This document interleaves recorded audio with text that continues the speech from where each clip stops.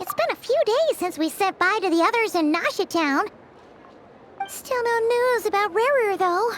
Where could he have slunk off to? If only he was gone for good. But with all the trouble he stirred up before, there's no way we've seen the last of him. Hello! You must be the traveler in Paimon? Mr. Flint has been looking for you. Unfortunately, there's been a serious wild hunt attack over at the quarry. He thinks it's time to regroup and figure out a plan. The wild hunt? Oh, uh-oh. We better get over there, right away! Come on, let's go!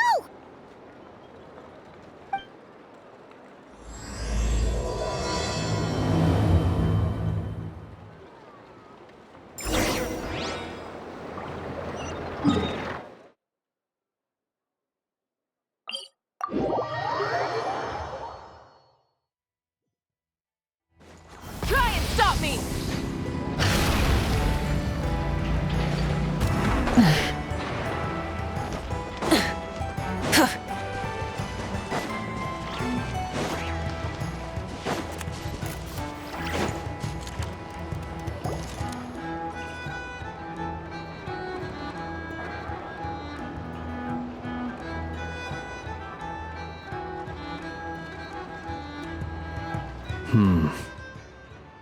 I can barely sense any Kuvaki at all. This whole area feels like a soulless husk. Looks like his appetite truly is insatiable. As if the power of that energy cannon wasn't enough. He's not seriously still getting stronger? What's his endgame here? Ah, everyone's here already. Hey, we made it. So, what's going on? We've all been on high alert since we split up a few days back, expecting Rerir to strike again. But it's like he just vanished into thin air. No one has seen him nor found any trace of his presence. That is, until this morning, when a ratnik found signs of wild hunt activity while out here on patrol.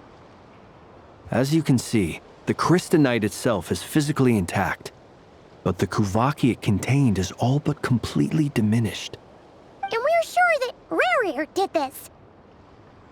Who else? He's the only one who could pull off a stunt like this. Kuvaki loss has reached critical levels. Rerir of Solnari set to maximum threat level. Warning, unless de-escalation measures are taken soon, he will pose a threat beyond our ability to contain. The consequences could be catastrophic. Traveler, do you remember when we encountered Rerir just after regaining his body? There wasn't a shred of sanity left. Nothing but madness and rage. Yeah, didn't he shout out a bunch of names? Then he started raving about how nothing in this world mattered to him. Oh, Paimon gets chills just thinking about it. Oh, but the thought that he's still out there, lurking somewhere in Nod-Krai, waiting for his chance to strike? Oh, even chillier. Last time we fought, we were already at a disadvantage. If he has such overwhelming strength, why would he suddenly go into hiding? Yeah, if I were him and I wanted more Kuvaki, I'd just take it by force. No point staying in the shadows. Unless something went wrong. His whole resurrection thing didn't exactly go smoothly. The other thing is, how does someone who's completely lost their mind still have the wherewithal to cover their tracks so perfectly? Beats me. According to certain medical studies, insanity does not always entail a complete loss of rationality. It may be that he is simply living in a world of his own. That actually sounds about right. He was ranting away to himself the whole time, like he had zero interest in talking to us. There are many unanswered questions here. He could be right under our noses, and we'd still be in the dark. Besides his name and title, we know little about him. Certainly nothing about his past, or what he might be hoping to achieve. Exactly. And we wouldn't even know where to begin looking. Even Boss hadn't heard of the Rerir of Solnari before all this. I'd be willing to bet that even if we gathered together every scrap of intel in Nod-Krai, we still wouldn't find more than, like, 3 useful facts about him. So, if we do nothing, he'll just keep getting stronger. But if we want to investigate him, we have no idea where to look. Last time we had Marionette and her big robo-buddy to help us, and we still barely held our ground. If we had to face him alone... Oh, Paimon's head hurts just thinking about it. What are we supposed to do against a threat this big? Well, I do have a little hunch about his next move. Given that he attacked the quarry, I'd say it's likely he'll target other places rich in Kuvaki. Somewhere like the Eye of Krati, or the Pillar of Embla. One thing's for sure. If we just sit back and let him keep absorbing Kuvaki, we really won't stand a chance against him. A perfectly reasonable hypothesis. However, it is worth noting that these 2 locations are quite far apart. To investigate them both, we'll need to split up. I agree, we should split up. Right now, Rerir's goal seems to be gathering Kuvaki, not fighting us directly. Once we're done, let's regroup on Hisi Island. Wait, why Hisi Island? If I recall correctly, your largest goddess statue was carved from Kuvaki-rich ore, was it not? That's right. Yes, it could well be a potential target of his. I should head back and start evacuating the pilgrims.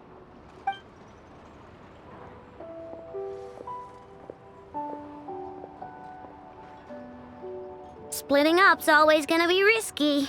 But I guess we don't have much choice, right? We're in a race against time here. And if we do run into Rerir, what then? That's when you follow the 3rd rule of treasure hunting. Run like the wind. Didn't you say the 3rd rule was go with the flow? I don't know. Did I? Anyway, whatever. In this situation, go with the flow means go find backup. Agreed. If anyone finds so much as a trace of Rerir, do not pursue him. Get out of the area and alert the rest of us as soon as possible. We need to put safety first. All right, we'd better get moving.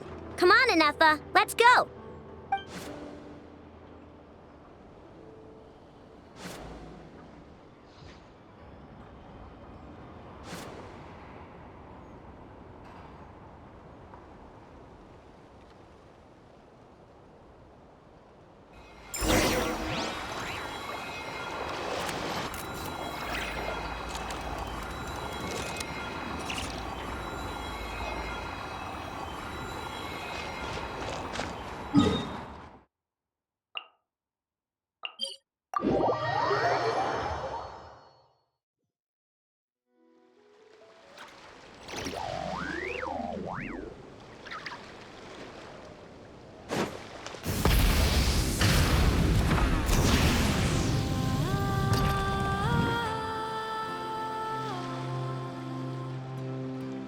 Any leads?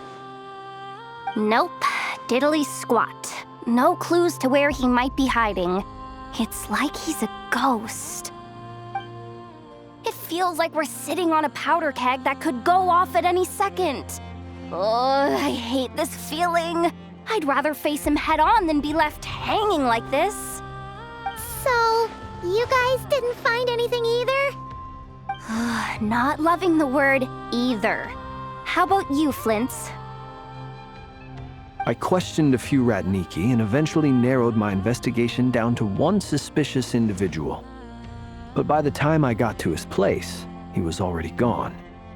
Almost as if he knew someone was on to him. Either that or he's just extremely cautious and doesn't stay in one place for long. He's been biding his time for a while now. The question is, where or what is his next target? No idea. Since regaining his body, he seems to have lost all interest in the fragment in my possession. If he did still want it, he's had plenty of chances to take it. All we can do now is hope that Aino and Anefa turn up some leads. Darn it, Rerir. If you've got the guts, come face me one-on-one! Wait, he's actually here? I didn't mean it, I swear! No, it's coming from Silver Moon Hall. The Lady Kutar might be in danger. Let's get over there, quick!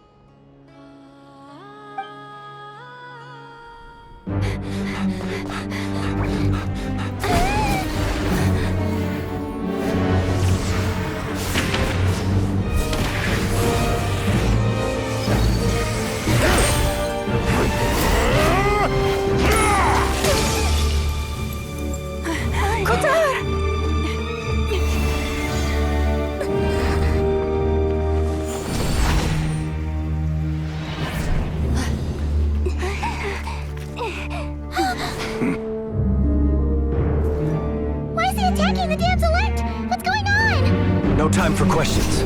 Stop him!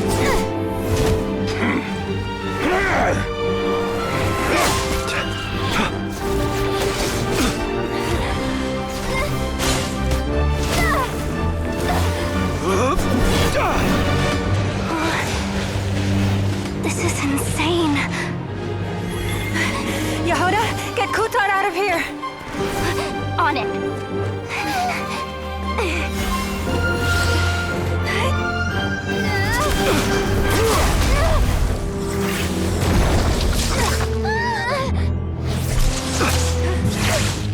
Look where your feeble light has gotten you. Now you shall plunge into darkness. Thalindus, soon I will find a way. Watch out!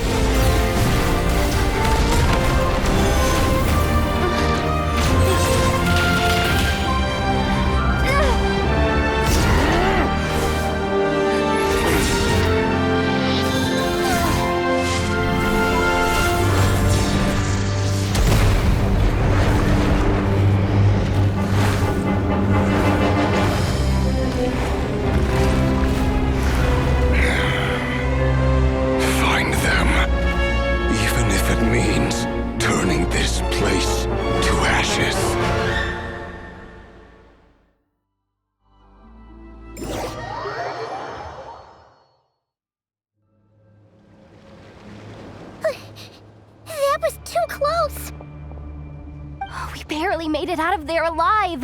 What's that guy's deal? How'd he get so crazy strong? He's a threat to this entire nation. I doubt his strength could even be measured by conventional standards. I have a question. When me and Anefa showed up, we saw him chasing after this lady like he wanted her dead. What was that all about? We weren't there for the whole thing either. They were already duking it out by the time we arrived. Yeah, we didn't see how it all started.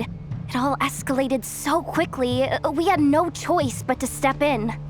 Kutar, can you shed any light on the situation? Kutar. Cross-checking database. I see. So you're the one that the Frost Moon Scions refer to as the Moon Goddess? Wait, she's the Moon Goddess? Oh, no wonder she looks just like all those statues. There are many reasons why people might worship the moon, and just as many why they might despise it. I've never met that person before, but there was no mistaking his deep-seated hostility towards me. Why he holds me in such contempt, I cannot say. But since he hunts the power of the moon, it's no surprise that I am a target. Kutar. There are many potential motives. For instance, you help the traveler escape his grasp. This could be his way of taking revenge. It is also possible that he covets the Kuvaki inside you and seeks to take it for his own. The list goes on. But right now, devising a counter strategy should be our #1 priority. The likelihood of this location being discovered is close to 100%. A counter strategy? We don't stand a chance against an enemy like this. Surely our only option is to run. He's not gonna chase us to the end of the world, right? So as long as we can sneak out of Nod-Krai undetected. No, I can't say that. Come on, Yehoda, this is serious stuff. You can't suggest we all just chicken out. Running is our only option. Huh? You seem surprised.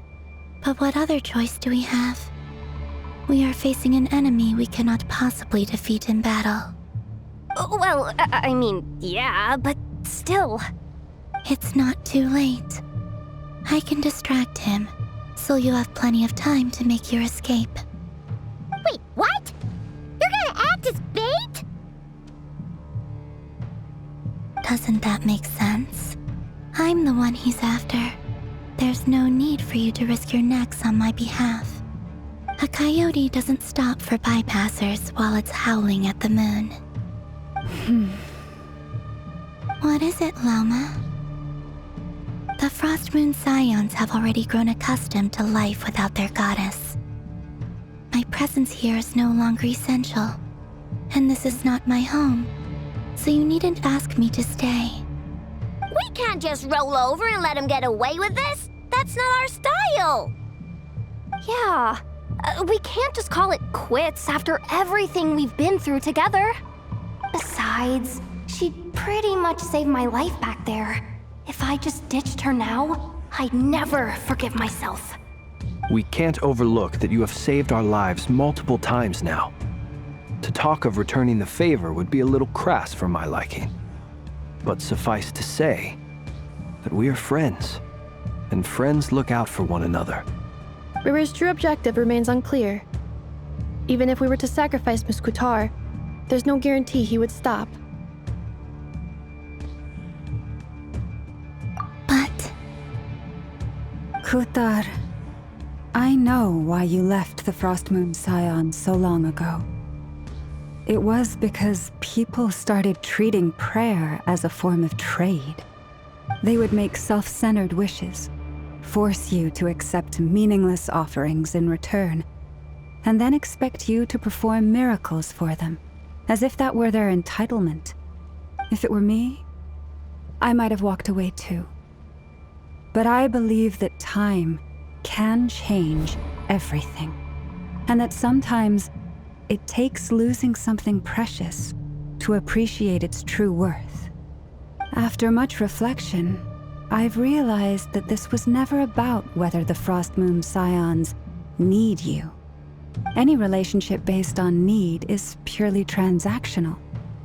What I truly hope is that you'll choose to stay, not out of obligation, but as part of our family. You were born here, and now you've returned. Who knows? Perhaps it was the moonlight that guided you home. thank you, Lauma. But my power is on the wane. I'm afraid I will be of little use to you now. Very well then. I'll do as you say. Both times you saved us, we were transported across great distances in an instant. Is that one of your powers as the moon goddess? It is, but I find it very draining. I barely managed to pull it off just now, and it will be some time before I'm strong enough to do so again. Rejected by the world, my power is dwindling. Like a lake cut off from its source, slowly shrinking away. Now, it has almost run dry. What do you mean, rejected by the world? The 3 moons belong to the ancient bygone era in which they came into being. From the moment I was born, the world itself has been steadily sapping away at my strength. the three moons are not one and the same. As the goddess of the Frost Moon, I cannot wield the powers of the other two. Yet moonlight has a way of blending together. Each can reflect the other's glow. So when our fingers touched, I was able to restore my strength by drawing Kuvaki from the eternal moon's marrow. But this method of recovery is painfully slow. If only we could find the... It's the Wild Hunt! Even faster than we expected. We'll have to finish this conversation later. See how those Wild Hunt creatures are running away from us. They're likely just a scouting party, which means Rerir won't be far behind. Then what are we waiting for? Let's get the heck out of here!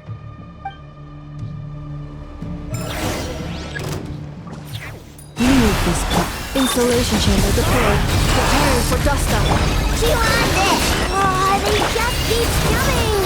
This is driving me nuts! Rerir's closing in on us. We need to pick up the pace. There's too many of them! And this time, we can't go back up to Dark House to escape! If this goes on much longer... For the everlasting hope. Night comes.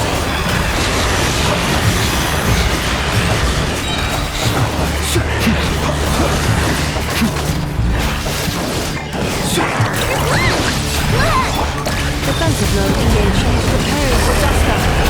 Leave this place. By the frost moon of old. Night falls. Beware the creatures of the night. Cleanup sequence initiated. Ultimatum protocol. Kill lost land with one heart. Observe.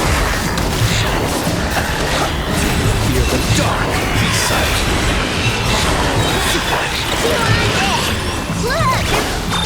Annihilation mode. Leave this place. For the everlasting. Close your eyes. Fear the dark. Observe.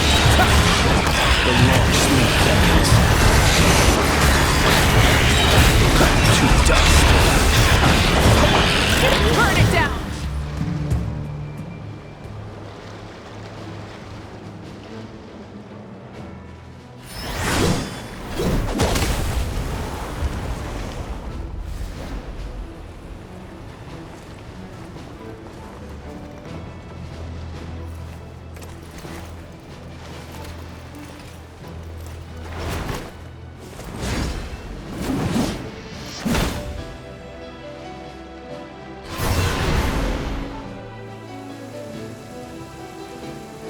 What's the matter? Bit off more than you could chew? How are you? Uncle Varka! You're back from Amspartnir? Whoa! You're Varka? Grand Master of the Knights of Favonius? We could save the intros for later. Right now, let's get you all out of this hellhole. Follow me. I know somewhere you'll be safe. Oh, is that where I think it is? That's the one. Come on, move! There's no time to waste.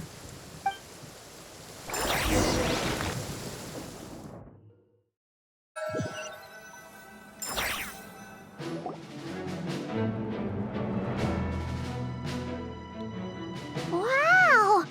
Where are we? This is so well hidden. Well, that goes without saying. This is the Knights of Favonius' meeting place in Nod-Krai, and a contact hub for the Northern Intelligence Network. AKA, the black market of intel. No matter what faction you're with, it's the place to buy and sell information. Their headquarters are in Nod-Krai, but they've got contacts in every nation. As an expeditionary force on foreign soil, working with them has offered us the most effective way of getting our hands on reliable local intel. This is where we meet, so naturally, it's secure. Anyway, where were we? Folks from Nod-Krai should be pretty familiar with me by now, but I believe this is the first time we've met. Allow me to introduce myself. I am Varka, Knight of Boreas, and Grand Master of the Knights of Favonius. We've heard all about you. This meeting's been a long time coming. You look way younger than Paimon expected. But you definitely have that Grand Master vibe. Well, I'm no spring chicken. Just not showing my age yet. Definitely feeling some of that back pain today, though. Rushed back from Amsfartnir without a wink of sleep, only to get right into another fight with that freshly revived maniac. Another? You mean you fought him before? Yep. He wasn't nearly as strong back then, but he was still a formidable foe. I brought some of the knights along to give him a little surprise, but he saw us coming from a mile off. My squad took heavy injuries, and I barely made it out alive myself. We knew it might have been our last chance, so we staked everything on it. But still, it wasn't enough to stop him. I tried tracking him down afterwards, but he didn't leave a trace. Even in his unhinged mental state, he's as cautious as any trained operative. So, I decided to come find you. And as luck would have it, turned up to find you being ambushed by the Wild Hunt. The rest, you already know. Is that why he's been frantically absorbing Kuvaki these past few days? Because he sees you as a threat? Maybe I'm part of the equation, but even if I weren't, I'm sure he'd still be gathering power. He's clearly working up towards something. Note to self, Uncle Varka's strength rating officially upgraded. Guess it's my turn to ask questions now. So, what exactly has been happening in Nod-Krai? Why is the Wild Hunt returned in humanoid form? And why is it after you? That's a long story, but I'll try to make it quick.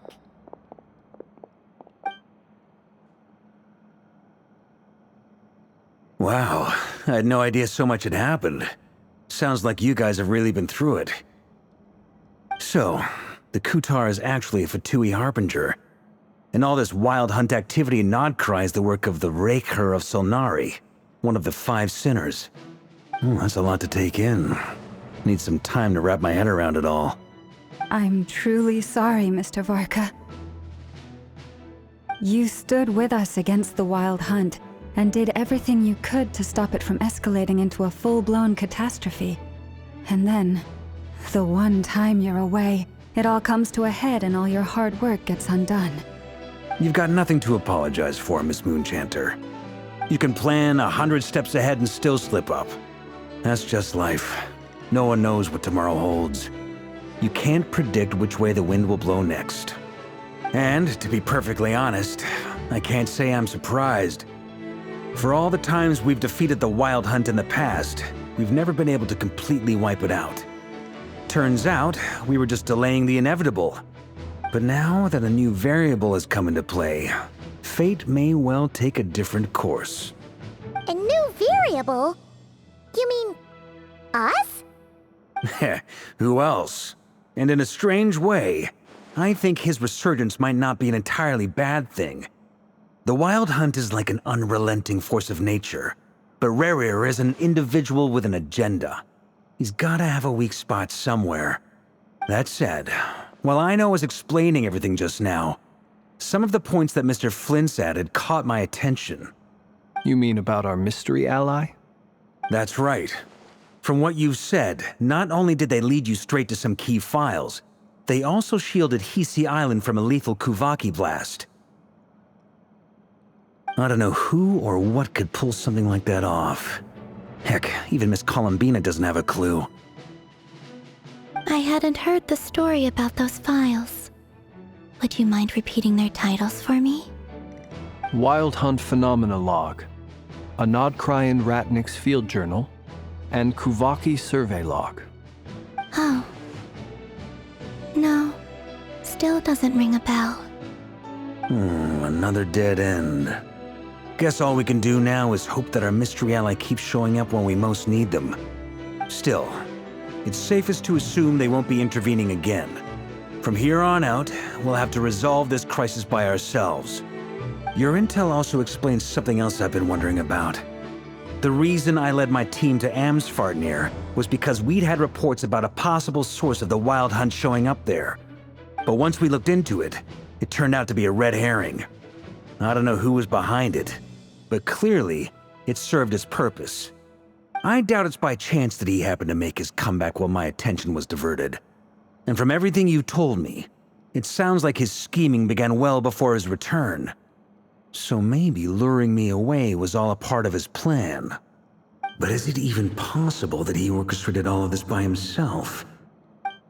The Moon Maiden and the Rerir of Solnari, Nod-Krai of all places. The way everything is unfolding, it can't be a coincidence. So, what do we do now? Got any ideas? Right now, we've got at least 3 things to consider. Let's go through them one by one. First, we need to figure out how to take down Rerir. If we can't beat him in a straight-up fight, the rest won't even matter. To my knowledge, the bulk of Nodkrai's fighting force is already gathered here. But even with everyone united, we're still no match for Rerir in his current state, let alone with his power still growing. What if there was a way to tap into a new power of our own? How so? Have you thought of something, Columbina? 3 moons once watched over this world. The Eternal Moon was the largest. The Frost Moon was the brightest. And the Iridescent Moon was the most mysterious. They say that back then, the 3 moon goddesses wielded immense power. Enough to shape the workings of the world itself. I now bear the Frost Moon's power, and the Eternal Moon's marrow resides within the Traveler. Hold on. Are you suggesting? The iridescent moon, the last piece in the puzzle. That's right. If we can find the Iridescent Moon's marrow, I will be able to regain my strength much more quickly. The 3 moons are said to stir the tides and illuminate all things. Perhaps they hold further secrets beyond our understanding. According to my analysis, the solution is feasible. However, it is subject to one major condition. How do we locate the Iridescent Moon's marrow? I know a way, but we will need to visit the Fatui's Experimental Design Bureau. The Experimental Design Bureau? Are you saying we need to involve Marionette? Yes. I must speak with Sandrone. It's a long way from here to the Experimental Design Bureau. There's a high chance you'll be spotted. You shouldn't go alone. Then that's settled.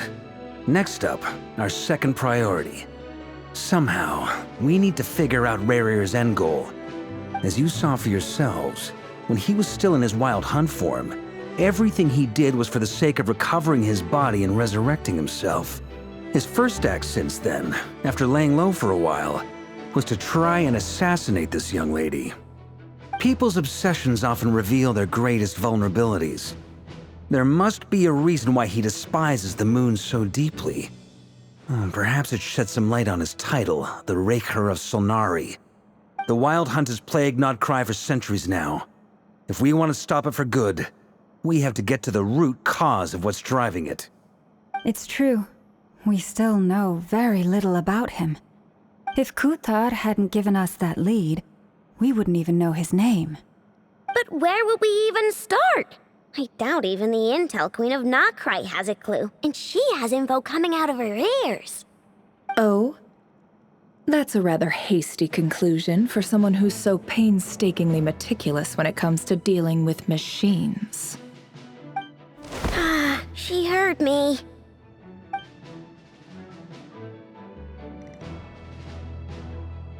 Boss! What are you doing here? I'm now asking myself the same question. I received a letter from a humble knight of Favonius, requesting a meeting to discuss a major business deal. But it looks like this humble knight had something else in mind. Details, details. Miss Neffer, the important thing is that you've arrived at the perfect time. Since his failed ambush, I've been racking my brains trying to come up with a plan to fight Rerir. Given the severity of the situation, I think it's fair to say that our only chance lies in uniting as one.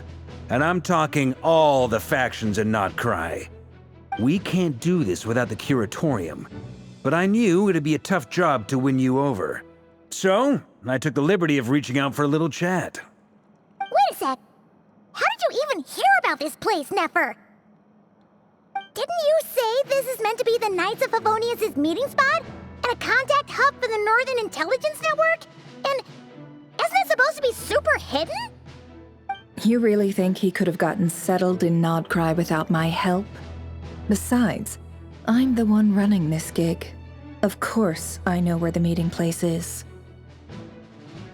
Allow me to introduce the current head of the Northern Intelligence Network. If it's intel you're after, she's your woman. Pretty much seen and heard it all. Please spare me the flattery. Let's cut to the chase.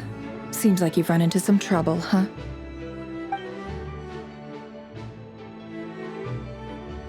Well, this certainly qualifies as an unforeseen crisis. On behalf of the Curatorium of Secrets, I wish you all the best of luck. So you're just going to sit this one out? Why should I get involved? What could possibly be in it for me? What if we told you we can't do this without you? Oh? Then I'd say, you'd better make it worth my while. I don't work for free. I can't put a price on something like this. It's just not in my nature. But then again, you and I have always been polar opposites in this regard.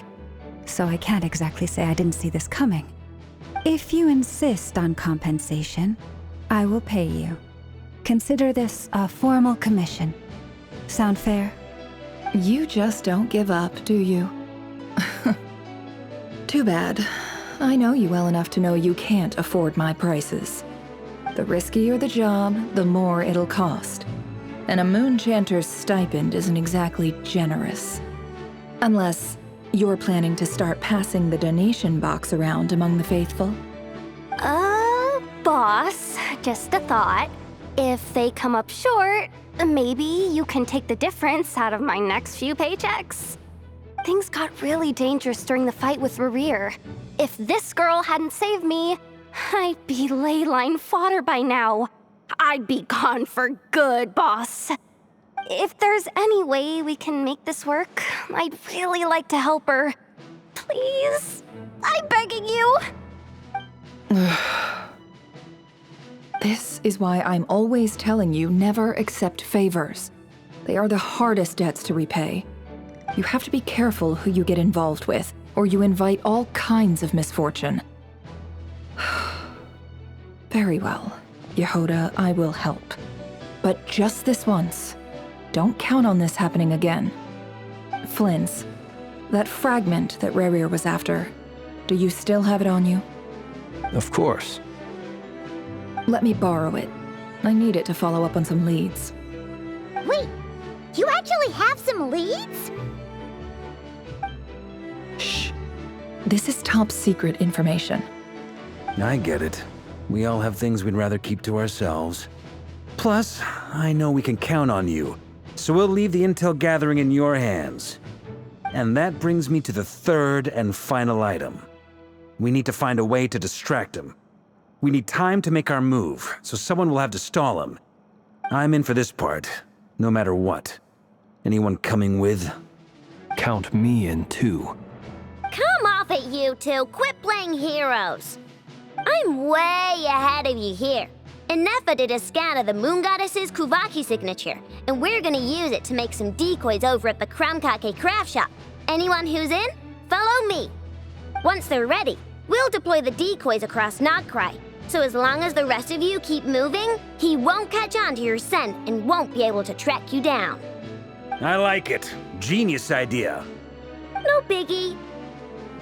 All right then, we'll split into 3 teams. Once your team has finished their mission, return here and wait for the others. Dismissed!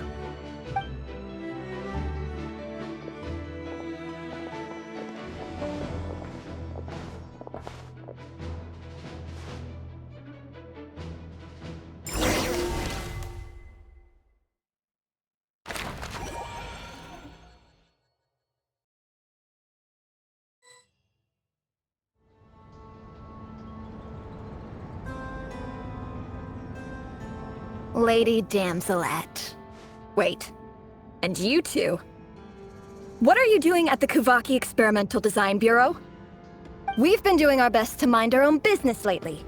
But if you're just gonna waltz up here like this, you're seriously pressing your luck. Don't blame us for doing what we have to. Huh. You really think that's gonna scare us off? We're not looking for any trouble. I just want to see Sandrone.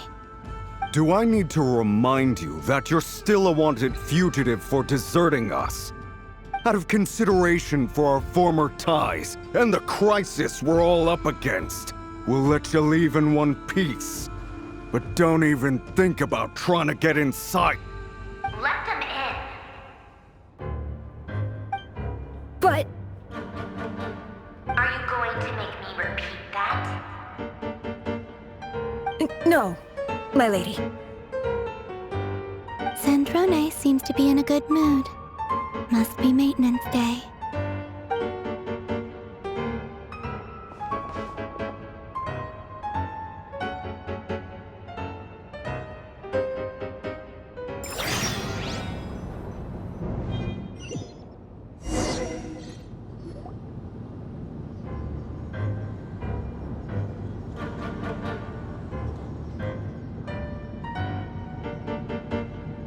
So tell me, to what do I owe the honor this time?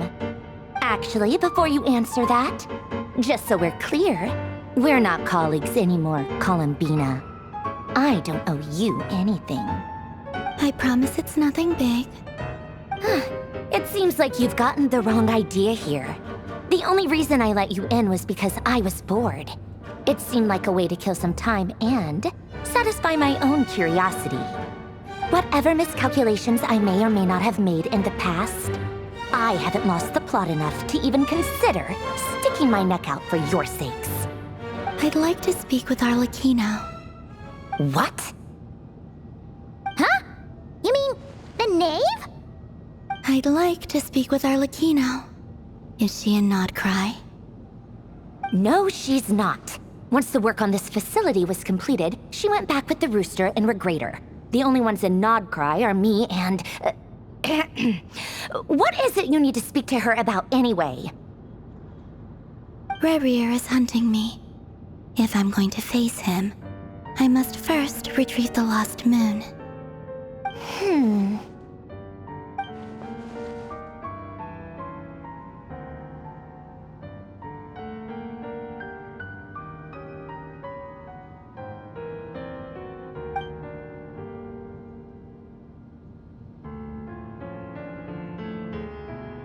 Is that a no, then?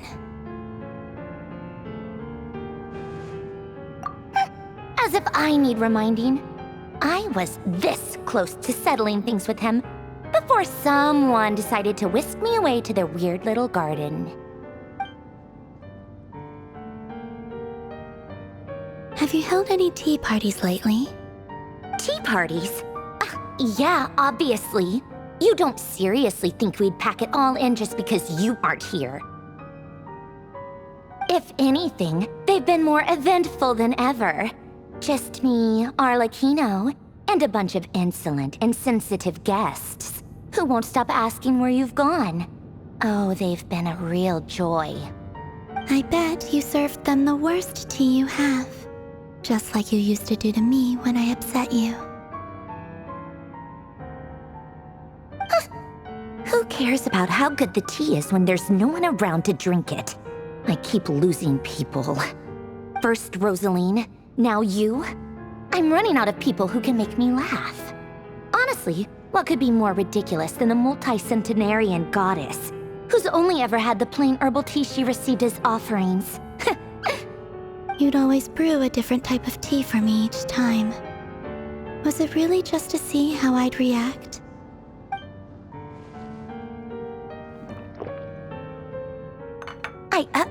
Well, duh. Why else?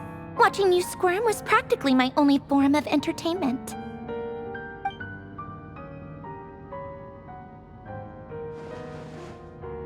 Oh, yeah. And Capitano sometimes used to bring Tartaglia around, too. But I guess we won't be seeing him again. I guess we are overdue for a get-together. Polonia! Have Favronia pass a message to Arlecchino for me. It's time for tea. Will suffice. Pass along a message for me, too, if you would. My body cannot contain the marrow of 2 moons, so I'll be leaving one of them in her care. Excuse me? Who said you were on the guest list? If my tea meant that much to you, maybe quitting the Fatui wasn't your brightest move. Back when you were under the Tsaritsa's protection, no one would have dared come at you so openly. But that protection didn't come for free. In fact, I paid dearly for it. At the end of the day, it was just another transaction. I just got tired, that's all. I never wanted any part in their grand ambitions, and I've had enough of being treated like a bottomless supply of power. It brings back memories from the old days, when I was still worshipped as the moon goddess. Centuries on, it may be a different group of people, but I see the same greed in their eyes. I figured you'd leave eventually. You didn't have as much of a reason to stay as I do. The Tsaritsa gave you shelter and protection, but that was it. Nothing more, nothing less. Meanwhile, the Fatui demanded everything from you in return, until it was more than you could bear. I get why you left. And frankly, I have no interest in dragging you back just because the higher-ups told me to.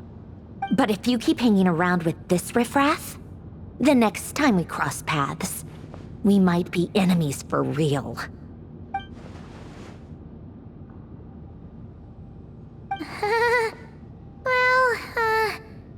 Guess that's our cue to leave? That might be your plan. But it sounds like someone else wants you to stay a little longer. Huh? What do you mean? Listen.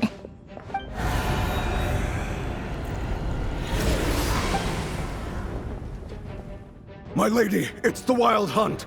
A horde of monsters is headed straight for the facility. Another uninvited guest trying to crash my tea party. Clear the area. I'll handle this. Wait, what? You want us to leave you here by yourself? Huh, you'll be lucky to make it out of this alive. You really think you can afford to worry about me? Go on, get out of here. You may have stopped Polonia from crushing him last time, but I've made sure that won't happen again. The entire Experimental Design Bureau is rigged for war. Stay and watch if you want, but it'll be at your own risk. You're not flagged as friendlies in the weapons system. Don't tell me what to do! Look, if you're leaving, make it quick, or you'll just get in my way. There's a secret passage on the 2nd floor. It'll take you right to the plains out back. Stare all you want, Columbina.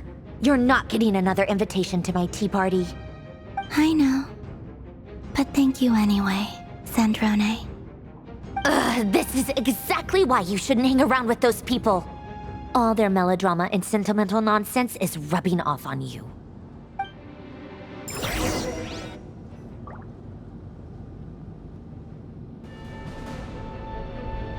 Come on then, Mr. Rerir. Let's pick up where we left off. It's your Wild Hunt monstrosities versus my beautiful creations. Let's see who comes out on top.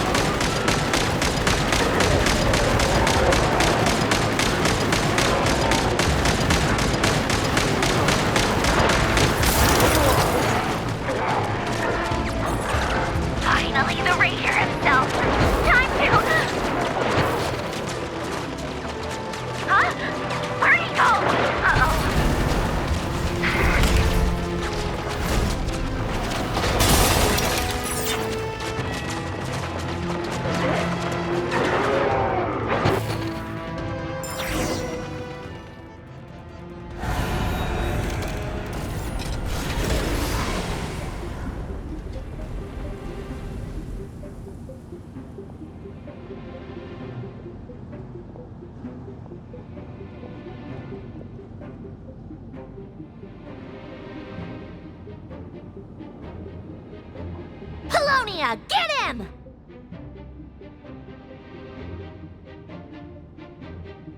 I've upgraded Columbina again since our last encounter, and uploaded every last scrap of your data.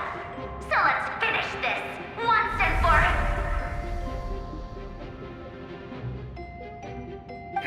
She's not here.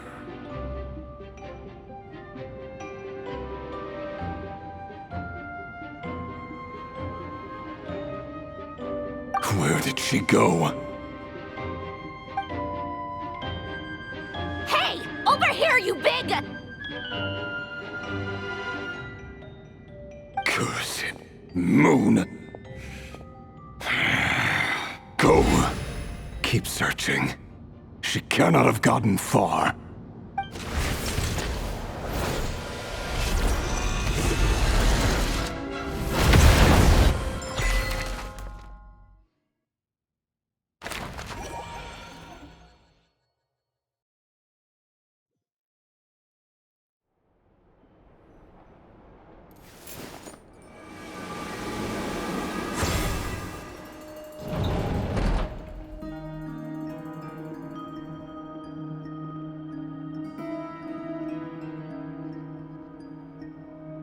So this is your method for investigating Rerir's past? It almost looks like some kind of ceremony. Good deduction. But it's quite a different affair from what you're used to with the Frost Moon Scions. Whoa! First time I've ever been in here. Boss always said it was off limits, so I pictured some kind of creepy dungeon. But it's actually kinda nice. Oh, I guess this must be Sumero decor? That's where Boss is from. And that nice shopkeeper who sold me my treasure compass. I'm not sure exactly what you've got planned, but it looks like you're all set. When do we begin? Whenever we wish. But for some reason, I've got a feeling this isn't going to end well. I've never faced Rerir myself, but from what you've told me, his power is beyond anything I could imagine. I, on the other hand, am just an ordinary businesswoman. Our paths should never have crossed, yet here I am, forced to make an enemy of him. If you ask me, you're about as far from ordinary as it gets. So what are you saying? You're getting cold feet? Once I take a job, there's no backing out. Still, I have to ask myself if the power I'm relying on will even work on an opponent of this caliber. And also how to make sure I come out of this alive if things spiral out of control. Death is the one thing we can take for granted. It is the great equalizer, however fortunate or unfortunate we may otherwise be. So it's important to consider how to spend what lifespan we have left. Come on, boss. Lighten up. Quit talking about death. It's bad luck. For once, I agree with you. When you're up against a foe like Rerir, there's no such thing as being too prepared. Is there anything I can do to help?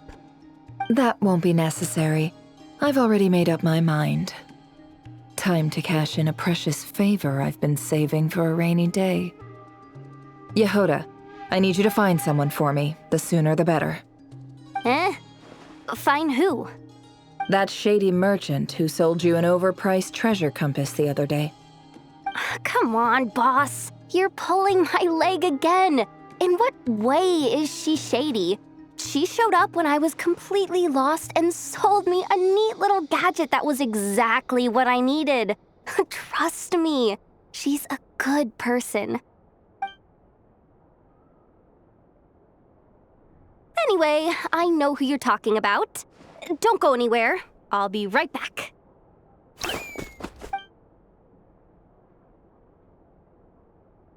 Quit grabbing me! I genuinely can't run any further!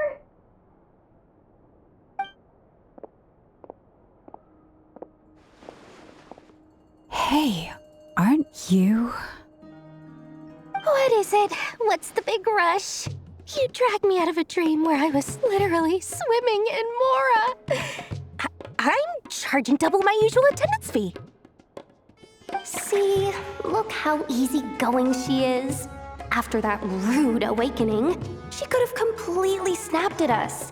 But instead, she kept it together and just asked for an extra fee. Dori Sangama Bay? I never would have pictured you two doing business together. If you want to make it big in Nod-Krai, it's all about connections. Lady Nefer just so happens to have a lot of intel that interests me. And she also did me a big favor in the past. It was back when I first arrived in Nod-Krai. My trusty assistant, the genie in my lamp, had an adverse reaction to the Kuvaki and fainted. And wouldn't you know it, that's when I suddenly find myself in a life-or-death situation. Good thing my compatriot was there to swoop in and save the day. I've been giving her a 30% discount off all of my goods ever since. Now, so that no one here feels left out, I'm willing to extend a 20% discount to fellow friends of Boss Nefer. Plus, any other friends you send my way will enjoy 10% off. What can I say? The great Lord Sangama Bay is nothing if not generous. So, let me guess. You've run into some trouble? I've got everything you could possibly need. And the more you buy, the more you'll save. You guessed correctly. What have you got in the way of survival gear? The one type of gear I've never been short on. What are you looking for? A jetpack fresh from the Academia's labs? An ancient suit of armor dredged up from the bottom of the sea? At the very least, I need to know what kind of opponent you're dealing with here. If even you're worried about staying alive, it must be pretty serious. What if I told you it's someone with the power to bring a nation to its knees? Is that so? Then we really are talking top-shelf treasures. I don't have anything like that in stock right now. I'll have to ask my supplier. Your supplier? A powerful woman, make no mistake. I can't reveal her identity, but luckily for you, I hear she's planning to visit Nod-Krai in the near future. If you're willing to wait, I can ask her when she's here. Can't say exactly how long that'll be, though. Then, let me put it another way. What would you do if you encountered an enemy like that? Roll over and serve yourself up on a silver platter? Of course not! I have a handy little trinket from one of my generous suppliers, which... Hold on. What exactly are you getting at? No, no! This is for my personal use only! Let's just say I'm borrowing it, all right? Just for insurance purposes. You'll get it back later. Favors are the worst kind of debt to owe, and now you've got a chance to repay one. A win-win situation, don't you think? Fine. You can borrow it for 5 days. No, make that 3. And for every extra hour after that, I'm charging you 1,000,000 mora. Deal? Deal.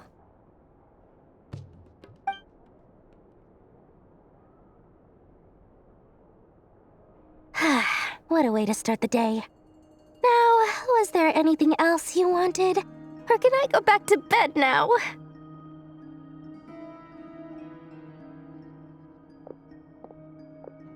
That will be all.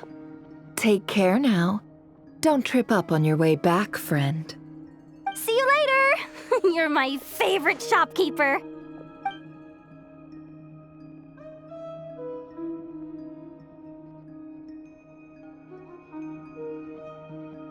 Excellent. Everything is well and truly ready. The ceremony can now begin. After initiating the ceremony, your minds will follow me wherever I go. You will see many strange things in your mind's eye. So remember, don't be frightened, and don't make a sound. Now then, let us peer into the Rerir of Solnari's past.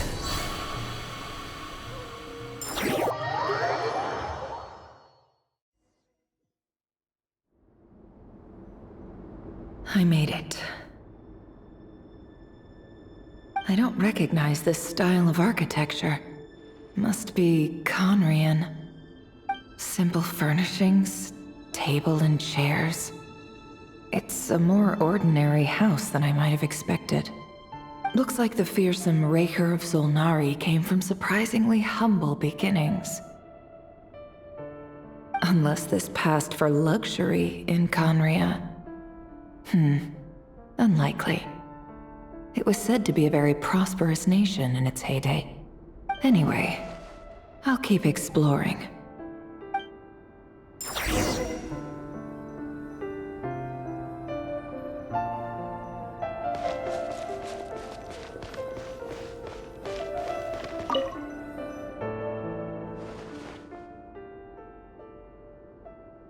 Hi, Rerir.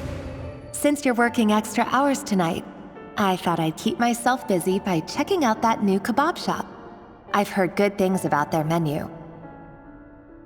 I'll test it out, and if it's as good as everyone's saying, let's go back together sometime. P.S. New stash from the Universitas Magistrorum. I brought some goodies home. A few teacups and a pin rack. Hope you like them. They didn't sign their name, but they must have been close. Sounds like they were living together.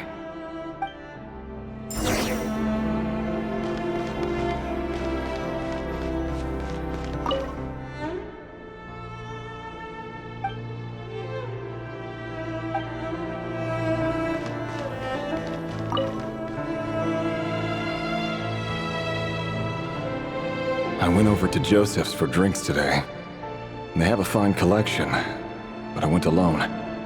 Felindis was tied up with something and couldn't make it. Joseph asked why I came alone, but I didn't really have an answer. He then went on to ask about other things. If you ask me, someone who asks that many personal questions is too nosy for their own good. But if he invites me again, chances are I'd still go. Felindis. That's the same name Rerir mentioned. Crane imports keep falling. If things don't pick up, we'll soon be back to meat and mushrooms only. Honestly, I'm not a huge fan of that new type of mushroom everyone's been into lately. Didn't it start out as a lab-grown variety? I heard it's even mildly corrosive. Seriously, why would you even eat something like that? I don't care if it's an impressive feat of alchemy. That just isn't the kind of thing I like to eat. Grain has to be imported, and they're eating a diet of mostly meat and mushrooms. Could it be because Conria is underground, so it doesn't get much sunlight? That would explain why they use so much stone in their buildings. They even use alchemically modified strains for food. Seems like the people of Conria don't have many options when it comes to dining. I've just about saved up enough now. Time to buy it and keep it somewhere safe. Making a big purchase. I wonder what it is.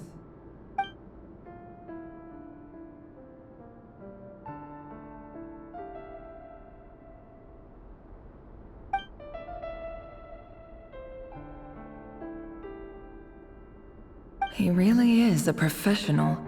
No wonder he's so good at covering his tracks.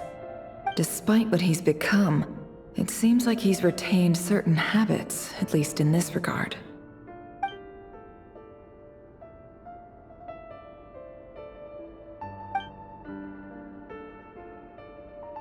Did Rerir rip it out himself?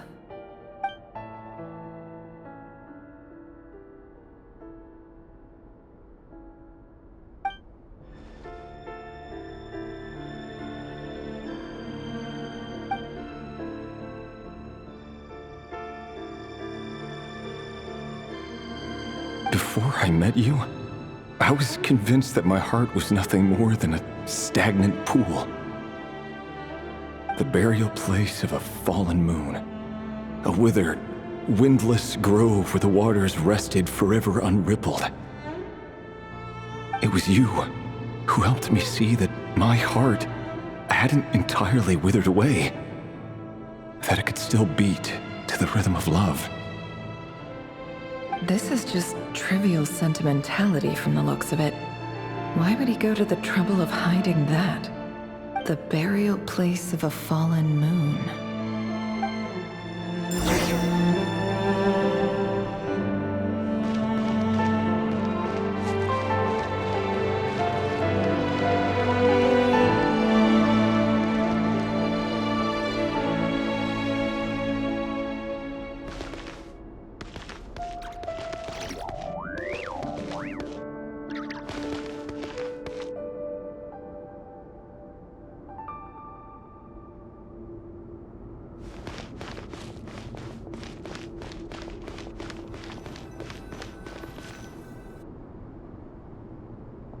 Rerir, over here.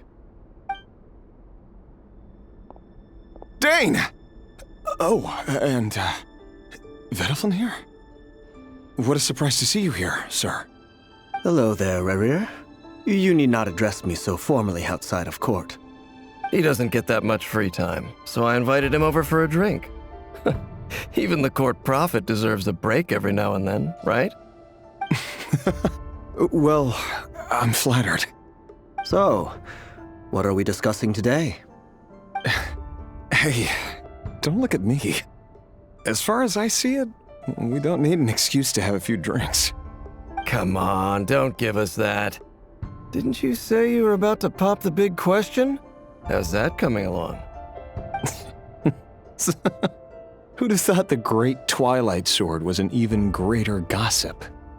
I just didn't expect you to be the first one to settle down and get married, that's all. Yeah. If you told me that a few years ago, I wouldn't have believed you either.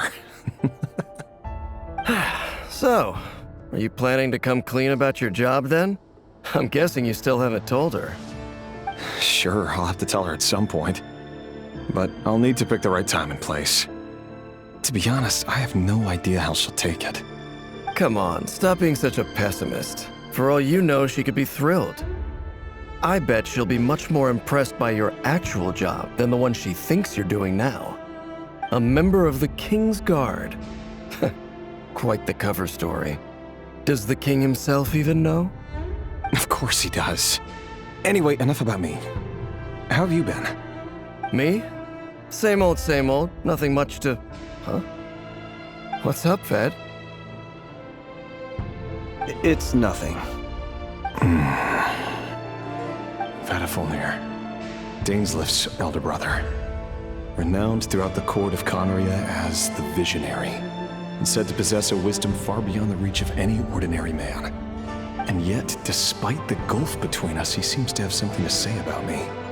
Does he even know me? Does he see me as a friend of his brother, or just another of the Vinster King's blades? Why did he react so strongly? Was it really to do with what we were talking about? Brown, curly hair and brooding blue eyes. So this is what Rerir looked like back in the day. Perfectly normal. No different from anyone else. As frightening as this monster is in the present, there's something even more unsettling about seeing the human he used to be.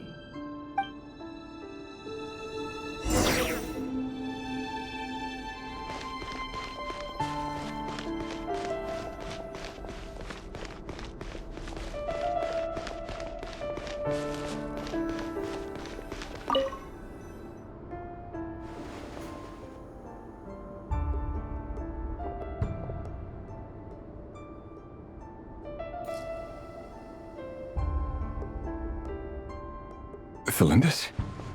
You're back early? Our equipment's being serviced today, so I got off earlier than usual. How's your day been? Aw, why the long face? Is something the matter? Has your boss been giving you a hard time again? Went for a drink with Dane and the others after work.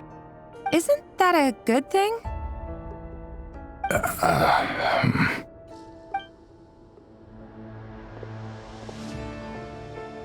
Vediflin showed up today, too. You know, Dainsleif's older brother. Ah, Mr. Vediflin. Yes, I've heard of him. They say that everything he says ends up coming true. He overheard Dainsleif mention that I'd recently proposed and seemed to have an issue with it. But when I asked what it was, he kept it to himself. So, you're worried? You can be such a child sometimes, Rerir. We're nobodies. Why would the visionary be concerned about us? I'm sure someone in his position has much bigger fish to fry. Maybe you're right. You worry too much, Rerir. We've been together for ages now, and everything's been going so well, has it not? You've even proposed to me. So, you do remember. Tell me then. What's your answer? Like I said, I need some time to decide. You can't just rush into things like this. We may be nobodies in the grand scheme of things, but if we want things to work out, we've still got to plan ahead. All right. Take your time. Just don't keep me waiting forever. Nobodies. Sounds about right. In the eyes of people like Vedalfnir and Dainsleif, what do we matter? Can someone whose gaze is so fixed on a far-flung future even see the present clearly? Besides, the dynasty's fate rests with the king and his inner circle. Whatever I do, it won't make much difference. Meanwhile, every idea they come up with and every decision they make, it affects everything.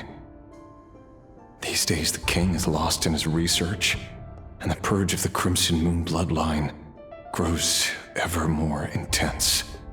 The opposition tried to speak out, but nothing came of it. And I'm under no illusions as to why. Because we eliminated them and got rid of their bodies. A man can have 1,000 reasons to carry a sword, but there are few good excuses to use it. Yet the king has never even considered a gentler approach, and he never will. What becomes of someone who kills on another's behalf? Can he ever find true peace?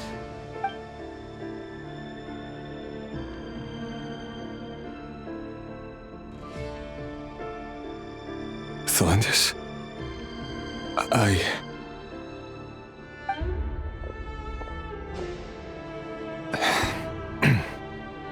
It's nothing. You were right. Fate has never smiled upon nobodies like us. But by the same token, it's unlikely to bear a grudge against us either. There's no reason we can't keep living happily together, cherishing the simple joys of each day as they come. See? You just need to stay positive, Rerir. I can feel your warmth, your breath. You're right there, right by my side. Just seeing you makes me happy in a way I can't explain, and that's something that no one could ever take away from me. So smile, my love. Let go of that frown. You're right, Thelindis. I've just been overthinking things. That's better. Getting caught up about things like this will only ruin our evening. Speaking of which, all set for the ball tonight?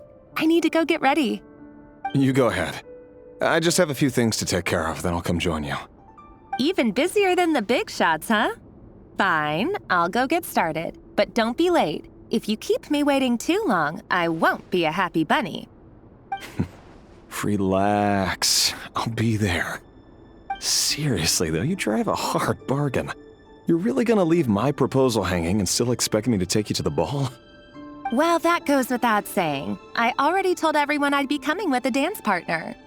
Besides, they're two completely different things. Let's take it one thing at a time, all right? All right. White outfit it is. It seems like Rerir was deliberately hiding his ties to the intelligence services by giving the impression that he was just an ordinary member of the Venster King's Guard. He clearly doesn't want his would-be fiancée to know about his other life. Then again, that's hardly surprising. People in the intelligence trade rarely do.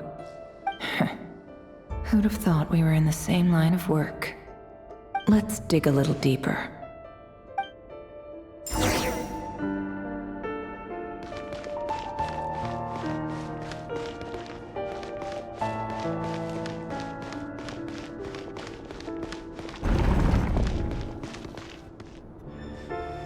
Our last operation was a resounding success, and all thanks to you, Rerir of Solnari. In total, we apprehended 32 dregs of the Crimson Moon, and 67 accomplices. After all these years since the dynasty's fall, so many of them still linger on. Indeed, it cannot be denied. Yet it was destiny that the Crimson Moon should be overcome by the eclipse, and that His Majesty, the all-seeing Vinster King, now guides our nation on the path to prosperity. Khaenri'ah has no further need for a dead moon. But alas, there will always be those who refuse to see the truth, choosing instead to romanticize the past. That's not entirely true. Much about the Crimson Moon era was worthy of remembrance. And that's exactly why they keep trying to see it restored. Many of its secrets remain unsolved to this day. As it happens, that's precisely the field of study my partner is devoted to. You still haven't told her what you really do for a living. Where would I even start? How do you tell someone that you're one of the king's hand-picked executioners? That your hands are steeped in blood? You didn't choose this life, any more than I did. Orphans like us don't get a say. But I'll sure as heck be the one to pay for it. Speaking of which, we need to be more rigorous in the way we identify direct descendants of the Crimson Moon. Someone, it seems, has strong opinions about my future plans. Most likely my marriage in particular. I have a feeling that we may soon become targets of the Crimson Moon's retribution. Your concerns are not unfounded. They've taken out many of our colleagues these past few years, and for that very reason. These are no helpless lambs we're leading to the slaughter. They're wolves in sheep's clothing. Take care, Rerir of Solnari. I look forward to toasting you at your wedding. Thanks, Thorkel. You look after yourself, too.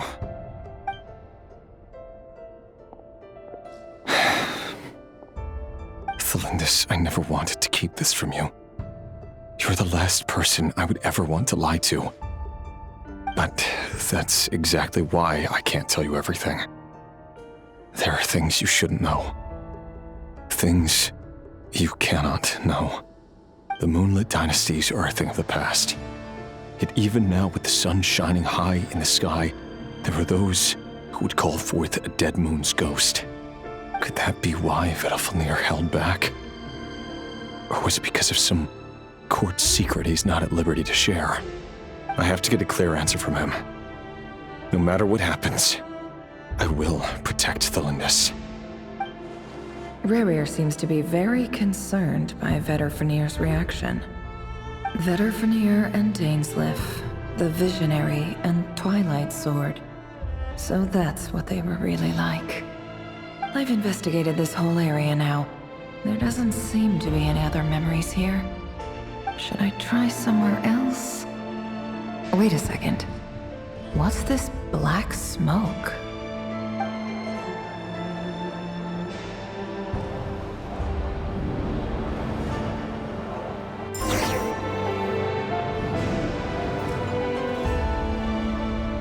So he's late after all. Just you wait, Rerir. You're in for it. Big time.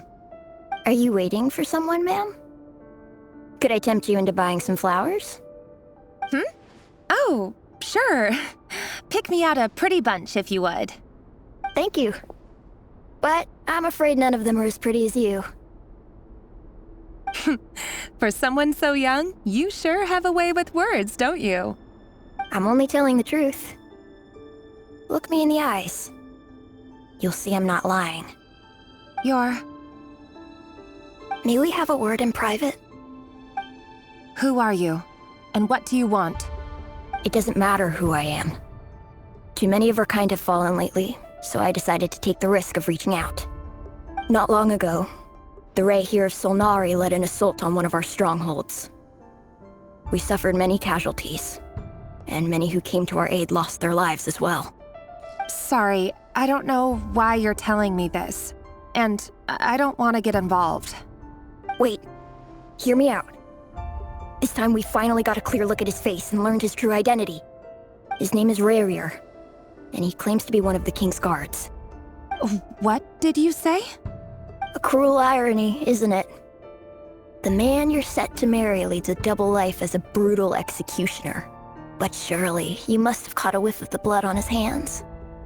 Why are you telling me all of this now? Simple. It's because... How strange. Rerir was nowhere to be seen in that memory. It clearly belonged to the Lindis. Rerir couldn't possibly know what happened if he wasn't even there. Why would her memories appear in his fragment? The ceremony won't last much longer. I think it's time to call it a day.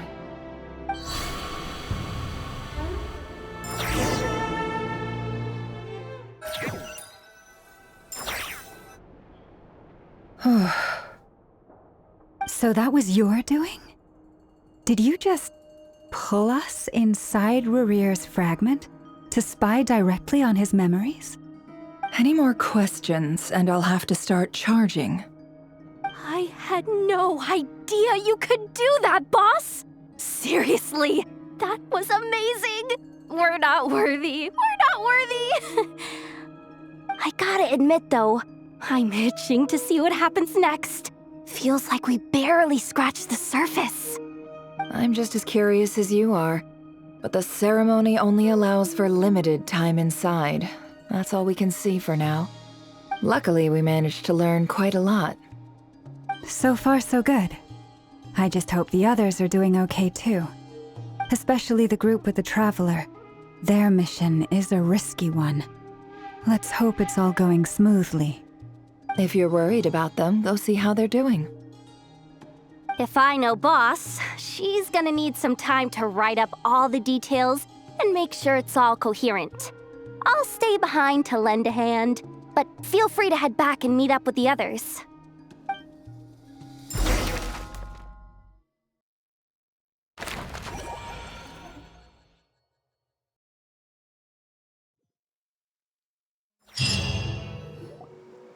Oh, they've been prowling around for nearly 2 days now. These things just won't quit.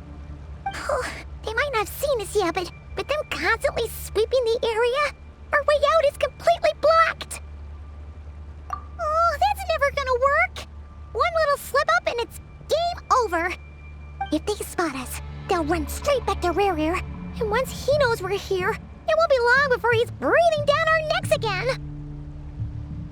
Oh, guess you're right. All right, time to zip it.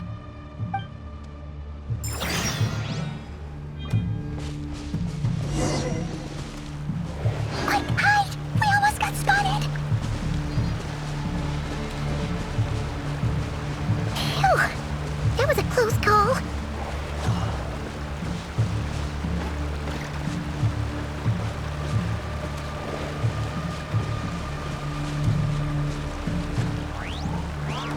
Watch out! It's coming this way!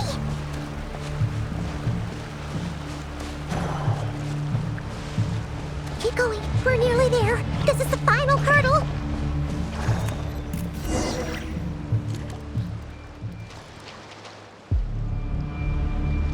Oh, there's no end to these things!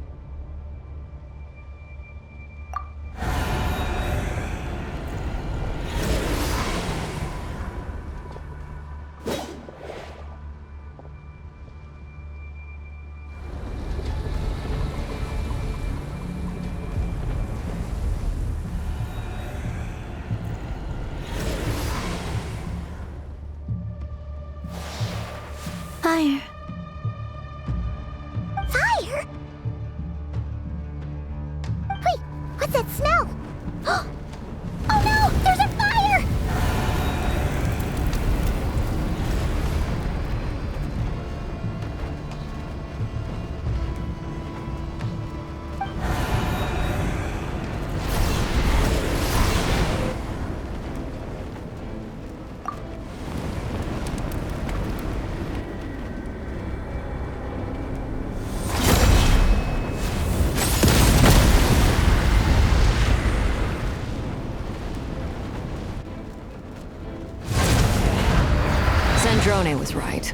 You look weak, Columbina. The old you would never have let such lowly creatures bar your way. Word has it that you did something for the Tsaritsa, and that's why you've lost most of your power. Freedom comes at a heavy price, doesn't it? It's Arlecchino! You came! Hello again, Columbina. And greetings, guests of the House of the Hearth. It's been a while, Arlecchino.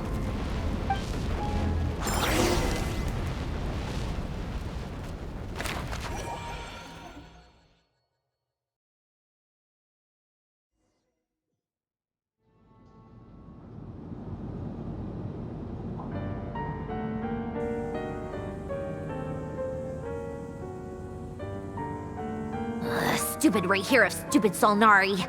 Ugh, whatever. I've got all the data I need. Next time we meet, you're finished.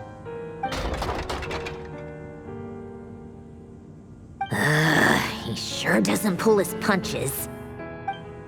Excuse me, do you need a hand? You can do me a favor by staying out of my way. Can't you see I'm busy? Wait a minute. I recognize that voice. Hello, Miss Sandrone. Father sent us over to help. How considerate of her. Hey, Fremine, get over here and help me fix this. Lenny, you do your thing. Just keep your sister away from my machines. Nearly every machine that cat girl touches ends up going haywire. Go put her on cleaning duty or something.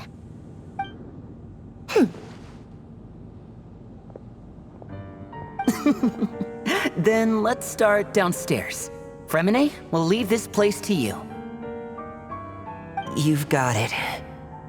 Wait a second. Pretty sure there's still some tea in the cupboard. If you want some, you'll have to make it yourselves.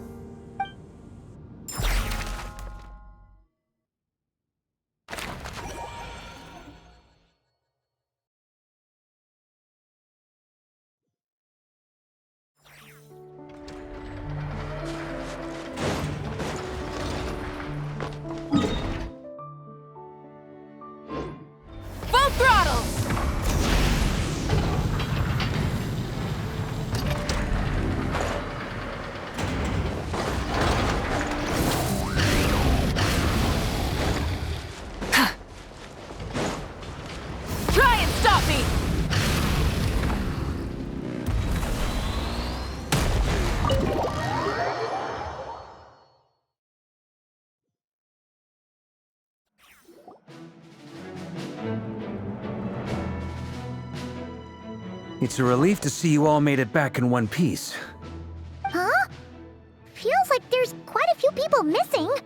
Where's Flint's and the others? And what about Nefer? I returned ahead of them. Flint is helping Aino and Anefa to set up the decoys and buy us some time. As for Miss Nefer... Boss is still wrapping things up on her end. She sent us back to fill you all in on the top secret intel we've been gathering. I see. Then let's get right into it. But first, who do we have here? You brought someone else in to help? Greetings. I was invited here to help as a longtime Tea Party companion of Columbina's.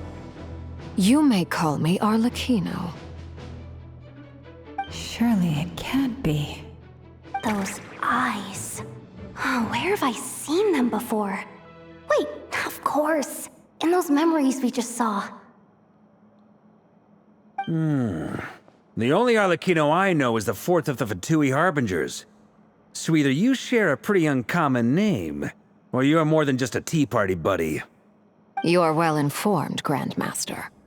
A man from Mondstadt living all the way out here in Nod-Krai, and yet the people and affairs of Snezhnaya seem to hold a special place in your heart. Oh, the feeling's mutual. Sounds like you know all about who I am, too. A Fatui Harbinger. The atmosphere in here just got really tense. Guess we can't just start trusting Fatui Harbingers, even at a time like this. I must admit, though, I'm a little curious. Seeing as the moon goddess no longer belongs to the Fatui, what makes you so willing to put your neck on the line here? Nor does Nod-Krai belong to Mondstadt, Mr. Varka. Yet still, you're fighting for it all the same. Things don't always have to have a tangible payoff. Sometimes, stopping things from spiraling out of control is a higher priority than chasing the spoils of victory. Of course, I can't say there's nothing in it for me at all. But that's between Columbina and myself. Forgive me. I don't mean to doubt you. It's just that the Fatui really have been the source of many of our troubles. We have our own way of doing things here in Nod-Krai. But ever since they arrived, the Fatui have treated us with nothing but hostility. I know there's been a lot of bad blood between us in the past. I've done my utmost to avoid friction whenever I could. But sometimes fundamental conflicts of interest simply can't be settled amicably. That's why I'm here solely in a personal capacity. This has nothing to do with the Fatui. As a gesture of good faith, I'll be frank. I can help Columbina track down the iridescent moon's marrow, which will help her restore more of her power. Anyway, what else is on the agenda? Let's begin. She says she'll be frank, then completely skips over the details. Looks like she doesn't want to give away too many secrets after all. But she clearly wants to change the subject. It'd be awkward if I tried to bring it up again now. I guess we'll just have to go along with it. She's the fourth of the Fatui Harbingers after all. One look and you can tell she's not someone you'd want to mess with.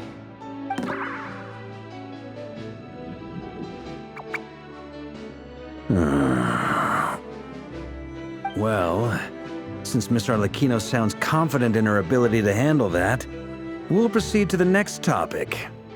Yehoda, time to share that top-secret intel. All right, listen up, everyone. First, we now know that Rerir was originally a Conrian secret agent whose primary mission was to hunt down and assassinate the so-called Dregs of the Crimson Moon. The Dregs of the Crimson Moon? Mm-hmm. In the memories, there was a lot of talk about the Crimson Moon and Eclipse, and a whole bunch of other stuff from the time of Conria. To my knowledge, those were the names of two different Conrian dynasties. Long, long ago, it is said that the people of Conria worshipped the Crimson Moon, drawing a mysterious power from its reflection. But one day, a coup saw the Crimson Moon eclipsed, hence the name of the new dynasty that replaced it, and how it became the new emblem of Conria. Still, long after the Crimson Moon dynasty had fallen, the last ruler of the Eclipse dynasty, the Vinster King, still coveted the secrets it left behind. So, he sent the Rerir of Solnari to secretly hunt down the Crimson Moon's few remaining followers. In those days, Rerir showed no signs of madness. In fact, he was as normal as any other person. Oh, and he had a fiancé, or at least a would-be fiancé, called Tholindis. What's the matter?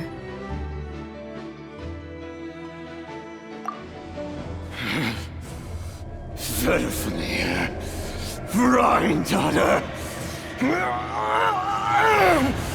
Tholindis.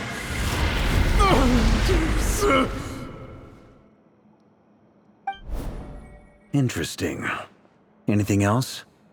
What about this would-be fiancé of his? Do we know anything about her? Well, she was a researcher at the Universitas Magistrorum, but it felt like she was hiding some kind of secret. Oh, and one more thing. For some reason, Rerir's fragment also contains some of Tholindis' memories, though only a very small portion. Well, no shortage of potential leads, I'll give you that. In any case, it sounds like we can conclude that while Tholindis was still around, Rerir appeared to be lucid and quite normal. The Lindis, it seems, must have been the one thing in this world that he couldn't let go of. Tell me though, were these pure-blood Conorians we're talking about here? Why do you need to know that? Hold on. If she was a pure-blood Conorian... Oh yeah!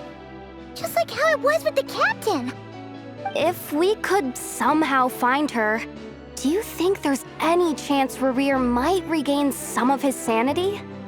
It's possible, but it would take a miracle. We can't pin all our hopes on that. That merchant who Nefer knows, Dori Sangama Bay. Maybe we could hire her to look into it. All right then. Let's keep working in our separate teams. Traveler, Paimon, Kutar, and Miss Arlecchino will go look for the iridescent moon's marrow. As for the others... On the way over here, I noticed that the Wild Hunt monsters had grown even more frenzied in their search for Kutar. At this rate, the people living here will be in grave danger too. So I'm thinking of gathering together some of our followers to go wipe them out. I'll head back to the curatorium and meet up with the boss. Feels good knowing we've all got something to be getting on with. Given that the Wild Hunt has been a lot more active lately, the Lightkeepers have likely begun their own operations too. If that is the case, someone will need to pass the news on to Flint's. I'll hold the fort for now, then discuss our next move with Flint's, Aino, and Anefa when they get back. All right then. Well, the clock's ticking. If that's everything, we'll be on our way. We'd better get moving too. We'll try to buy you as much time as we can. Relax. Just do your thing. I decided to call in some backup since things are getting so hairy. Our reinforcements should be here any minute now. Stay safe, everyone.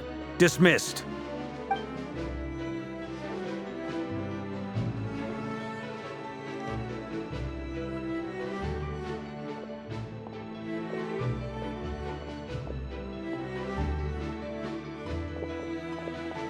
We're back. Did we get here a little early? Or a little late? A tad late. The others have already set off. To summarize, our resident moon goddess has found us a new ally, and Boss Nefer has uncovered some promising info. Everything going smoothly on your end? Not great. I don't know how long we can stall them for. The decoys are getting taken out way faster than we imagined. I'm gonna make some more later, but I need a timeout first. I'm so tired right now. Oh, right! Inefa, could you fill in Uncle Varka on what we just discussed with Flint's? Sure. Uncle Varka, you previously told us about how when you went to investigate a source of the Wild Hunt in Amsvartnir, you discovered that it was just a diversion. But according to Flint's intel, several outbreaks of the Wild Hunt had already occurred in Nod-Krai in the period leading up to that. That was before Rerir had regained his body, when he was far from regaining his full strength. In other words, in theory at least, he still lacked the means to act in two places at once. Flint's, with everything that's been happening, the Lightkeepers across Nod-Krai are rallying to fight back against the Wild Hunt. They're gonna need your help. I know, I'm sure you're capable of coming up with something far more effective than decoys. But for now, you should stay here and get some rest. Anefa and I will head back over to Amsvartnir to see if there's anything I missed. I told you Uncle Varka would say that, didn't I? A deal's a deal. Not a word about my snack intake for the next week. Database updated. Reliability of Aino's predictions increased. What does that mean? They were betting on how you'd respond after hearing their intel. It's the obvious choice, isn't it? That's hardly worth betting on. We already decided that Anefa should go investigate the situation over at Amsvartnir on her own. You might as well stay here and keep watch. Someone needs to hang back and oversee our strategy meetings. And besides, you still haven't fully recovered from ambushing Rerir. So I've ended up with the easiest assignment. Well, I appreciate it, everyone. See you when you get back.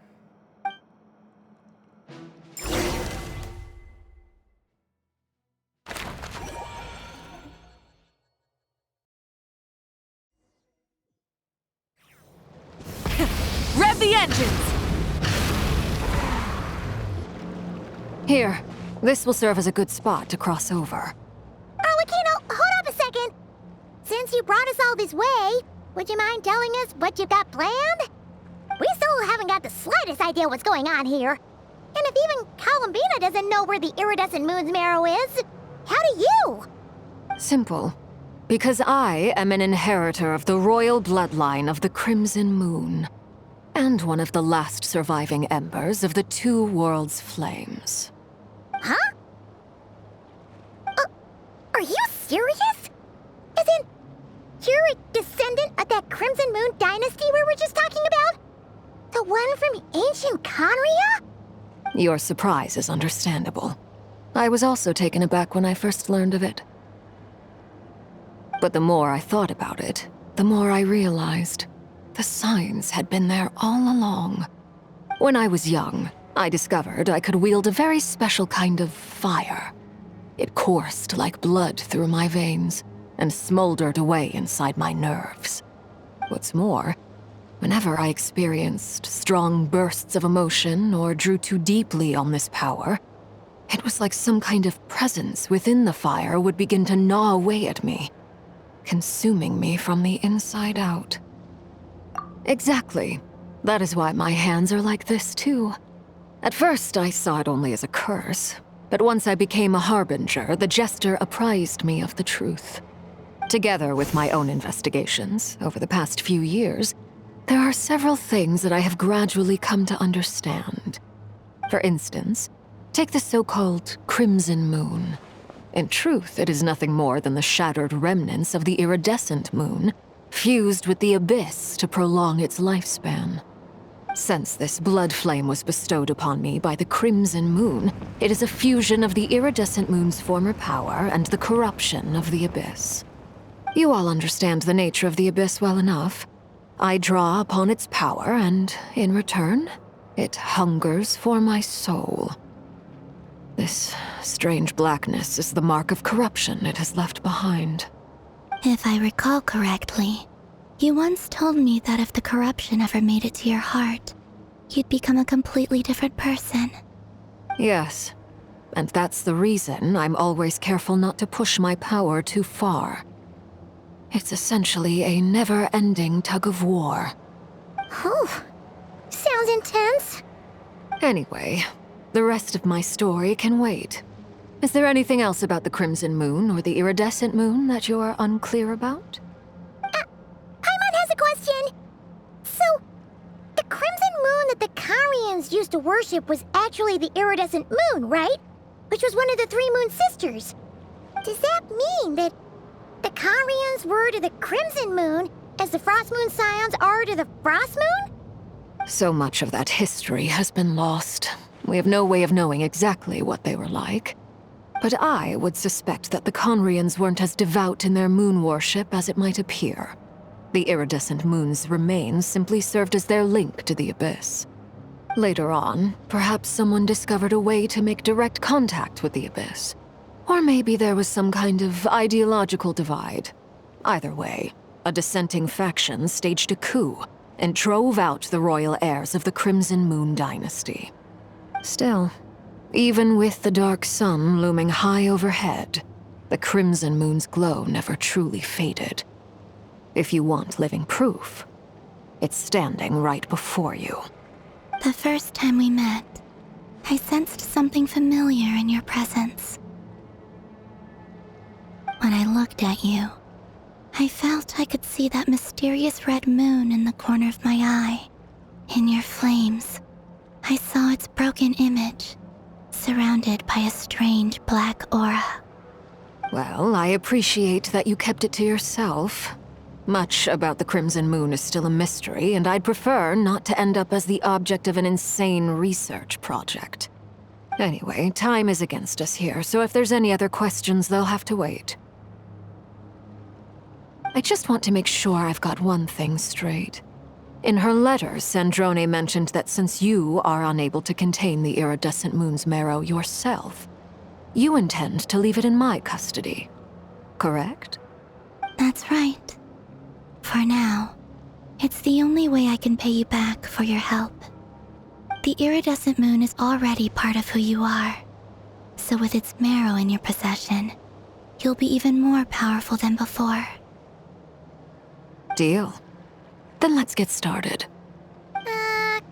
Get what started? What does this place have to do with the Crimson Moon? When I first became a Harbinger, the Jester gave me a book called Paranhari, also known as Leobranto Innamorato. You should be able to buy a copy next time you're in Fontaine. It's a love story set in the Crimson Moon era, but setting aside the tangled romances of its characters, it also records a few interesting details. In the Crimson Moon era, or so the story goes, there was an orphanage that received children from beyond the bounds of this world, and subjected them to a peculiar induction ceremony. Beyond the bounds of this world? For real? And what kind of induction ceremony? The Crimson Moon sages looked beyond this world for beings with powers that surpassed the gods. But fearing they might lose control, they subjected these children to a process of refinement. They made these children crawl up a fireplace and kept asking them, "Have you died? Did you see it?" Until they finally admitted to having died and seen a crimson moon. The adults embraced the children who passed the ritual, telling them, "Within the fireplace, you have traversed the flames between two worlds. Here and now, you are born anew." The book leaves much unsaid, but I suspect that this was their way of branding the children they had enrolled, leaving an indelible mark upon them so that they would forever live in the Crimson Moon's light. That explains why I can't sense the Crimson Moon's marrow in this world. It makes sense that it would be sealed in a special space that can only be accessed temporarily through some kind of ritual. But there's no fireplace here. Do you see a chimney anywhere? Oh, are we supposed to build it ourselves? Okay, fine. Paimon will go find some bricks. That won't be necessary. The fireplace is purely symbolic. The key to the ritual is crossing the flames between two worlds. In other words, the flames that burn within me. Those burned away by such flames leave behind a kind of ghostly afterimage in the world.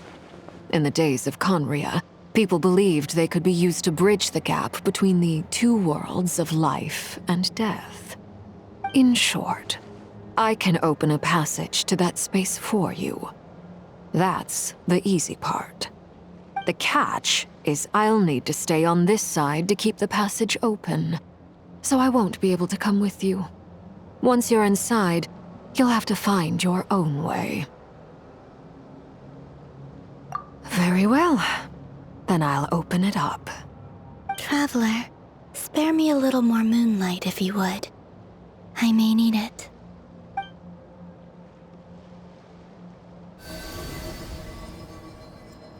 Thank you. I feel like I've recovered some of my strength now. It should be enough to move us across short distances and confront whatever dangers might await.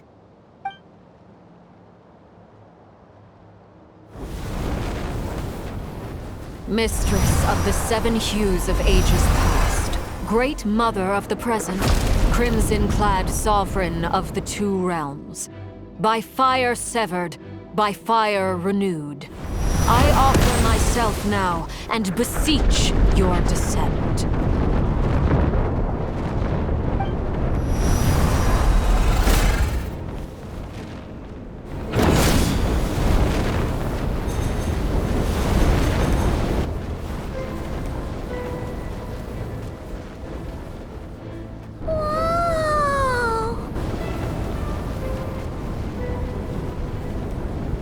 One word of advice. As you're crossing over, no matter what voices you hear, do not answer. Got it! I sense a sinister gloom inside, but also the familiar light of the moon.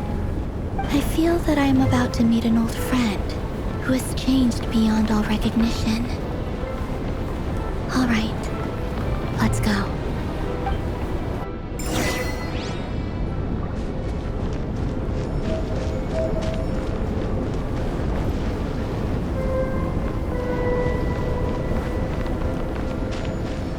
Try and stop me!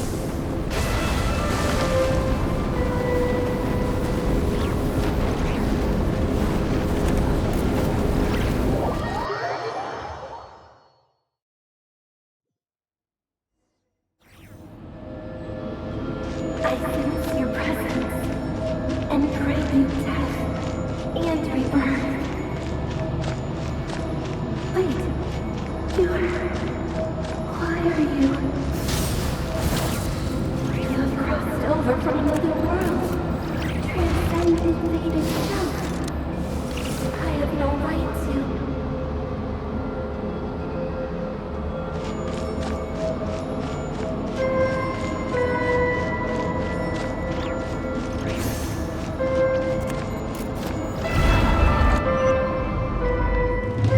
Hey!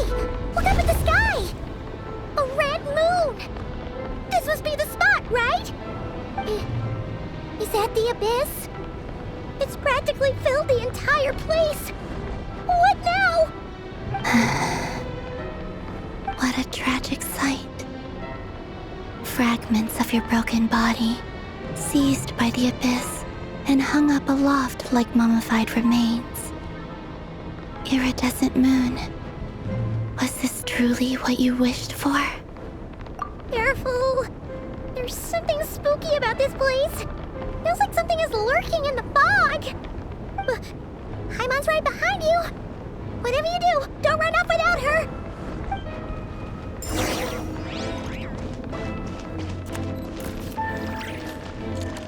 By the way, Columbina, didn't you tell us that the iridescent moon had shattered into pieces? The moon up there looks pretty whole to Paimon. How is that possible?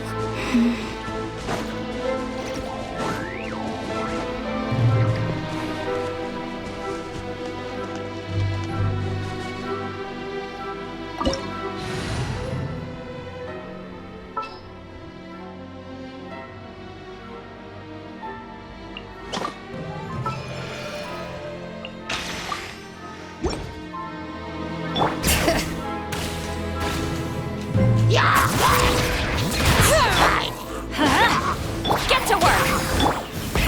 Rev the engines! Incinerate!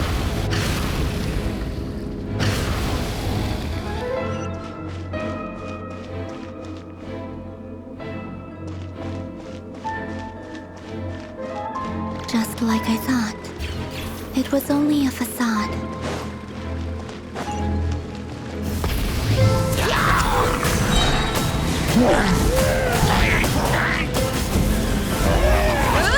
Wrath from the skies!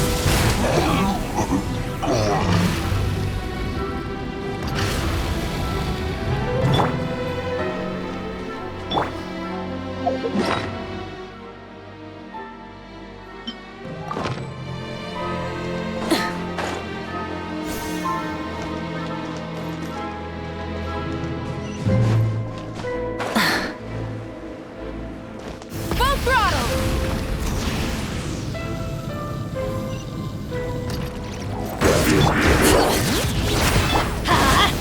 Show no mercy! Light of the blazing sun!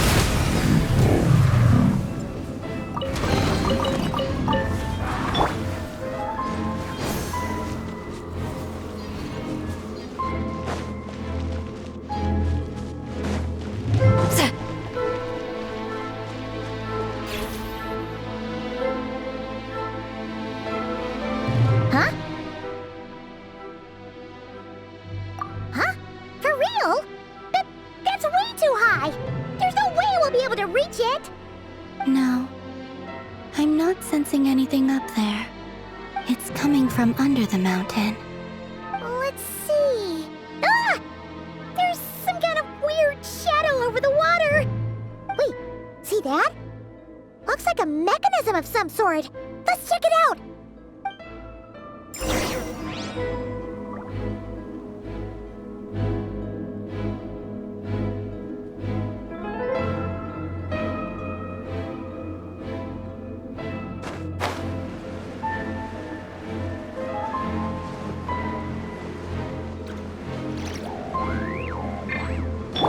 Try and stop me!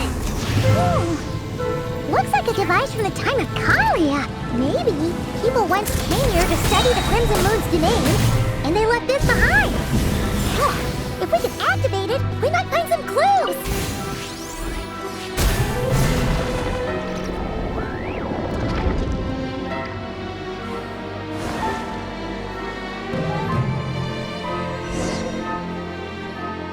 Hey, look at that! Now that the mechanism's running, the shadow in the water looks different. Do you think these mechanisms might be the key to unlocking the secret? Let's try to find more of them! Thalindis, we'll leave the rest of the research in your hands. We'll be heading back now.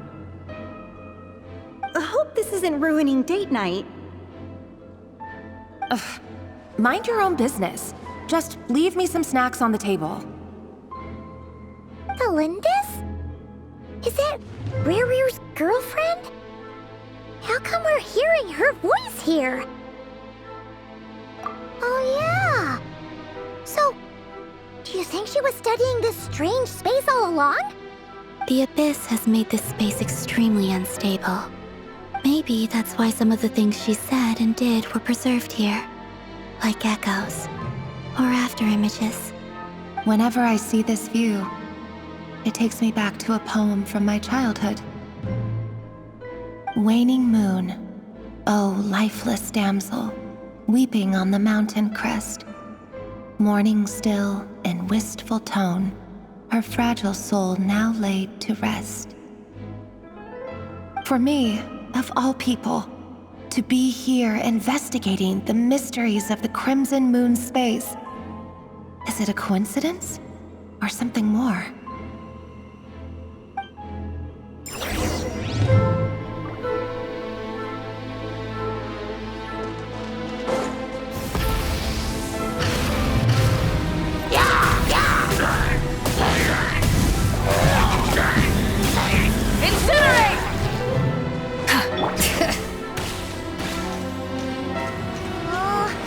The Abyss has messed up this mechanism.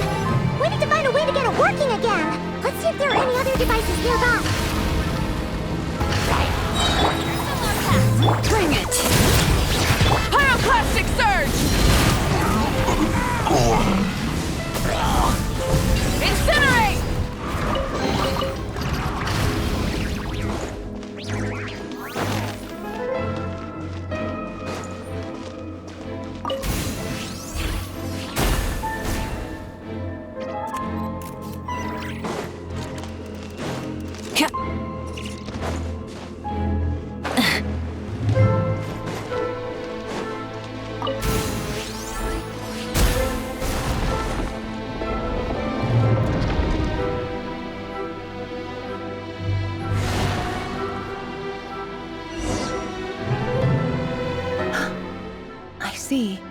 So the moon marrow, or rather the power of the 3 moons, is the key to unlocking.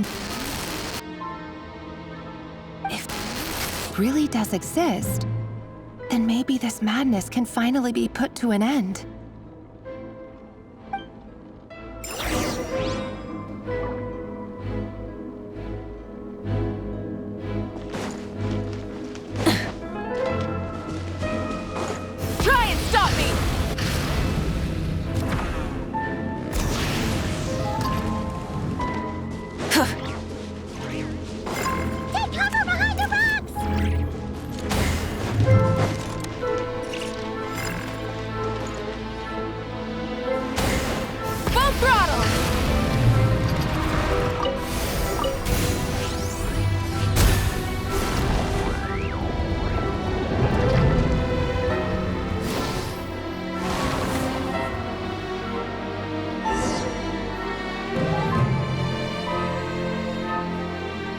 With the Abyss inhibitors in place, I should be able to access the chamber with the moon marrow. Oh, Rerir, with every step you take, you're drifting further from what you truly desire. But you're not the root of the problem. Ever since that outsider set foot in Conria, the Vinster King has sunken deeper into madness. If only I could get my hands on that outsider.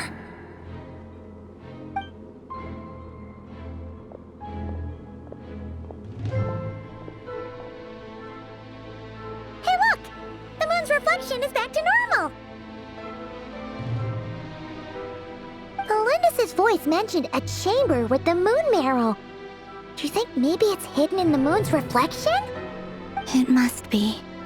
For within it, I sense the fragile aura of a dying soul. Then there's no time to lose! Let's go!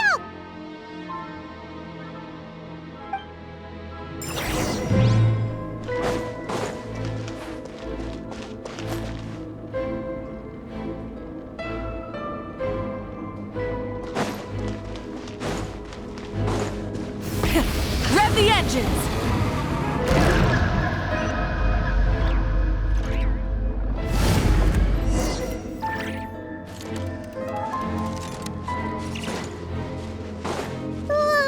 These things are so creepy!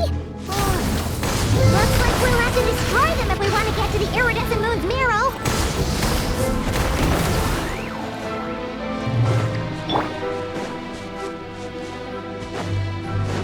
That must be the iridescent moon's marrow!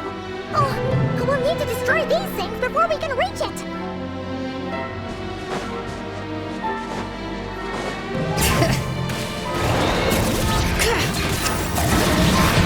Going in! Get to work! Keep lolling! Keep pop up! Wrath from the sky!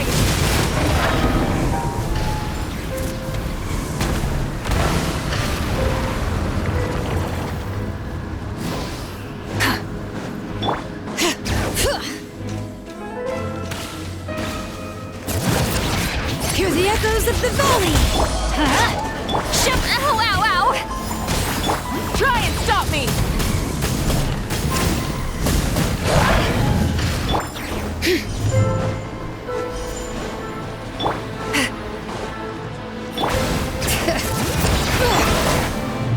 You two!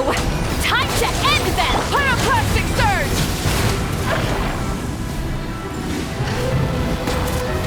Hang in there! We're so close! Bring it! Everybody stand! Let the mountain's veins boil! Get to work! Wrath from the sky!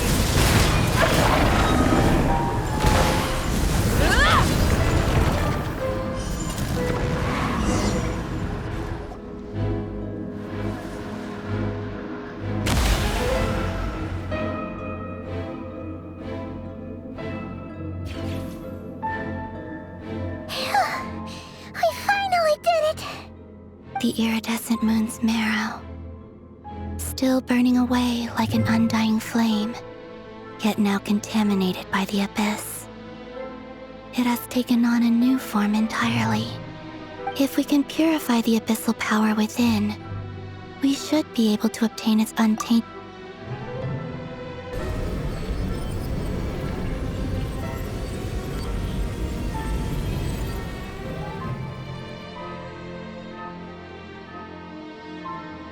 It's so cold.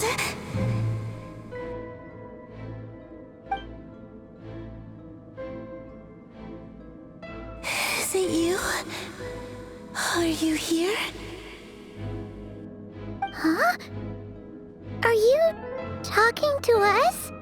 At long last, I can see you once more. Our fates have crossed, and I am finally free. I'm sorry, I lied to you. Even knowing what was to come, I still couldn't let go of the fear in my heart as death drew near. The moment the moon shattered, my body began to split apart piece by piece. Like I was being cut into pieces by 1,000 blunt blades. My thoughts scattered as the cold crept in.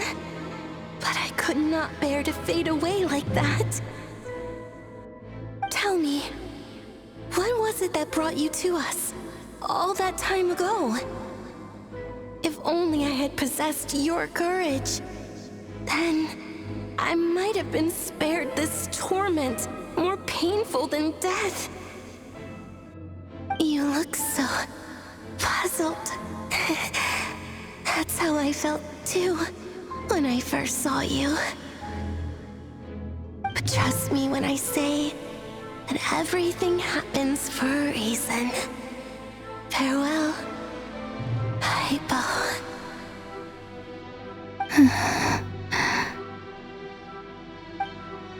What was that all about?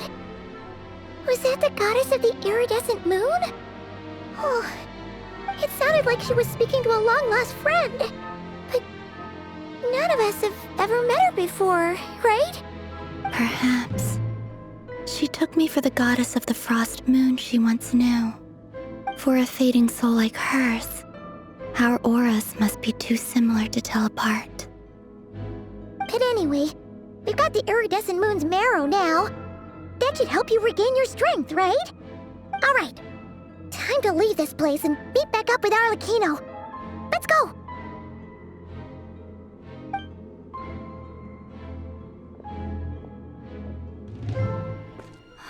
That's odd. This place looks different than when we came in. Waning moon, oh lifeless damsel.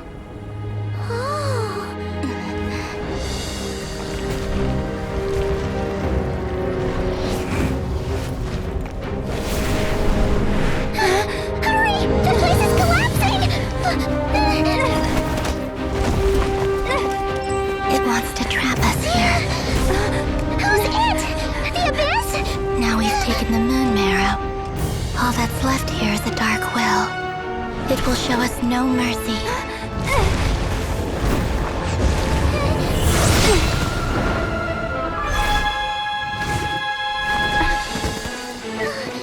Give it back!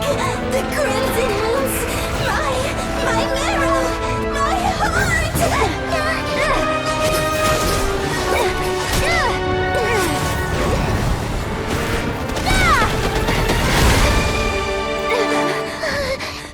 Finally!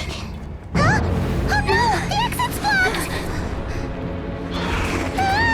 They're back! Now what do we do? This is where you fall. Witness my rise. What are you waiting for?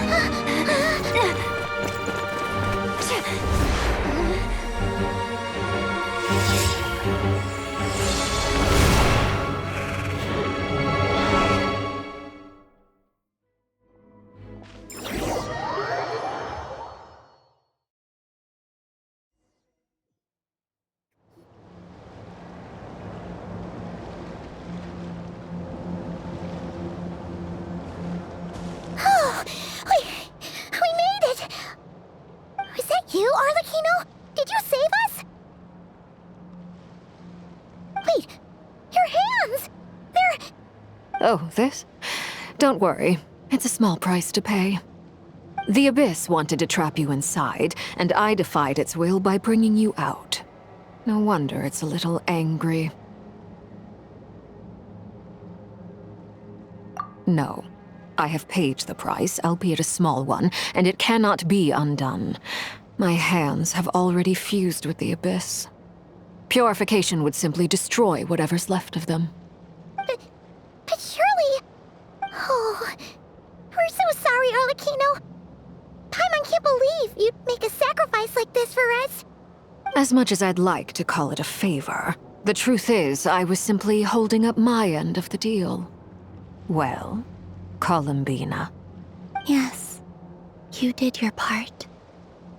And as promised, I will leave the iridescent moon's marrow in your care. From this day forth, may the two worlds' flames burn ever more brightly.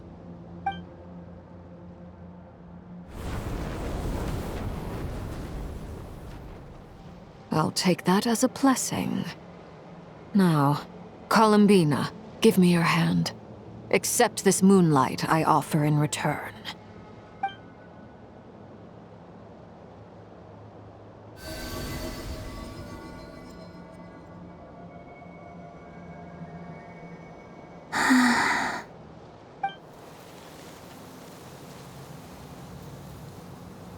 Feeling stronger? Hey, Columbina! Are you okay? I'm fine. Our powers are a little at odds, that's all. By the Frost Moon's authority alone, wielding the power of the other moons was always going to be a stretch. Still, I think it's fair to say that your strength has returned. At least to the level it was at as Third Harbinger. It's still not enough. There's no way I can hope to challenge Rerir like this. Just one more ray of moonlight, if you would. It's okay. I can take it.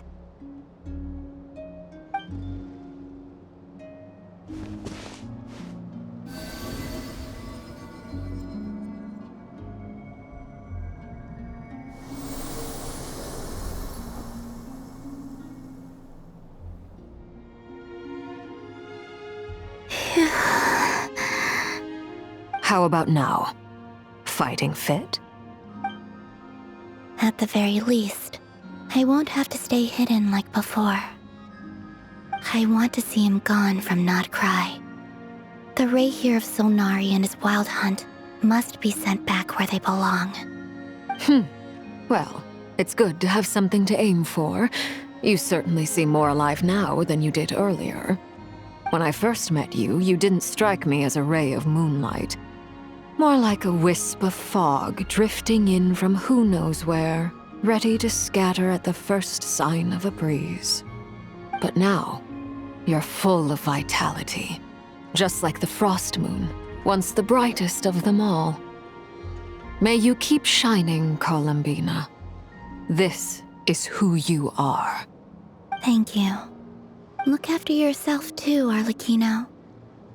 I know you have plans of your own, and that's why you're always seeking to grow stronger. But whatever you're after, don't let the Abyss take a hold of you. I do not wish to see you go down the same path as Rerir.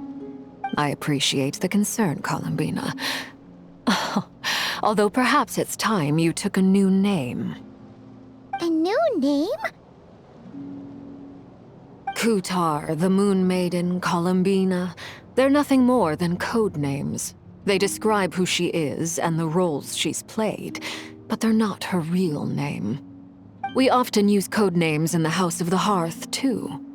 But it's knowing your real name that keeps you grounded.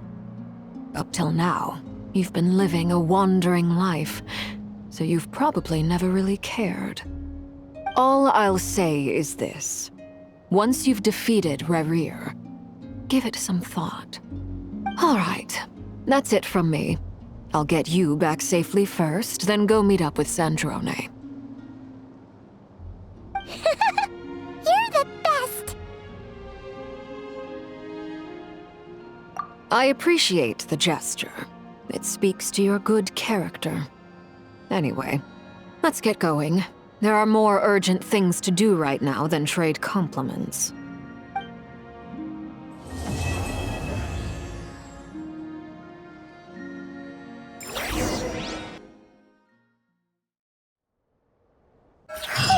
It was a close call, but we got the iridescent moon's marrow and restored Columbina's strength.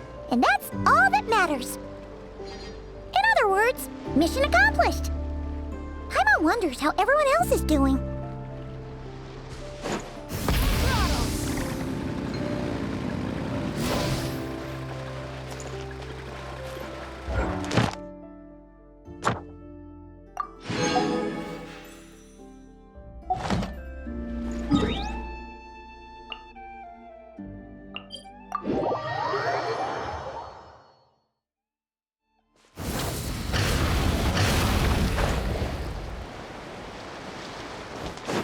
Rev the engines!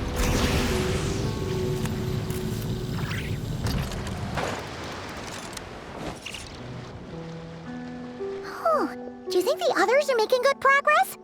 Hope it's all going smoothly. Oh, hey look! They made it back as well! Prince! Llama! How did it all go? All is well, thank you. Nefer and Yehuda had to stay at the curatorium to wrap things up, so they won't be joining us for now. I ran into Miss Anefa and Miss Aino on the way back. Their work is still in progress, so I suspect they won't be back for a while either. You seem rather cheerful today, Mr. Flintz. I certainly am. I achieved what I set out to do and came away with more than I bargained for.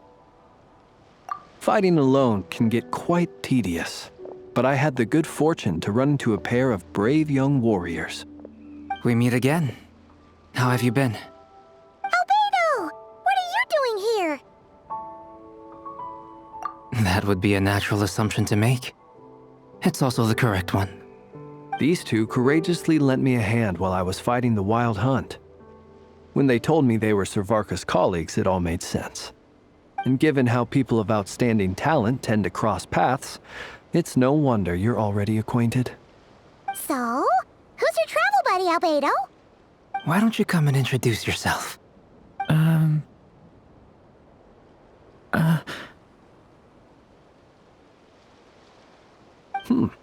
A gentleman of few words, I see. And a rather stern countenance. I presumed you were acquainted with him. Is that not the case? It's nice to meet you. Again. We've technically met before. Wait a sec! You're Minnie Durin! That's right. It's me. I'm glad to see you again.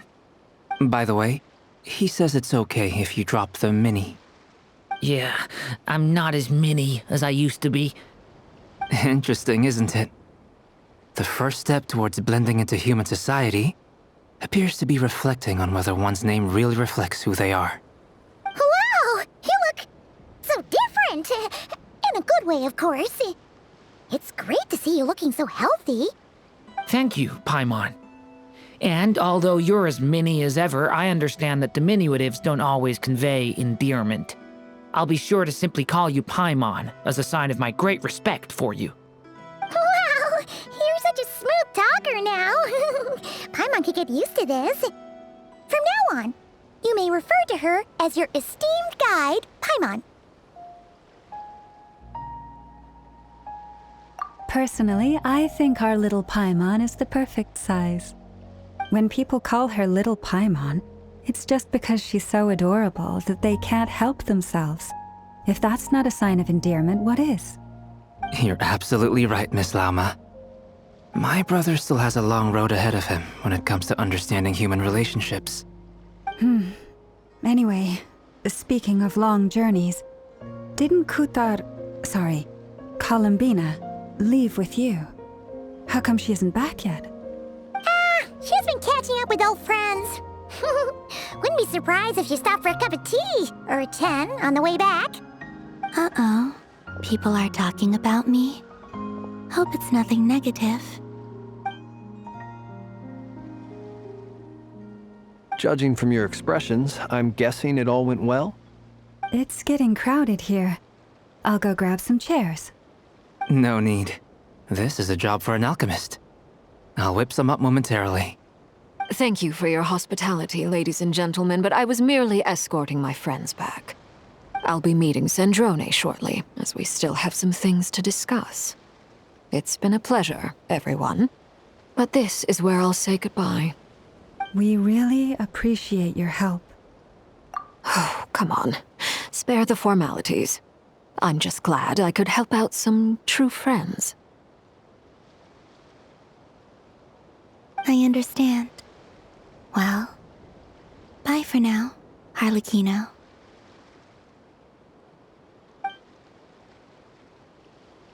Oh, this place is hopping. It's probably a good thing one of us left. Otherwise, we might not fit all these people in. Are you saying we're about to run out of chairs? As a matter of fact, I am. Come on in and see for yourself.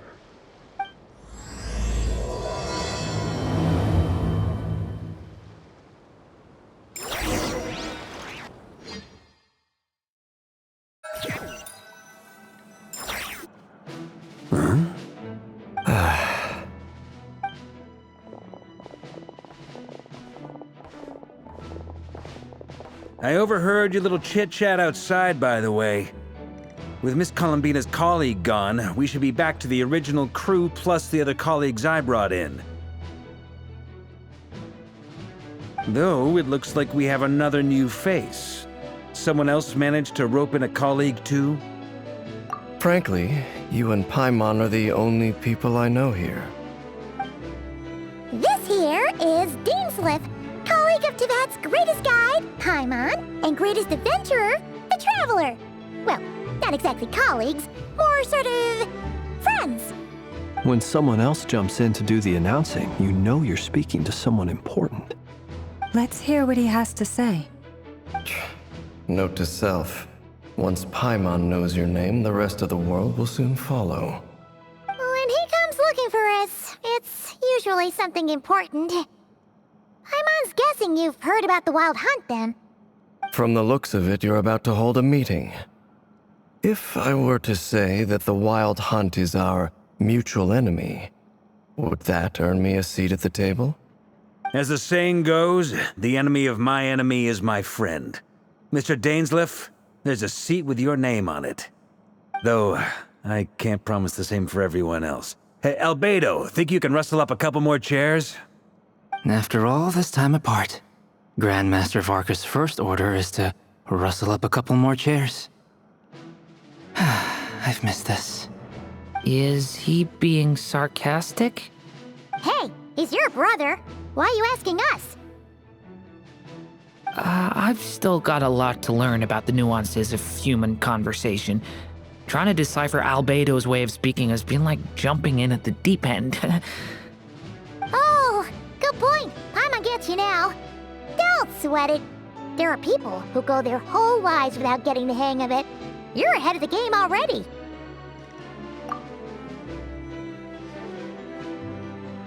I wonder what's taking Nefer so long. Perhaps you should go and check in with her. If anyone can hurry her along, it's you. I just got back from the curatorium. Besides, aren't you curious to see what's taking her so long? Miss Nefer doesn't strike me as the type to share secrets. And since gathering intel is her specialty, I'm guessing she'd prefer to keep her methods confidential. Under such circumstances, would it not be tactless for me to impose? Oh, but it's fine for me to impose. What can I say?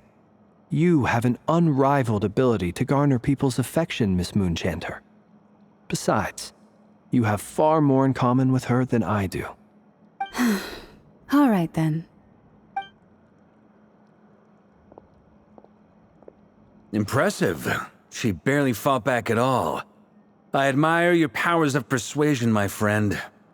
As I'm sure Miss Lauma will realize soon enough, the trick in life is to always pitch in with other people's responsibilities so that you can be selective with your own. Another trick is to simply hide in the background. Spoken like a true sage. Anyway, looks like we've got some time to kill before the meeting. Let's take a little breather, folks. And feel free to chat amongst yourselves.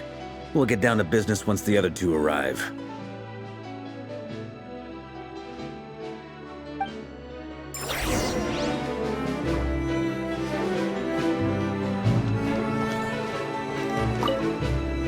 You're both awfully quiet. Why don't I start us off with an icebreaker? Much obliged. Have either of you ever had your portrait painted? If not, I'd be glad to help. That sounds like a lovely idea. You know how to paint, then? I dabble occasionally. He's an excellent painter.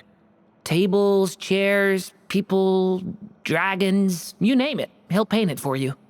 I'm flattered. If I ever get the chance, I'd like to give it a try myself. I'll bear that in mind.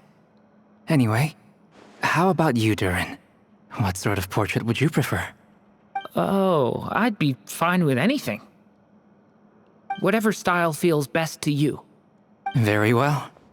Then I'll play it by ear. You can replicate any style I want? I can try. If you show me a sample, I'll do my best to match it. Thank you. In that case, I'll dig up some reference material for you.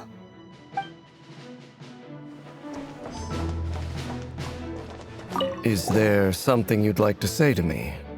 Yeah! For starters, why'd you just show up here without even giving us a heads up? If you think back to our previous interactions, you may recall that that's hardly out of character for me. You do have a point there. Oh yeah! You'll need to find somewhere to stay the night too, right? Want to tag along with us? You never know. We might get a group discount. Sure, let's do that. Great! Paimon will handle it! And in return, we can get days left to be our very own personal bodyguard. If that's what you had in mind, you should have said so sooner. I'd be happy to help. Oh, okay then. Paimon was only kidding, but good to know. Anyway, since we're all here together, we might as well watch each other's backs. That's just what friends do, right? Indeed. Thank you.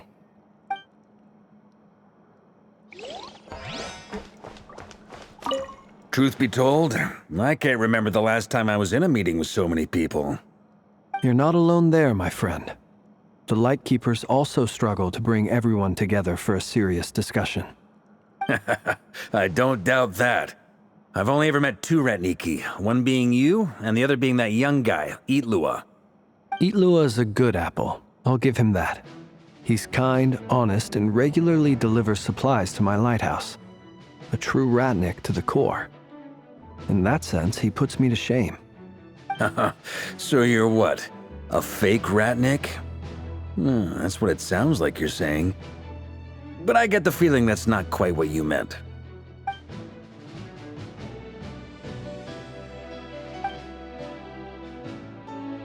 Come on, why the awkward silence? Sorry.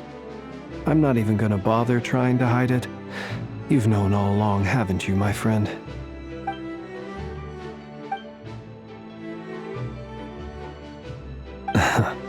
Now, that was an awkward silence.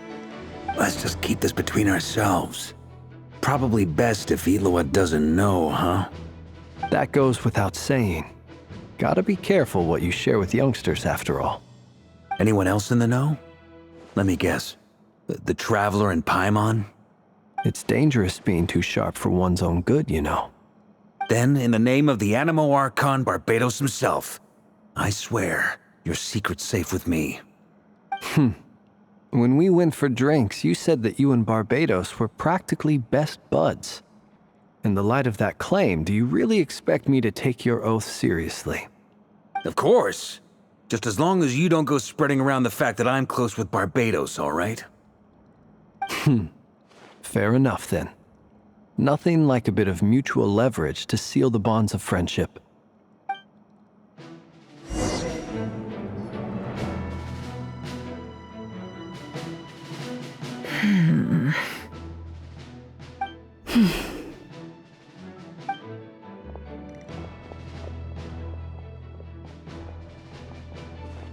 Ah, Miss Nefer. You made it after all. But what about Yehoda? I'm here to give you an update on how things are going on our end. Once this is over, I'll be heading straight back to continue my work.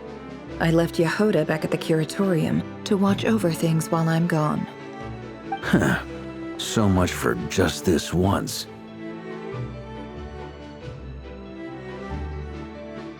Shh! Not so loud! We're on a roll here. What if she remembers and suddenly decides to back out? Did you say something, Mr. Varka? Huh? I didn't say anything. Right, Flint's? Must have been a frog. They get so noisy around here at nighttime. It's like they're putting on a concert in the background.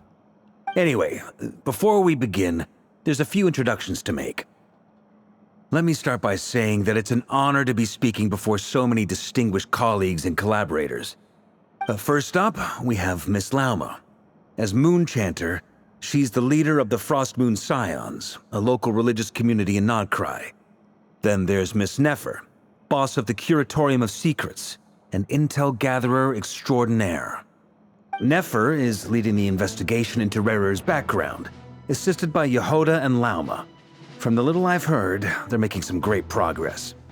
Over here, we have Mr. Flintz, a ratnik and guardian of the abandoned lighthouse.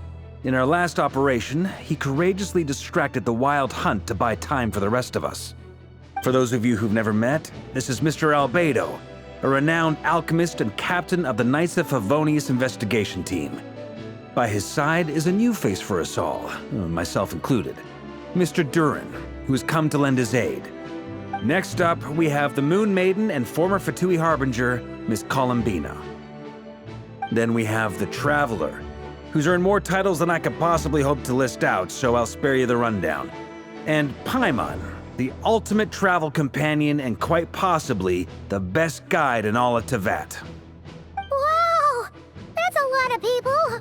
Great turnout! Miss Nefer, it looks like you might have another job coming your way, so, congratulations on the booming business, I guess. You think I haven't got enough on my hands as it is? Who's looking for me now? That would be me, Miss Nefer. I have a commission for you.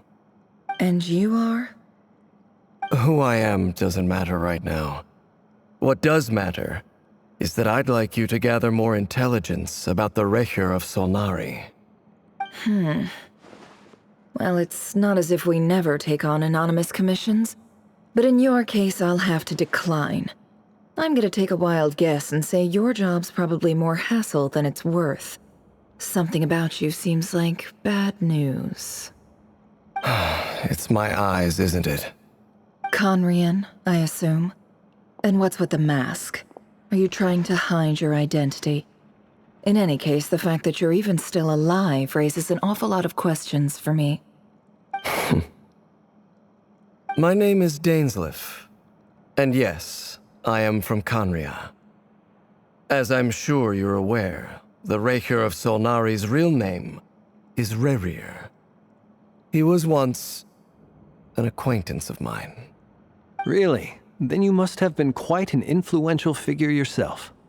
You flatter me, but none of that matters anymore. My point was simply to clarify why I have asked Miss Nefer to investigate Rerir's background. So you're both from Conria, and it sounds like you used to be friends? What am I missing here? Surely you already know how he became one of the Five Sinners. I'll tell you everything I know. The history of Conria, the names and identities of the Five Sinners. I remember it all like it was yesterday. I have never spoken openly of this before, but the truth was exactly as people say. The Five Sinners were each driven by their own desires, and it was by playing upon these that the Abyss tempted them to their fall, tearing Conria apart in the process. The visionary, Vedafinir, who wished to foretell the future. The wise, Haroptatir, who sought limitless knowledge. Gold, Rheindotter, who desired to create life. The foul, Sertologi, who pursued supreme strength. And last, but not least, Rerir of Solnari, Rerir, Ravager of the Moon. Of the five, Rerir is the only one who remains a mystery to me. He never harbored grand ambitions. So what changed in the space of a single night? How did he come to fall like the others? In other words, you're saying that his change came as a shock to you, and you have no idea what actually happened? That's right. You mentioned how the Abyss tempted them, which led to their fall. But what did that look like in practice? And what other context can you give me about the events of that time? The more detail you can give me, the better. Strangely, now that it comes to it, I hardly know where to begin. The fateful night took place during the era of the Eclipse Dynasty. One day, my elder brother, the visionary, Vedafenir, was summoned to the palace by the Vinster King, only for the king to gouge out his eyes and cast him into the dungeons. When I came to hear of this, my fury knew no bounds. I gathered together every ally I thought I had, and together, we set a night to storm the palace and free Ved. Centuries on, the memories of that night still haunt me like a never-ending nightmare. We broke through the palace gates, just like we had planned, each striking towards our separate targets. But then, I was betrayed. Even Vedafenir, the very person I had come to rescue, abandoned me and partook of the Abyss's power. So, it's personal after all. Then tell me, Mr. Dainsleif, what price are you willing to pay? You, of all people, must know that nothing comes for free. I cannot say what price would be worthy of such a commission. But know this. Rerir was not always a madman. Believe it or not, there was a time when he was just an ordinary man, working for the Conrian Intelligence Service. Uncovering the truth of Rerir's past is the only way to unravel this mystery. But before you decide if you will accept my commission, I will tell you more about him. Enough, I hope, to help you plan your next move. Sounds pretty good to me. Feels like we just flagged down a random passerby, only to discover he's actually a master strategist who has a score to settle with our enemy. Can I borrow your halo? It could be useful in the lighthouse. Hey, enough with the wisecracks! Besides, isn't that lamp of yours bright enough already? Relax. It was meant to be a compliment. If that was a little over the top for your liking, I'll make sure to tone it down next time. I'll give your proposal some serious thought, Mr. Dainsleif. Let's speak in private once the meeting is over. Before that, there's a few things I'd like to share.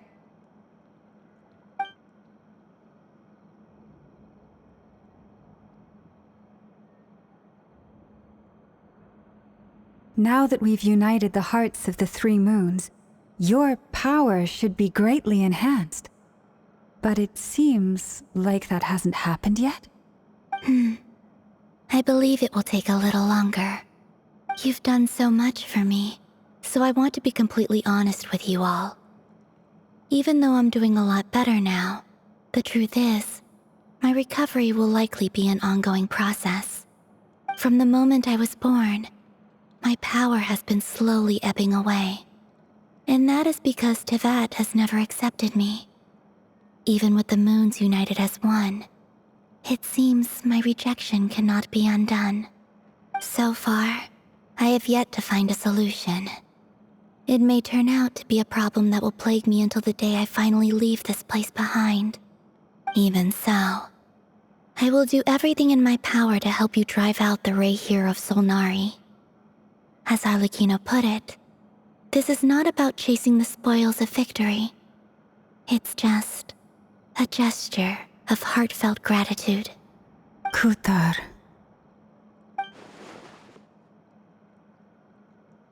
Defeating the Rerir of Solnari will be no easy task. While my strength slowly recovers, we'll also need to gather more intel. Naturally. We should take all the help we can get if we hope to defeat him. We've considered several viable plans now, but our choice hinges on the answers to a few key questions. Is it even possible to kill Rerir? What experiences shaped the person or monster he became? And what's he really after? Given Albedo's expertise in alchemy, I think we should leave him to try and answer the first of these questions. Understood. As for the other two, I'm afraid we'll have to count on you again, Miss Nefer. Believe me when I say it's not my wish to burden you. But right now, relying on your skills is our only option. So you're placing all your hopes on me, huh? We can't thank you enough for agreeing to help us. Honestly, I can hardly believe how lucky we are. You sure have a talent for changing your tune, Miss Moonchanter. Timid like Yehoda one moment, then flinches insincere flattery the next. Ladies, please. I must object to your portrayal of me. That's all. Feel free to keep bickering. Just pretend I'm not here. I almost don't want to leave this room. I'm curious to see how this plays out. I have faith in you, Miss Nefer. Something tells me you'll stand by us until the very end. Oh? And what makes you so sure of that? What if I suddenly decide that my compensation is insufficient? This isn't about the money. I can sense that you've got a deep-seated distaste for Rerir. And knowing you, that alone is motive enough.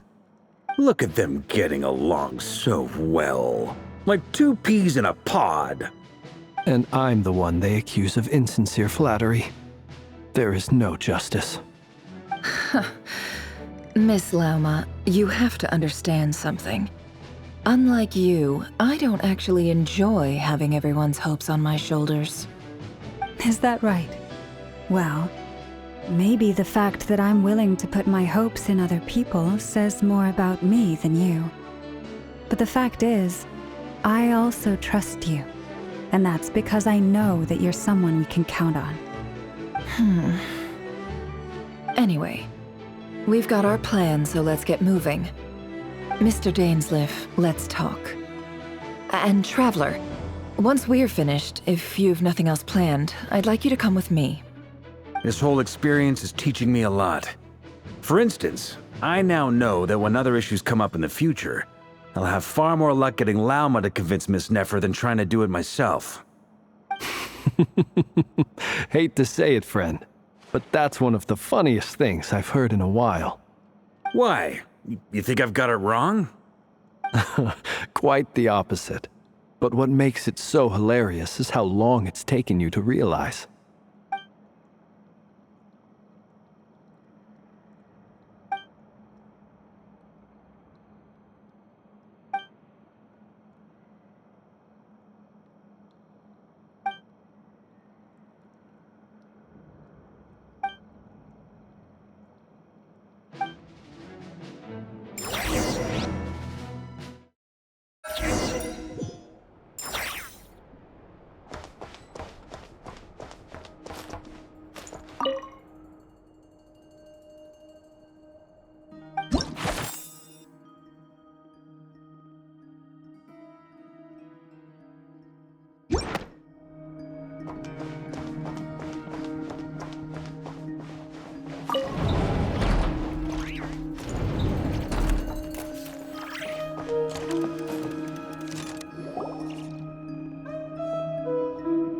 Thank you for waiting. It's okay. We actually used the time to help Dainsleif get a room at the hotel. That's very considerate of you. Now, I trust you share my curiosity about Rerir's past, and you seem fairly familiar with Mr. Dainsleif already. We spoke at some length after the meeting. He was the one who suggested I should invite you to join this operation. He feels confident that these secrets will be safe with you. Dane has a lot of faith in us, that's for sure. Likewise. I appreciate that you got right on board without interrogating me about why I invited you. It shows that you trust me to explain everything in due course. That's because we know what you're capable of. We appreciate you too, Nefer. You might have been forced to help in the beginning, but this time, it was your choice. That's one way to put it. Another is this, that once a decision's been made, it's set in stone. After that, my only goal is to see it through. Alright, so here's how it is. I'm going to access Rerir's thoughts again using my confidential method. Now, I'm sure you've seen things like this before on your travels, so you're surely well aware of how dangerous it can be. The reason I've gathered you all here is to ensure my safety during the proceedings. I plan for us to enter the fragment of his consciousness together, and once inside, I will focus on searching for information. Think of this as a diving expedition into someone's brain. If I'm the diver, you are my safety equipment, tasked with keeping me alive while I'm under the surface. Once the ceremony begins, we will all be spying on privileged information. But in the interests of safety, you must remain absolutely silent at all times. We will discuss our observations after the ceremony has concluded. Lastly, any individuals of a weaker constitution are advised not to partake in the ceremony. In any case, Paimon has her own job to do, which requires staying in the room but not joining the ceremony.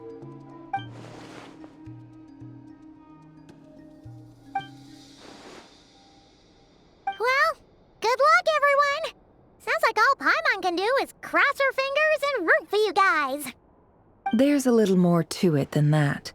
I was being serious when I said you have a job to do. While the rest of us are inside Rerir's mind, it's imperative that we have a team member on the outside. In the event that something goes wrong, you will be our first responder. I don't anticipate any issues, but the extra level of safety will be greatly appreciated. I second that. This is a dangerous operation here, and you're our whole rescue team. That's pretty much the most important job in the crew. So, Paimon's like the lifeguard? Yeah, that makes sense. All right, got it. Good. Please, take a seat. We'll get started momentarily.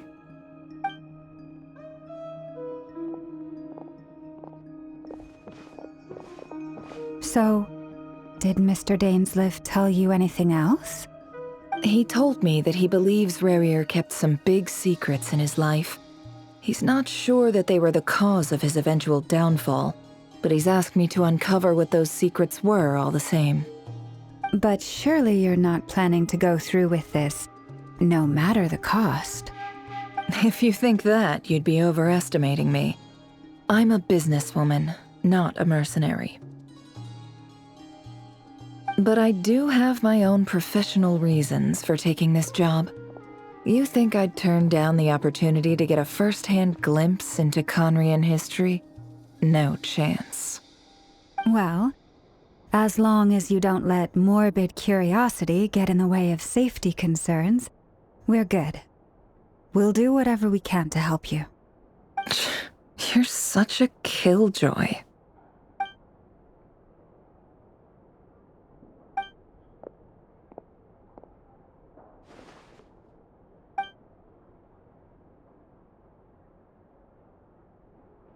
All right, I'm good to go. All set over here, too. Promise, Paimon, you'll be extra careful. All right. Let your whole body relax. We're about to begin. Close your eyes.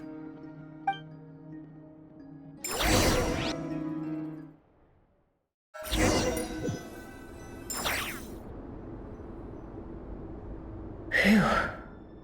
Could this be his office? Pretty standard setup. Bookshelves, paperwork, files. According to Dainsleif, Rerir used to be an intelligence operative. Chances are there's plenty of top-secret intel stashed away in this room. Is this where you keep your secrets, Rerir? Can't say I'm not looking forward to this.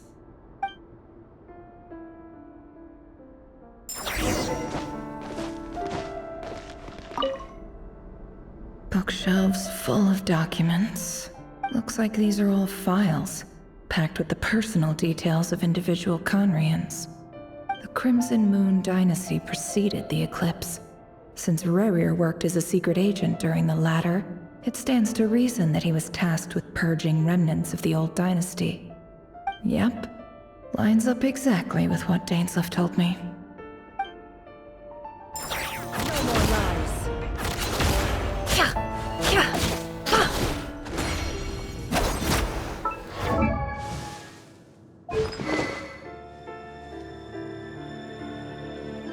A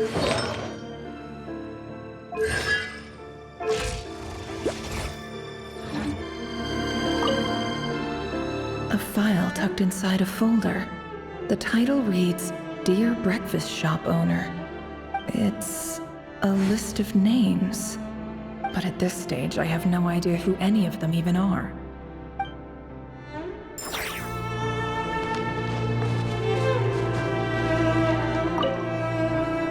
Wonder what kind of encryption technique this is. Seems like it has to be inserted into that camouflage device nearby. Aha! It's an audio recording. Please, hear me out. I can't shake this feeling that someone's been spying on our house. No, I'm not being paranoid. It's true. I saw someone dressed in all black. It was a couple of days back, but that was on another street, not near my house. I swear, I know what I saw. There's a note in the margin. Surveillance of the Run-Farther residence has concluded. We apprehended the target and filed the mission report last night. Could the voice in the recording belong to one of Rerir's targets?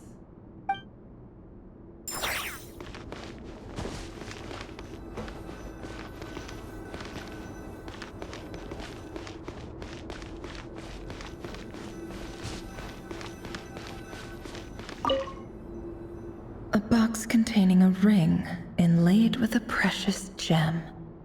Must be for his girlfriend.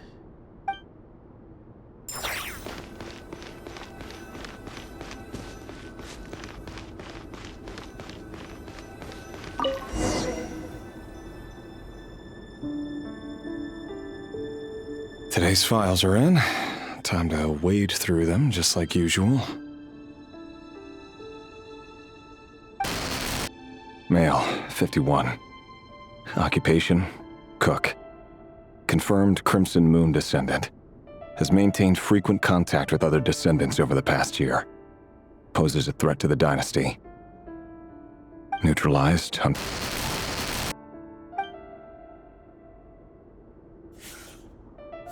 This one should be archived under purged targets.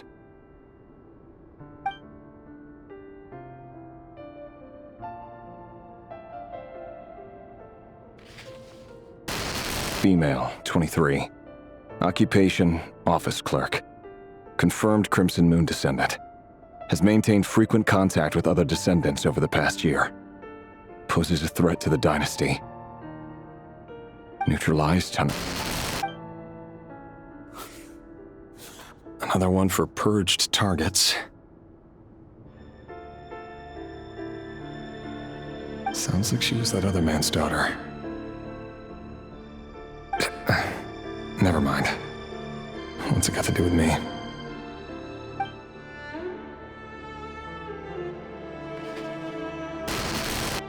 Male, 40. Occupation, teacher. Confirmed Crimson Moon descendant. Has been observed making contact with other descendants during the past year. Poses a threat to the dynasty. Neutralized on...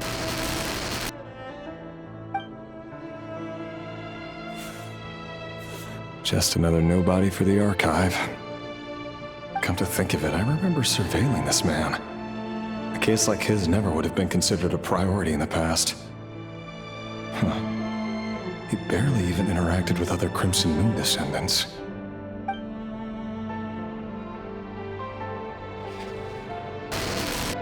Female, 16. Occupation, none. Orphan and confirmed Crimson Moon descendant. Has been observed making contact with other descendants during the past year. Poses a threat to the dynasty. Neutralized on...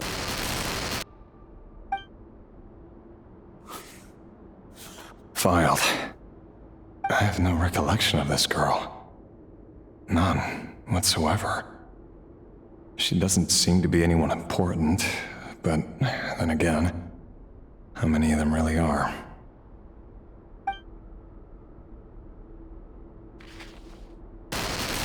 Female, 13. Occupation, none. Orphan and confirmed Crimson Moon descendant. Has been observed making contact with other descendants during the past year. Poses a threat to the dynasty. Neutralized and...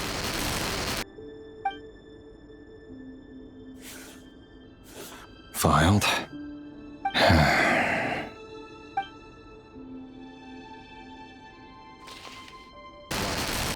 Male, 11. Occupation, none. Orphan and confirmed Crimson Moon descendant. Has not been observed making any contact with other descendants during the past year. Poses a threat to the dynasty. Neutralized and...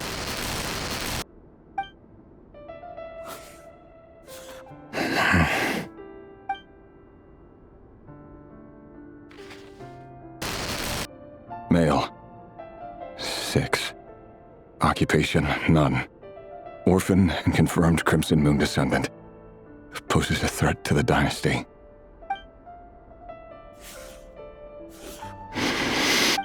It's funny, isn't it? Your job is becoming both harder and easier at the same time, depending on how you look at it. Sooner or later, the Crimson Moon descendants will be completely wiped out. But as their numbers dwindle, they become harder and harder to track down. That's not how it is. Fortunately, however, most of the able-bodied adults have already been taken care of. The remaining weaklings will be increasingly easy to deal with. No! No. My job is to ensure the survival of the Eclipse Dynasty. And the only way to do that is by eliminating any and all potential threats. It's a perfectly legitimate line of work. Every single one of my colleagues can attest to my fairness. And if my friends were aware of the facts, I know they'd back me up too. Assuming, of course, that they were aware of all the facts. He looks even gloomier than last time. I wonder what's changed.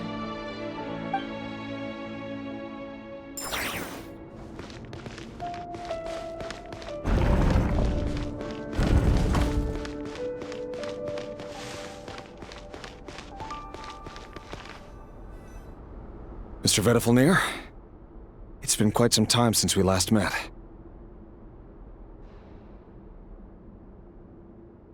Rerir, I trust you're here because you have something important to discuss. Forgive me. I wasn't tuning out, it's just, I noticed you didn't even phrase that as a question. As if you knew I was coming. Tell me, does someone in your position ever feel the need to ask questions at all? It is indeed within my power to foresee certain things. Things like your arrival. I was just thinking. It won't be long before I'll be inviting both you and Dane to my wedding. That isn't a lie, but nor is it a fact as such. It's a wish, isn't it? No fooling a prophet, is there? Ever since that day we met for drinks, I knew it was only a matter of time before you came looking for me. Does it feel good? Knowing how the future will unfold. I'm afraid the notions of good and bad fail to capture the complexity of what such a power entails. Once you've seen what will come to pass, it can be all too easy to succumb to fear and melancholy. Unless, of course, you learn to abandon these feelings.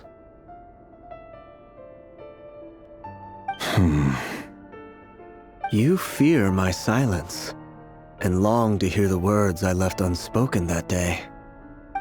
That's right. You must have noticed my reluctance to broach the subject, and the reason is simple. Because the truth could never have lived up to your hopes. For both our sakes, such words are better left unsaid. The burden of prophecy was never meant for your shoulders. So who exactly do you deem worthy to hear your prophecies? None but our exalted king? Or rather, our king as he once was. You're closer to his majesty than I am. You must know better than anyone how much he's changed. You say that as though it is to my benefit. Yet precisely because of that, I dare not speak rashly. A king can turn out to be the most virtuous of rulers, or a tyrant more terrible than the most vicious of dragons. You are so wise and far-sighted, yet still you would have me live in fear of the unknown? You make a fair point. Especially given my silence alone was all it took to send you spiraling downwards. Very well then. Let me offer you some advice. And I say this not as a prophet or a visionary, but simply as the brother of your friend. For many reasons, there is very little chance of your marriage ending in happiness. If happiness is what you seek, you should find another fiancé.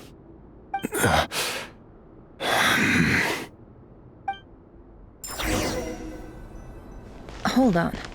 There's that same black fog again. Could this memory belong to Thelindis? Guess I'd better tread carefully. Can't hide the truth.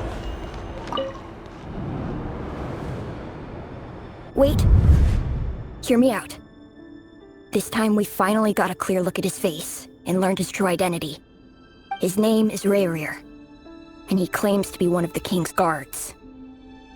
What did you say? A cruel irony, isn't it? The man you're set to marry leads a double life as a brutal executioner. Why are you telling me all of this now? Simple. It's because I want you to kill him. You are the only person he would never suspect. No, absolutely not. I would never dream of doing such a despicable thing. So you'll just stand by and watch him slaughter us to the last? Do not forget that the blood of the Crimson Moon flows in your veins too. The blood of the Crimson Moon? What does that matter now? The dynasty has long been dead and gone. You think that alone is reason enough for me to throw away everything I have? Why wouldn't it be? You two were once a child of the Crimson Moon, just like me. Don't tell me you've never felt so much as a flicker of fury for the way we were trampled into the dust. As long as you promise to abandon this pipe dream of restoring your dynasty, I can try to persuade him. Or have him persuade the Vinster King. Persuade the Vinster King? Do you even know why he's so obsessed with hunting us down? Why he keeps trying to force us to hand over our secrets over and over again? Or why we refuse to give up on restoring the dynasty? The Vinster King. A blind fool. His eyes clouded by powers from beyond this world. A petty little man with a miser's heart. And he dares to sit upon the throne? Mark my words. Sooner or later, Conria will fall. And it will be his doing. If you can't bring yourself to do it, so be it. Just you watch. It won't be long before calamity descends upon us all. The Rerir of Solnari. That really is quite a secret you've been keeping from me, Rerir. But who am I to talk? Am I really any better? I've kept my own past a secret this whole time, too. Love should be built on honesty. But ours was born from lies. And yet, is it really so wrong to hide things that would only make life harder? If we don't cover up the parts that no one else should see, how can we go on pretending to be normal? Vedifulnir must have known all this. And that's why he made his prophecy. In the end, nothing stays hidden forever.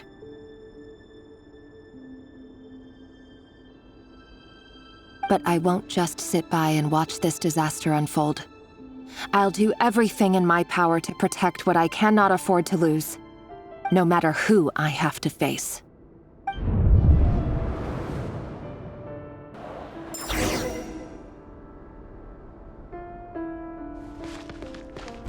Huh? Was that Rerir who just walked past the window? Doesn't it give you the chills that he still takes the same road to work every day? As if nothing ever happened. Those people at the deli. Enough already. They're clearly pretty taken by their own disguises, so just smile and play along. Pull the rug from under beasts like that, and you'll risk having your throat torn out. Oh. They're talking about those people from the opposition.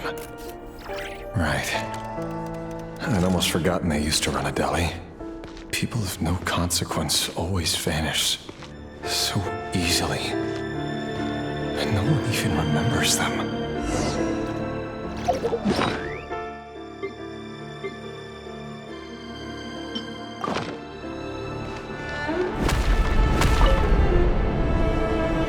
But surely you can see he's not the man he pretends to be. So many have died already, and they say that the king's madness grows with each passing day. We're not going to survive this, are we?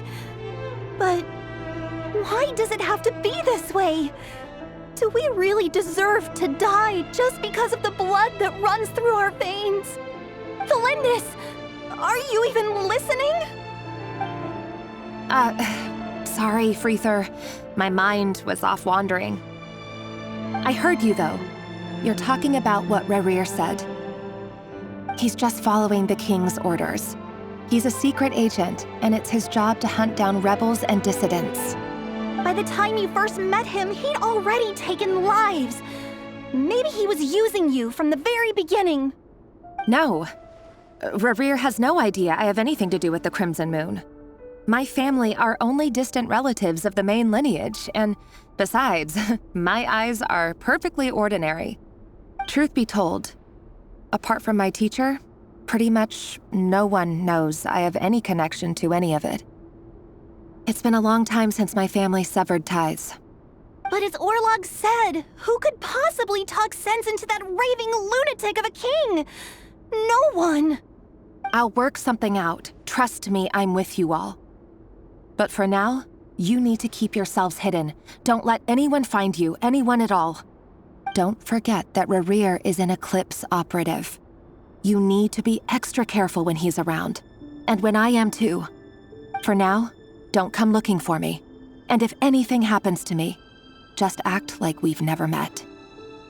If even you can't escape this, what hope do the rest of us have? But after all this time together, surely he wouldn't lay a hand on you. I won't speak in his defense, nor can I give you a clear answer to that question. But I'll do everything I can to put an end to this. Here, hold on to this. If an opportunity to escape presents itself, take it. You'll be glad you took some spare change. You call that change? But what about you? I've got a job, and there's still money coming in. But you can't go anywhere right now. Please think about yourself for once.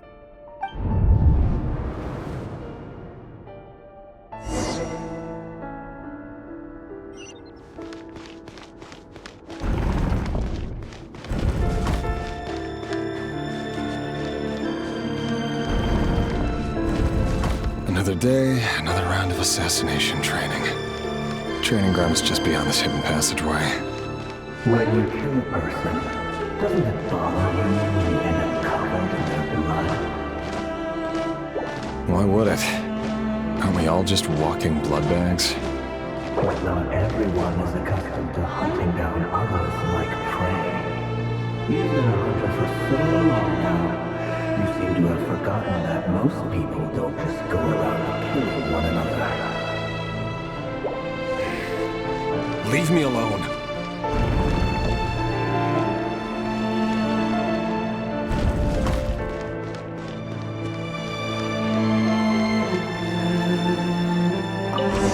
It all adds up. Make sure you have a firm grip on the handle. Choose your angle well. Keep it light and brisk. Pray won't sense a thing. I'll bet no one's ever died a quiet death at your hands. I work clean. No traces.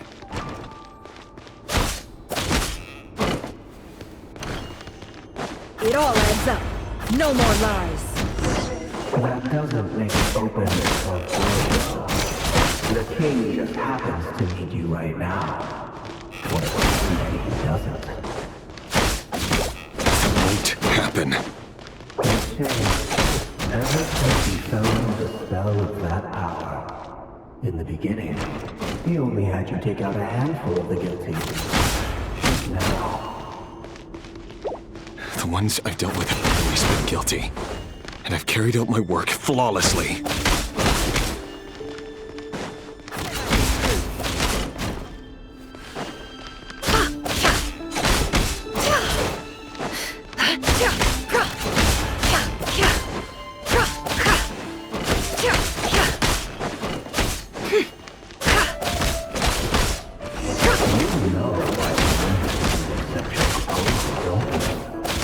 Was it because he didn't trust you? Or something else? Enough!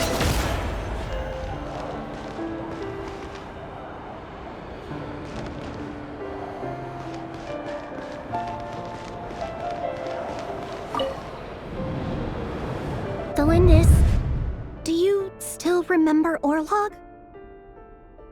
Orlog. The boy who was pretending to sell flowers. You spoke for quite a while, didn't you? Yes, we did. What about him? He was arrested 2 days ago. Chances are he's already dead. He... I just don't get it! After everything he's done, why do you still stand by him? Or does it mean nothing to you that people keep dying? No, that's not... Just hear me out. I need to go now, Delindis. They're looking for us. You take care too. If you ever need a place to hide, come find us.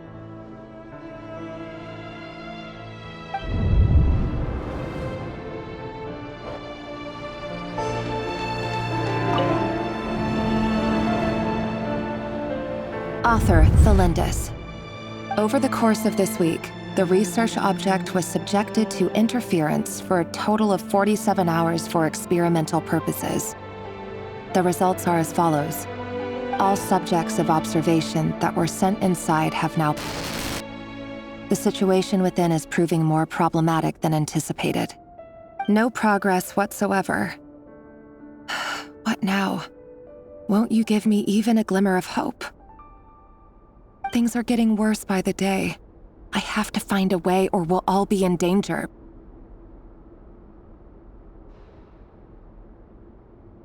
But I... If all this research comes to nothing, what then? Sooner or later, it'll be my neck on the line. But could he really bring himself to kill me? No. Surely he wouldn't have the heart.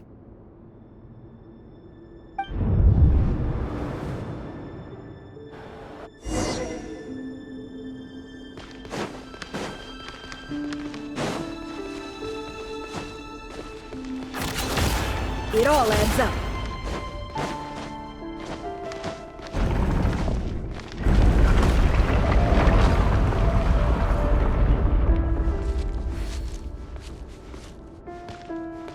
Why won't you just let us go? We don't even know each other. All we want is to live ordinary, peaceful lives. You want... to live?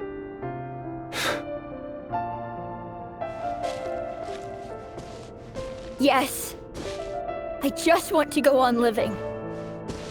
Is that really such an unforgivable crime?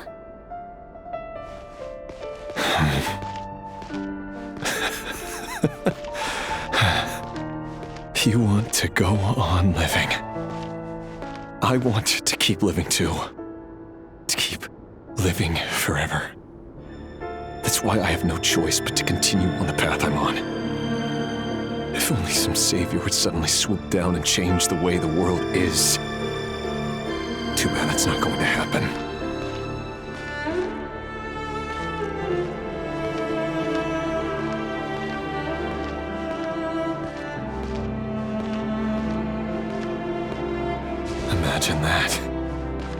If there really were such a person, you and I wouldn't be standing here like this, would we?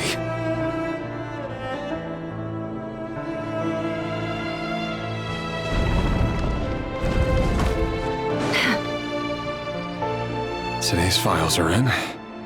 Time to wade through them just like usual. No, I don't get tired of it. It's my job. And not only am I lucky to have it, I'm good at it too.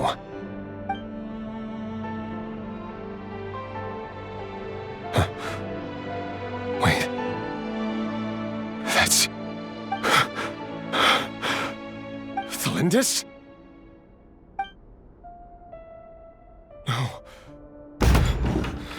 No. No! Why? But you bear no mark of the Crimson Moon. How could you possibly have anything to do with them? It cannot be! A diluted bloodline. Carefully concealed. I see it now. You've been living in the shadows just like me. What a fool I've been. Numbing myself with talk of justice.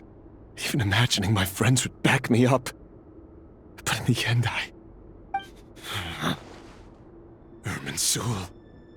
Finster King! How far are you going to take this?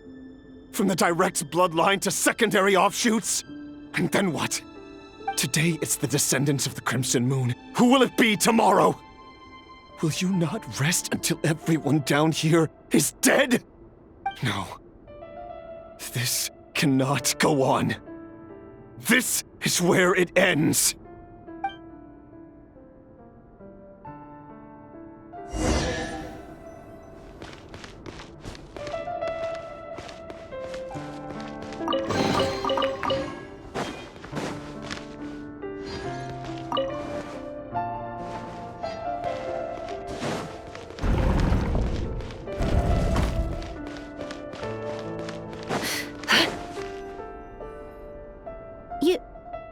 You're really letting me go? I am. As long as you can guarantee that no one will find you.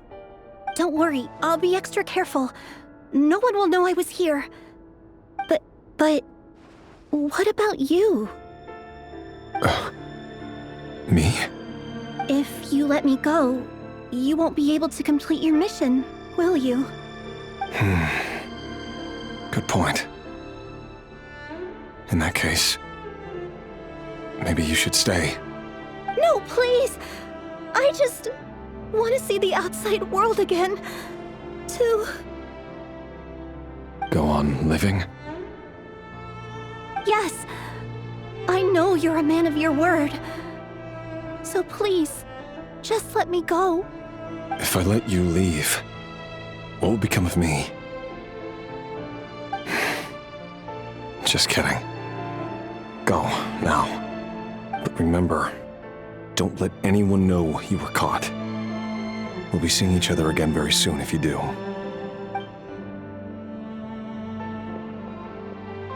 Even shadows in the dark must live by a code. But you can't save everyone. You've been whispering in my ear for days now, Vedifalnir. What are you trying to do? Break me down? I only say this because you long for an answer to your problems. Let her go, Rerir, or you risk losing everything. I will not abandon Thalindis. Then you'll need a little more vigilance and a lot more power. The world is changing, Rerir. Keep your eyes peeled for your moment of opportunity. That voice used to be so unclear. But now I know exactly whose it is. It's Vedifalnir. He won't tell me how to actually resolve any of this, but he keeps trying to manipulate me like a puppet. What's his game here? Tell me then. What will this moment of opportunity look like? And... no answer. He's like a ghost. Always disturbing me when I'm on edge, but never answering when I need him most. So, the Eclipse Dynasty was purging, well, massacring the descendants of the Crimson Moon. And it seems like it was all connected to the Vinster King's research. The King's obsession with abyssal power left the future of Khaenri'ah hanging in the balance. No wonder every aspect of Rerir's life was so unstable. And it looks like this Thelindis, Rerir's would-be fiancée, herself belonged to a sub-branch of the Crimson Moon Dynasty's descendants. It almost defies belief that a couple like them could hide the truth from each other for so long. If the Vinster King hadn't intervened in such a drastic way, they might have gone on deceiving each other for the rest of their lives. And why does Vedderfanir, Daneslif's older brother, keep talking in Rerir's head? This guy kept more secrets than I ever imagined. The human mind is like a vast desert of shifting sands. When you follow the flow of someone's memories, you only ever see the parts they're willing to let surface. Time for something a bit more creative. We've been inside Rerir's mind this whole time, building up a picture of his psyche. There's already enough clues on the board to start reading between the lines and mapping out the rest. Now, we can finally begin to put the pieces together. Sure, it'll only be a reconstruction, part simulation, part reasoning, but it's usually pretty accurate. Once we've built up a cognitive profile, we just need to cross-check the logic behind his actions. And then we'll be able to take a sneak peek at whatever it is that Rerir has really been hiding.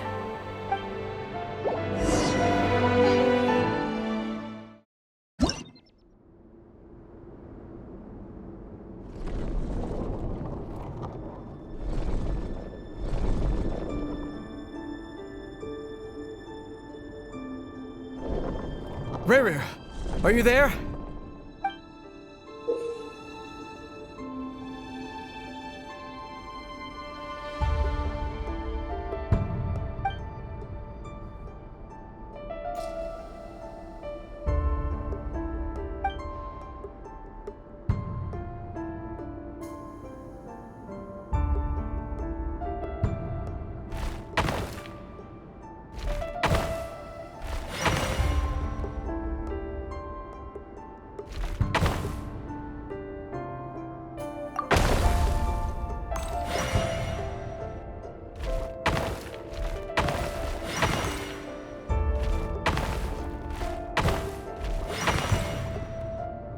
Hey, Rerir! Come out, it's urgent! Dane? What's wrong? Quick, come with me. I'll explain everything once we've met up with the others. Okay. I'll come. But the Lindis is still over at the Universitas. I'll need to leave her a note. All right then, but make it quick. I've never seen Dane so worked up before. Whatever this is, it must be big trouble.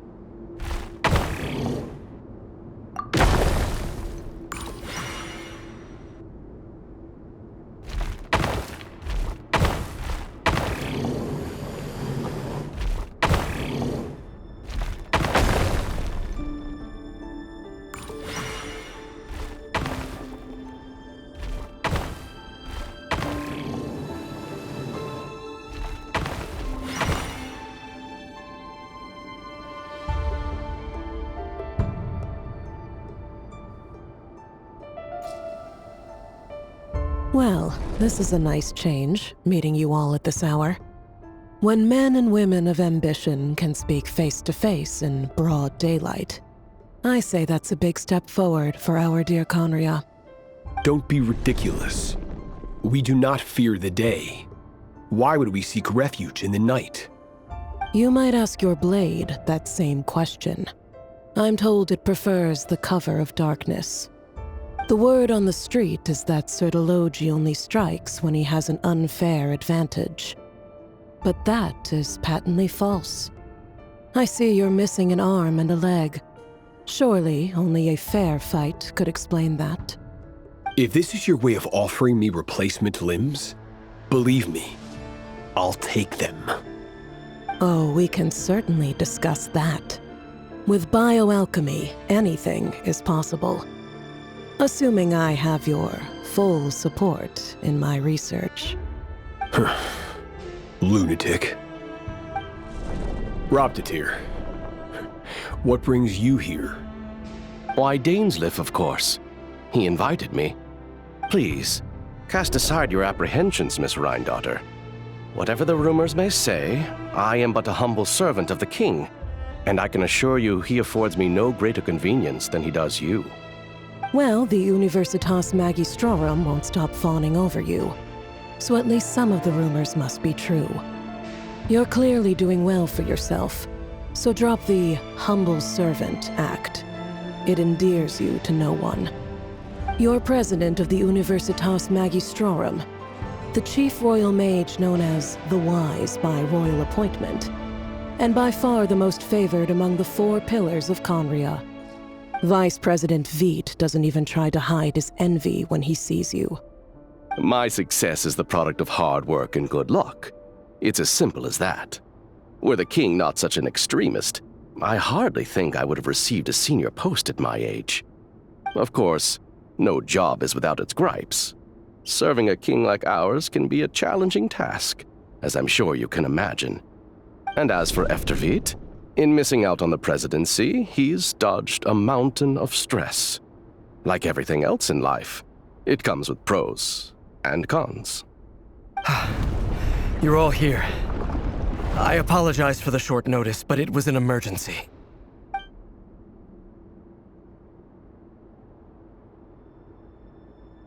You must be Rerir. Mr. Sir Elegy. Yes, I handled your case file during your sentencing. Nothing personal, of course. I'm pleasantly surprised that you remember me. You're clearly a person of substance if you've been invited here. But Dainsleif, you'd better have a very good reason for convening this little gathering. It's my brother, Vedofenir. After he spoke at the court this morning, the king was so infuriated by his words that he had him blinded in both eyes and thrown in prison. Vedofenir in prison? Strange. I thought the king trusted him and Horoptatir more than anyone else in the world. Does this mean the king's circle of trust just got even smaller? It has nothing to do with trust. It's about what the king wants, which is as clear as day to anyone paying attention. I simply appease him, because it's in the best interests of the Universitas Magistrorum. And also because you're slimy. Vedofenir, perhaps less so. But still, a visionless visionary? It rather inclines me to think that qualifications are not what get you ahead in Conria. Do you honestly think this is an important discussion to be having right now? Dane, what are you planning to do? Rescue Vedofenir, I assume. Correct. It will mean storming the palace by force. Tonight. I need all of you on my side. That's far too dangerous. And don't forget, Dainsleif, you're captain of the Royal Guard. You swore an oath to the throne. You've been planning this for a while, haven't you? I have no desire to commit treason. But whatever critique the king may have of Vedofenir, disfiguring your most loyal subject for putting the best interests of his court and nation first, this is not the conduct of a wise ruler. My blade will force the king to see the error of his ways. So, Vedofenir's prophecy enraged the king. I'm sure it wasn't what he wanted to hear, but if he won't take counsel even from the visionary, that is deeply troubling news. The extent of His Majesty's madness is now all too clear. The question is, how does a man like me get out of this situation unscathed? You have noble ambitions, Dane, but I'm afraid they don't do much for a guy like me. I'm not interested in saving the world. All I want is a letter of pardon. A letter of pardon? For whom? Thelindis? The chances of the Vinster King issuing a pardon for anyone connected to the Crimson Moon seem vanishingly slim.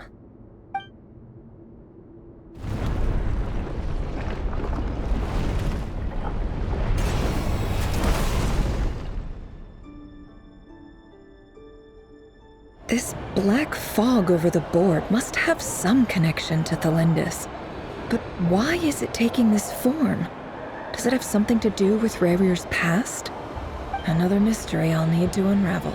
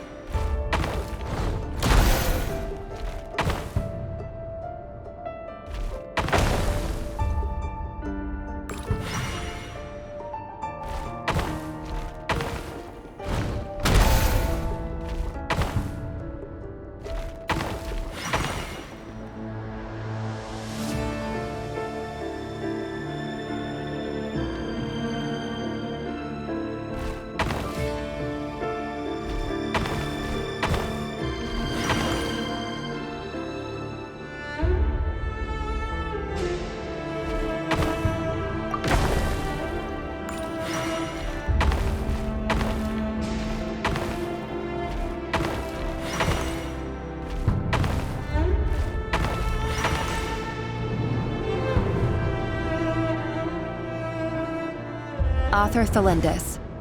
Over the course of this week, the research object was subjected to interference for a total of 60 hours for experimental purposes. The results are as follows. Research dating back to the Crimson Moon Dynasty has established 2 points regarding moon marrow. Firstly, its origins have something to do with a god's power. Secondly, it serves as a portal to an as-yet indeterminate location. Moon marrow can thus be defined as a spatial gateway. However, there are a number of hurdles to overcome before we can answer the question of where it leads to. To start with, opening the gateway requires a specific power source, which the relevant literature indicates. An enormous amount of power is then required to keep the gate open. Currently, the total power output of our instruments remains in the single digits. To make matters worse, I am now the only staff member remaining in the Moon Marrow lab. The Universitas Magistrorum recently decided to move most of its personnel into abyssal energy research, which has stymied all Crimson Moon-related projects. This is not a wise move. I have always maintained that placing all our hopes in a single source of power is risky, especially one as poorly understood as this. As well as making ourselves overly reliant on a single resource, we are neglecting other promising technologies. I apologize if this comes across as disrespectful. But as a Moon Marrow researcher, I desperately want to see the world beyond the gateway. If we really made it there one day, what would we find? And how would we go about taming the unknown? My imagination is endlessly fueled by questions such as these.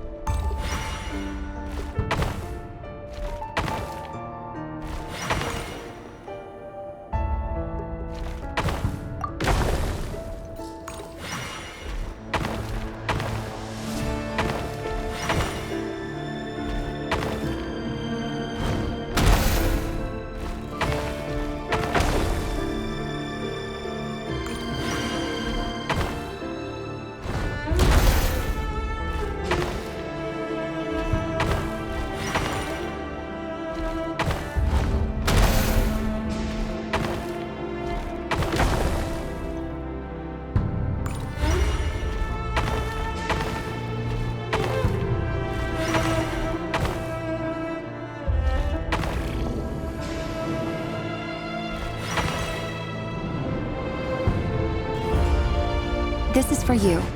I heard you're gonna leave the city with your parents. The Lindis. Did you hear about what happened? I've heard nothing. Rerir got back very late last Friday, and he was acting a little unusual, but he slept pretty well, so I'm guessing whatever he did was a good deed.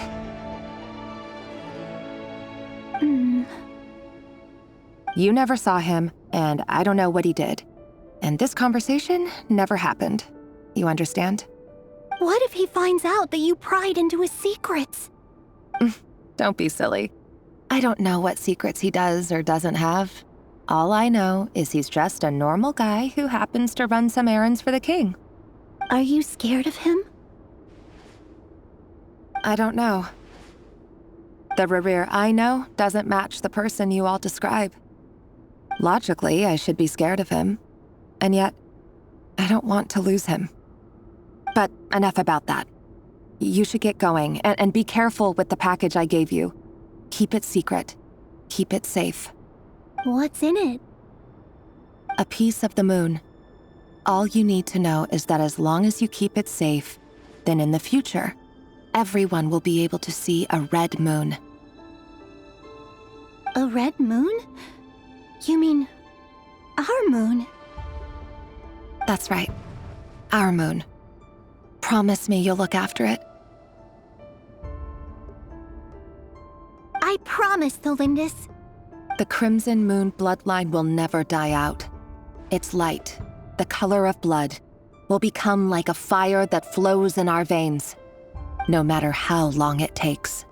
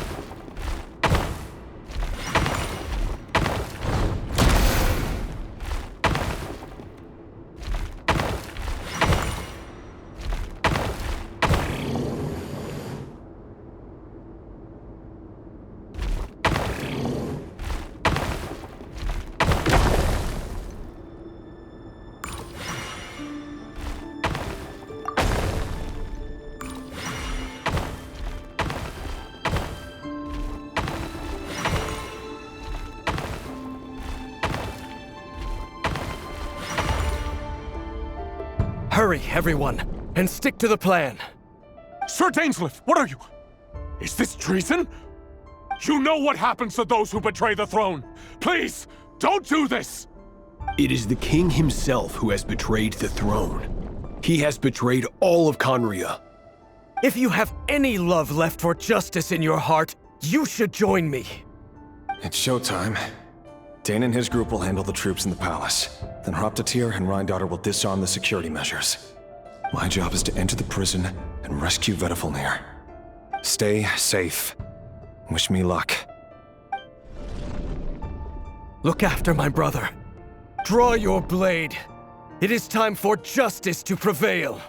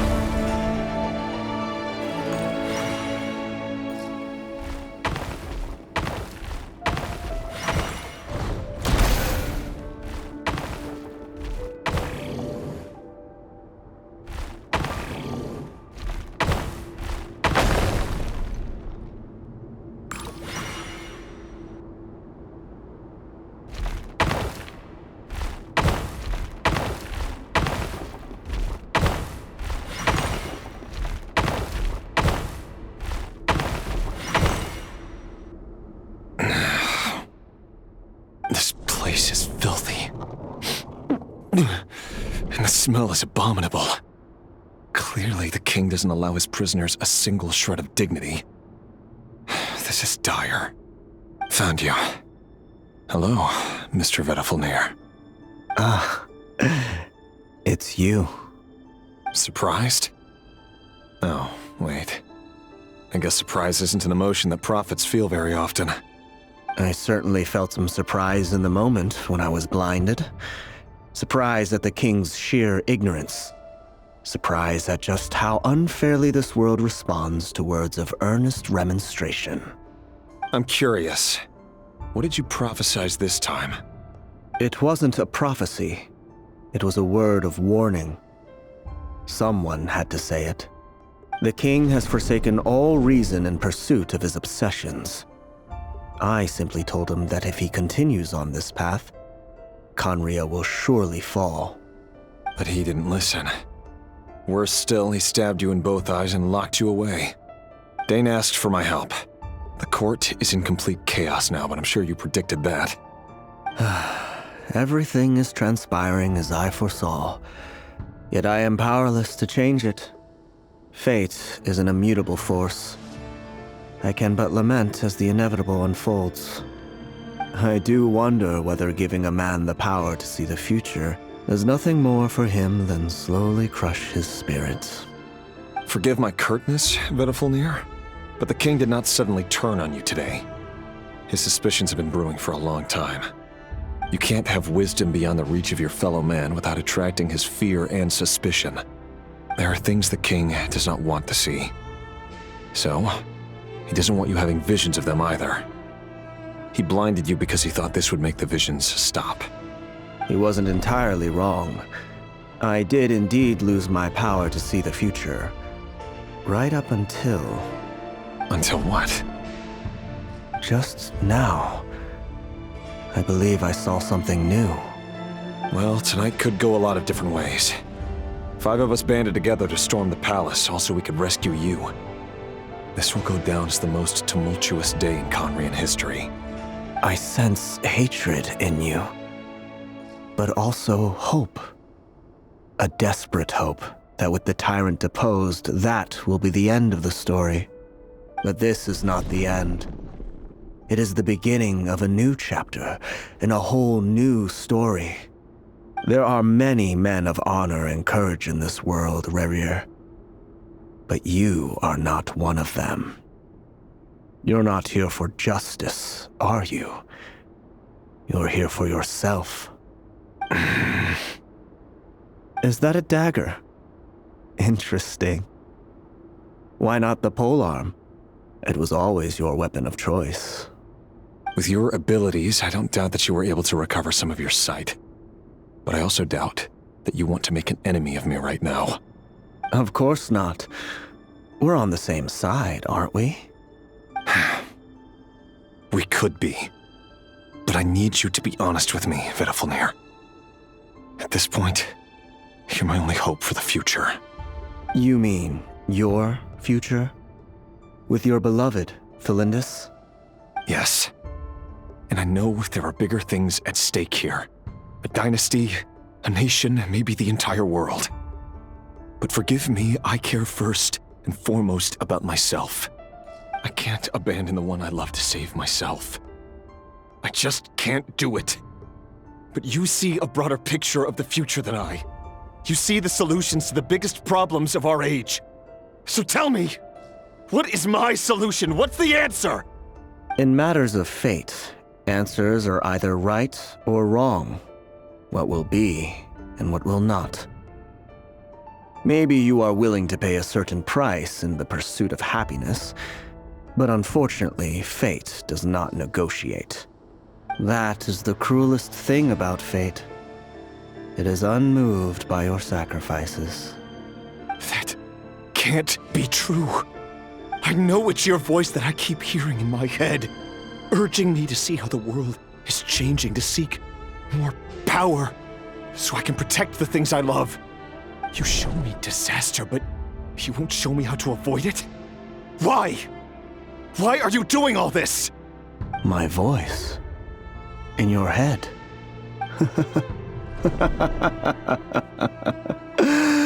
So, you hear it too? The voice that steals your mind, gains your trust, and drives you crazy. It turns out that we are not so different, you and I. Vedafalnir just broke into the strangest smile I've ever seen in my life, as if he'd discovered some monumental secret. But then he suddenly switched to looking extremely weary. Very well then. My advice to you is as follows. You must persevere. Whatever trials and tribulations you may face, be steadfast in the belief that they are your path to the future. For as long as you live, your story with Felindis shall not come to an end.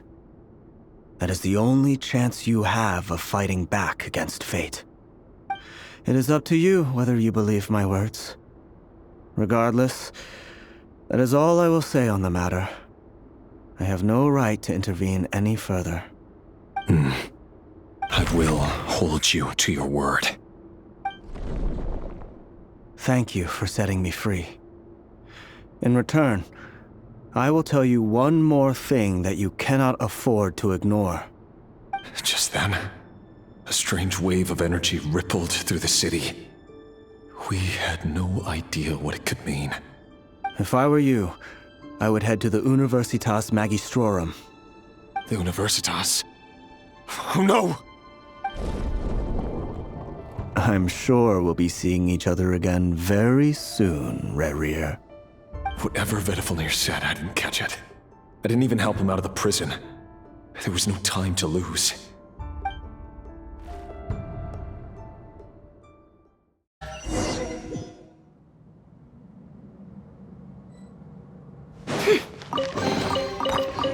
Can't hide the truth. It all adds up. Monsters? Is this what my daughter's doing? By the Universitas Magistrorum.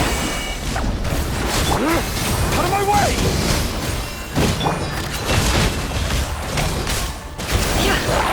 Light of the blazing sun! The Universitas. That reminds me of a rumor I once heard. Allegedly, the king installed secret mechanisms in the palace and around the city. No one knows where they are or what kind of power they hold. But if they were ever gonna activate, it would probably be on a night like tonight. Help! Help! Hold on! Don't let them anywhere near you! Save me! I can't! Ah! That sounded like an explosion. So the rumor is true? The king really went through with it. What other means does the king have at his disposal? They must run on power from the Abyss. And given it's a major center of Abyss research, anyone over at the Universitas will be in grave danger. I have to hurry! Try and stop me!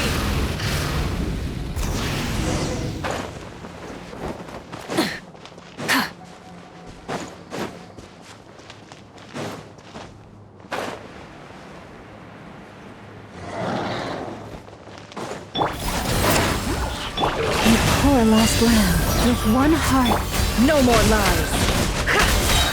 The mystery unravels.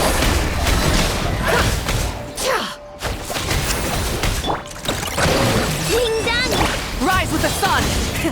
Rev the engines! Get to work! Suffer the wrath of East! Leave this place for the everlasting forest.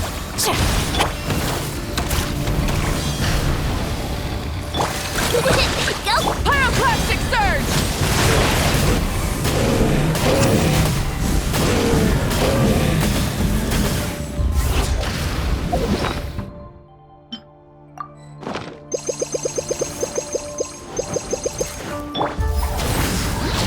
You two! Time! By the Frostmoon of old. It all adds up. The deception ends here. No more lies. Wrath from the skies!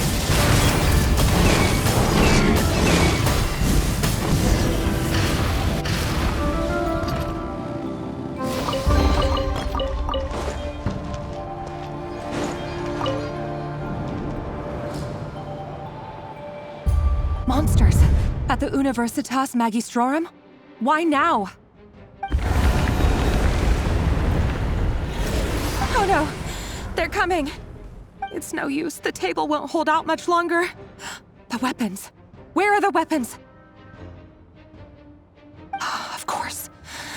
All the lab equipment was upgraded after the inspection last week, but the new weapons haven't been allocated yet. I'm done for. Is anyone there? I need help! Ah!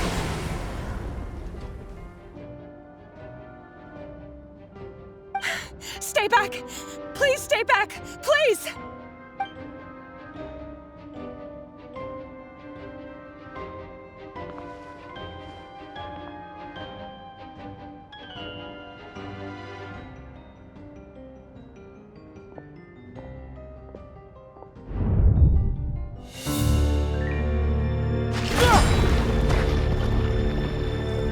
What's that? Rerir! So the rumors about your work are true. What? No! Listen, something happened at the palace tonight. We have to leave! You don't need to lie to me anymore. What do you mean? I know why you're worried, and I will respect the decision you've made. But it's okay, because I found a solution. I know how to end all this. You can have it back. The normal life you so desire. But until then, I'm afraid our wedding will have to wait.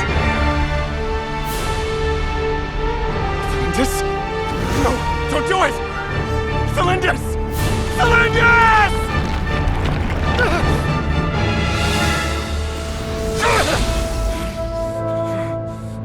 I told you, Rerir. Let her go. You will find someone better. No! No, I won't do it! I have to save her! By what means exactly? A lowly pawn. You lack the power and the strength of will. Do you know a way? Tell me! Come to the palace. Join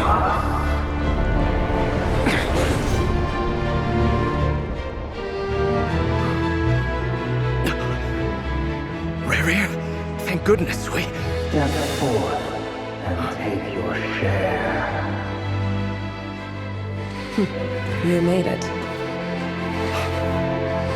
Not you too.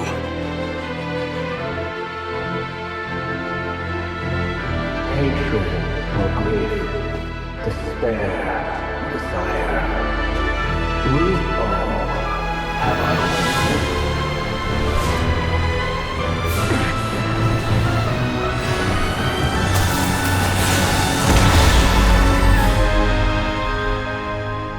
Rerir.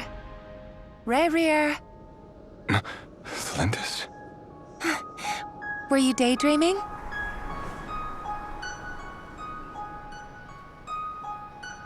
You still remember, Rerir?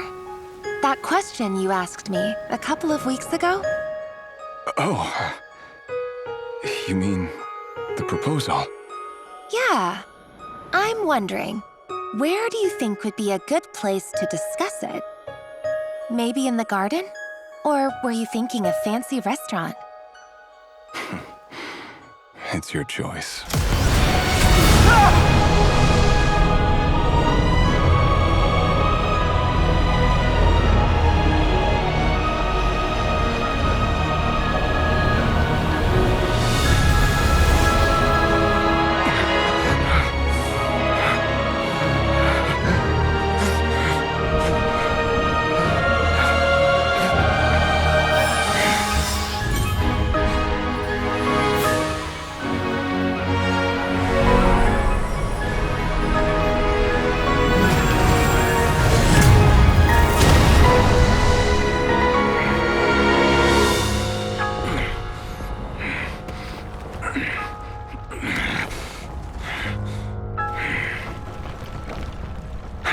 Find you. And then, you can give me your answer.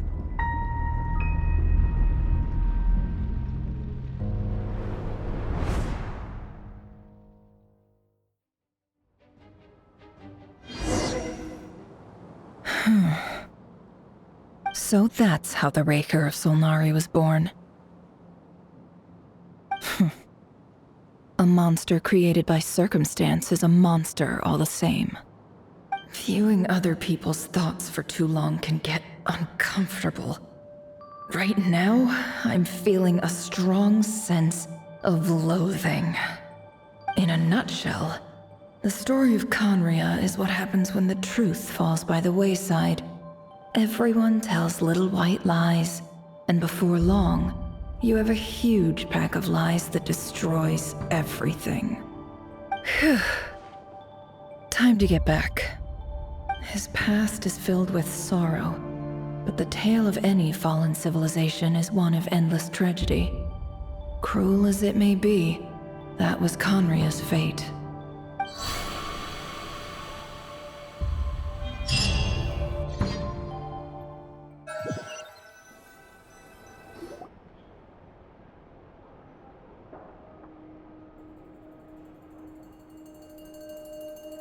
Everyone, I'm back. Can I get a standing ovation? Never! How are you holding up? Feeling okay? She's fine. Boss is a pro. Yes, I'm fine. You will have seen the events of Rerir's life through my thoughts. It's now clear that he is just a regular nobody, driven by personal tragedy, as he said himself. I mostly agree. There's only so much we can know about him from his memories alone, but they did give us a clear glimpse into his life in Conria. However, I would not consider Rerir to be a nobody. He was deeply involved in the events of that era.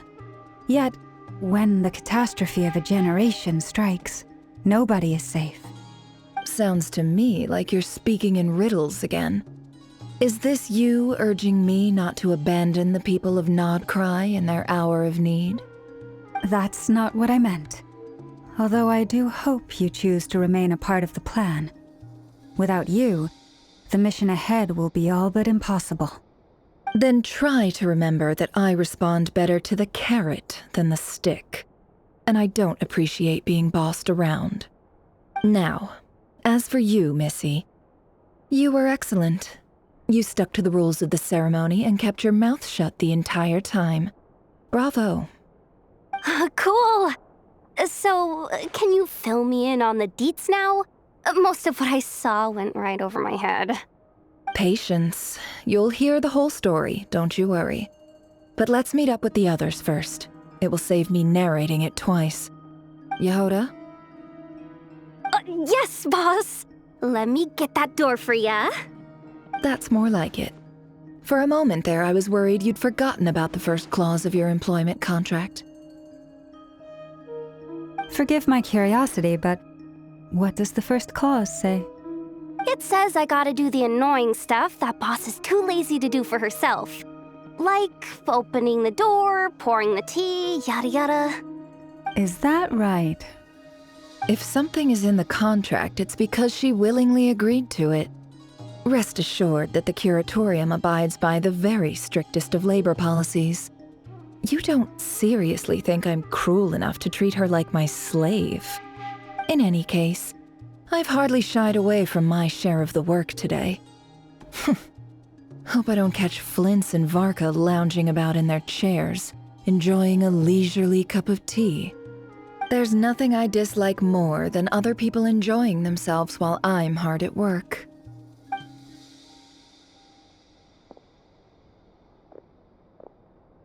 Oh no.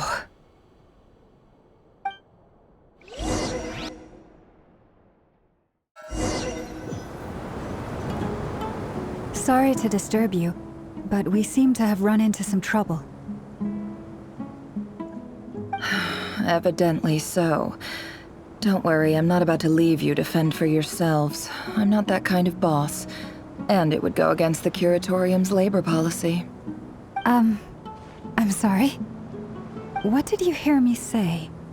I wasn't talking about labor policy. Wait. How long have I been standing here? Not long. You just appeared by the door a moment ago.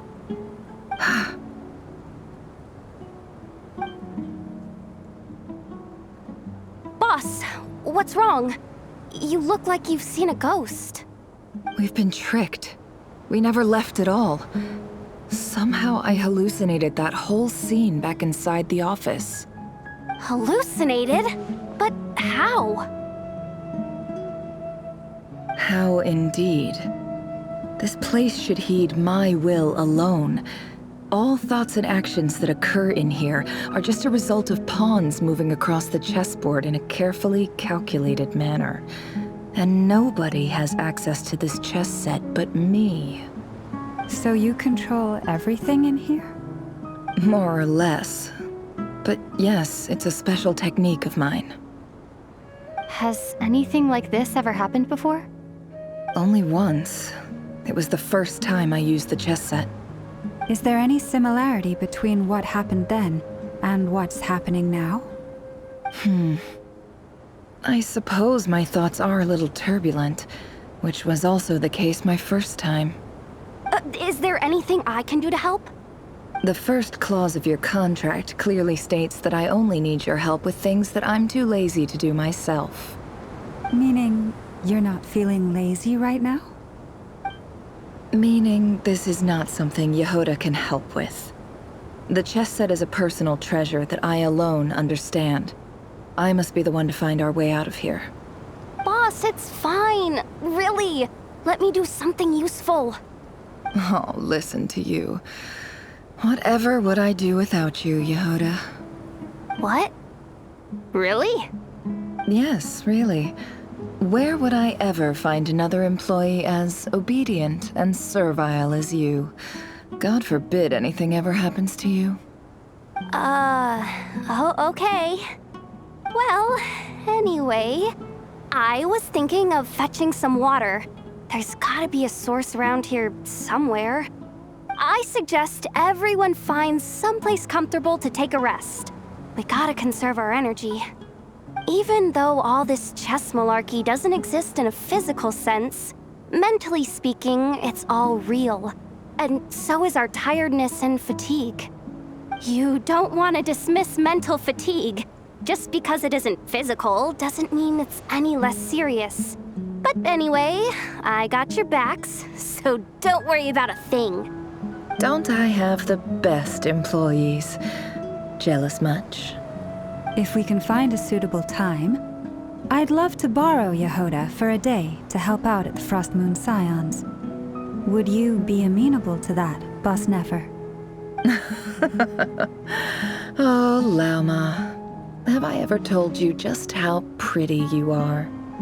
Beauty runs from the tips of your antlers to the depths of your imagination. Time to rally, everyone. Follow me. As we continue our journey, the same rules will apply.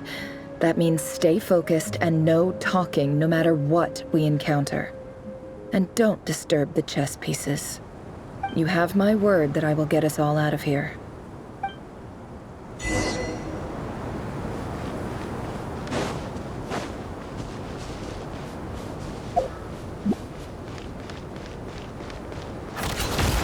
Can't hide the truth. This place looks familiar. That's not a good sign. There's someone up ahead.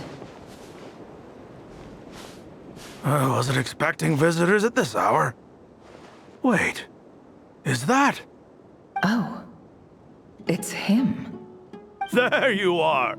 Sinue's been looking for you all day. I think he has some news for you. Oh yeah? What were you doing just now, Uncle Retinue? Hiding away some more loose change? I know I saw some Mora. What do you mean loose change?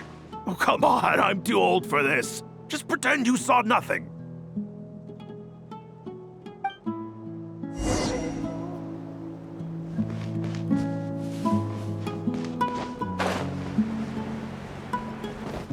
No more lies. It all adds up.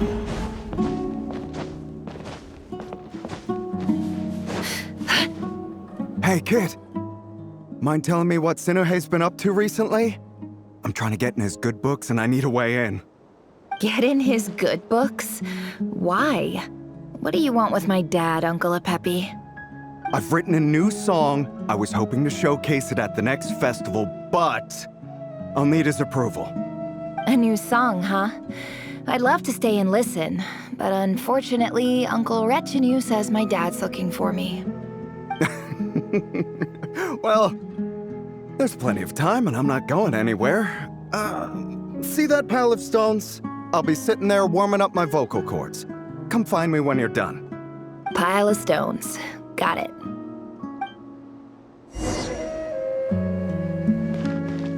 Can't hide the truth.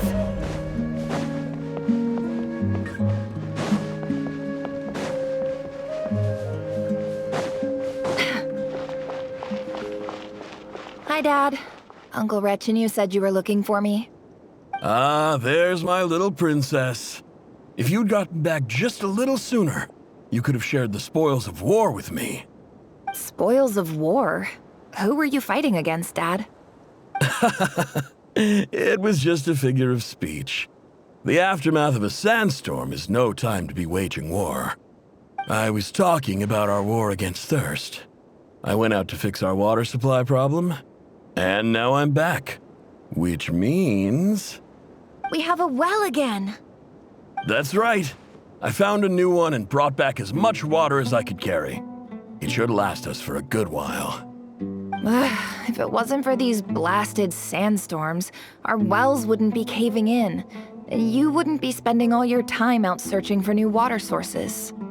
As the chief of our tribe, I'm supposed to be leading us out of hardship and poverty, onto better things.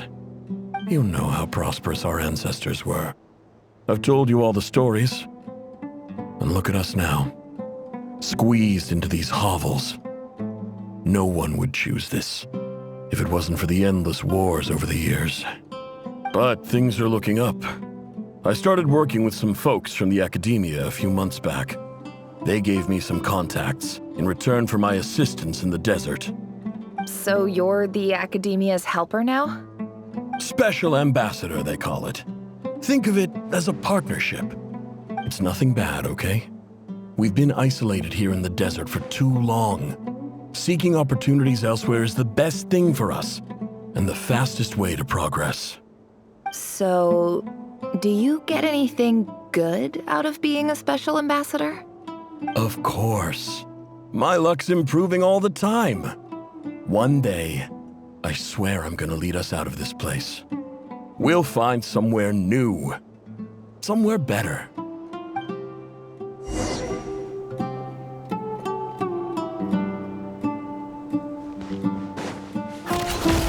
It all adds up.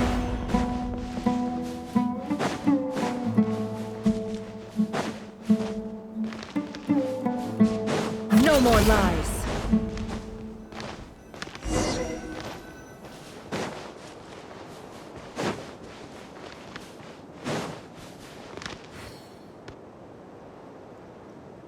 That's our well, and you know it. You stole from us. Well, you've gone from chief to thief, and now you have to face the consequences. Did you really think you could take our water without permission and get away with it? You're either brave, stupid, or both. And that special ambassador act? Yeah, nice try. We spoke to the academia. They said it was all news to them. You're a liar and a cheat!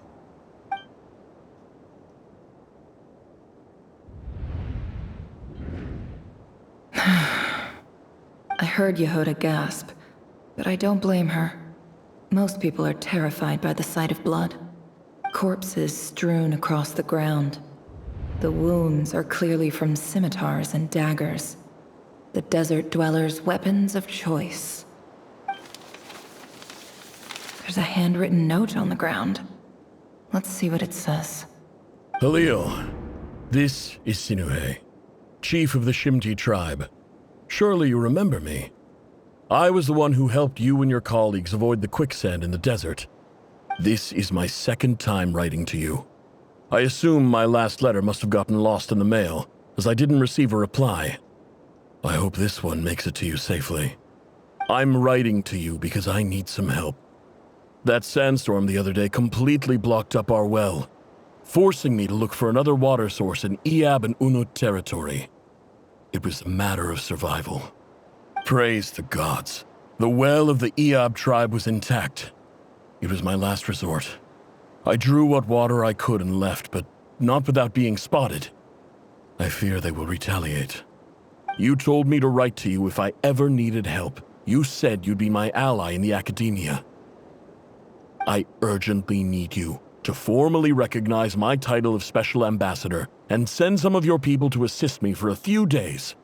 It's the only way I can convince them that this was the academia's decision and prevent them from retaliating. This is an emergency. Please send help as soon as possible. Looks like this letter never got sent. The writer died a grisly death, and the letter was trampled into the ground. It's badly defaced. Some parts are barely legible. What a ridiculous lie the surviving Shimti tell. Their whole village was butchered over a sip of water.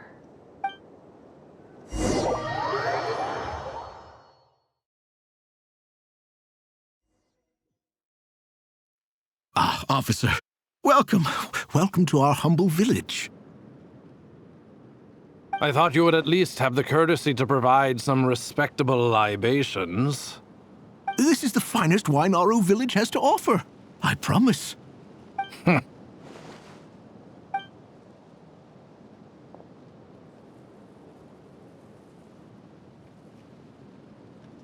The Academia has agreed to reserve a single space for a candidate from your village.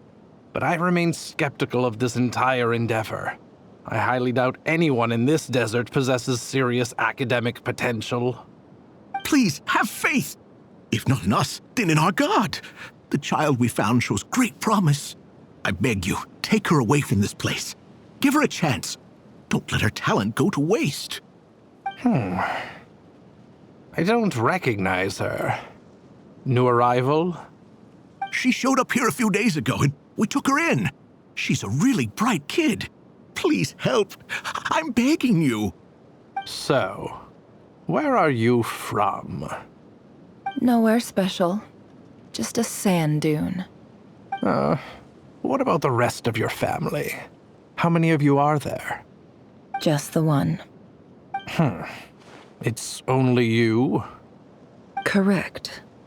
So, no brothers, no sisters, no mother or father? Any who have slept on a bed of sand, I call my brothers and my sisters. Apart from that, I have no family. All right. Get over here. Sign your name on the form.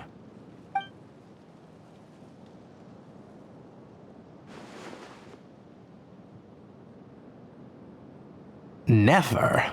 You're rather fair-skinned for a desert dweller.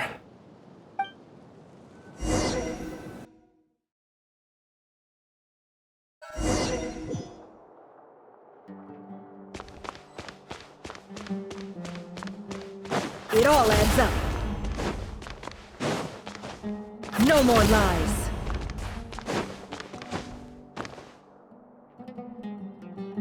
Nefer, this term's assignments have been issued already. Please read through the materials thoroughly, conduct your own additional research, and then write an essay on the topic. Yes, Professor, I'm aware. I just had a couple more questions I wanted to get your perspective on. Oh? Please ask away. Well, I saw the other students' problem sheets, and I couldn't help but notice that my assignment is much easier than theirs. Do you really think I'm a weak student? A weak student? Goodness, no.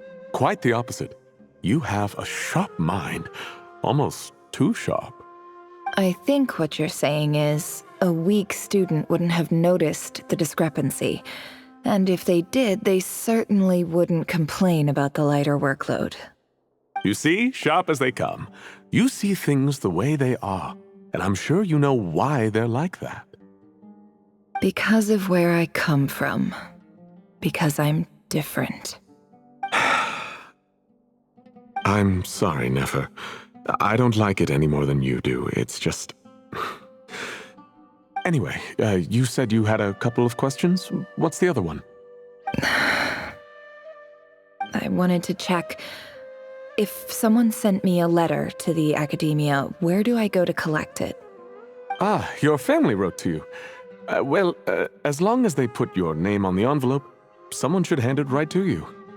Not exactly. It's not even a recent letter. I was just curious where the mail would end up if no one collects it. The House of Dana, I expect. I know there's a box for unclaimed mail somewhere in there, probably sitting on a shelf. Whatever you're looking for, that'd be the place to start. Okay, got it. Thank you, Professor. Oh, don't mention it. Honestly, I feel like I failed you. I'm supposed to be your teacher, but I haven't taught you anything. Hey, don't say that. You're a great teacher, and you do your best for all your students. But the rules are the rules. You're not allowed to teach students like me. It's not just the academia either. The whole world bends over backwards for the successful and leaves the losers to suffer and die. Oh, my dear child. Don't tell me you've given up on life already. I haven't. I just think that if you want to make it in this world, you have to find a way to become successful.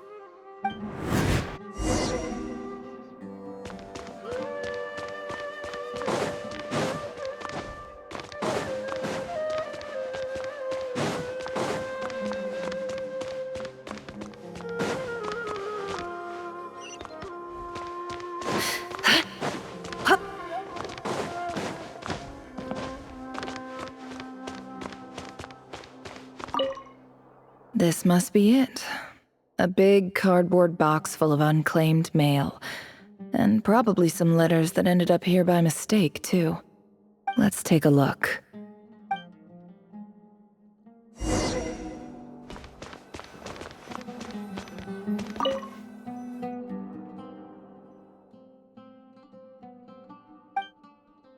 A dilapidation survey from Port Ormos. Looks like it's from a Core of 30 representative. What a strange thought. A bunch of mercs losing sleep over rundown buildings. This one was never even opened. I guess the recipient didn't care what the Core of 30 had to say about anything. Who was it addressed to? I don't recognize the name, but it must have been a Ksharawar professor. This one is addressed to the Immorta Sage. The title is Changes Observed in Satyavada Life Symptoms. Why do all these letters read like full-blown dissertations? Guided by the incense, we became lost somewhere in the forest. All the barriers between levels of consciousness disappeared as our minds soared around in circles, looking for a branch to seek refuge on. In clinical terms, these symptoms fit the description of incense poisoning. The Immorta Darshan strictly prohibits the use of hallucinogenic substances, but I believe there are still people getting away with it. For example, my neighbor who always breaks out into song and dance after using incense. This seems like something the academia would want to know about. Why wasn't it collected? Wait, what's this written on the back? It's so small. The note says, "The sender authored this letter while under the influence of mushrooms. I would send it back, but no return address was provided. Stamped by the Grand Conservator of the House of Dana."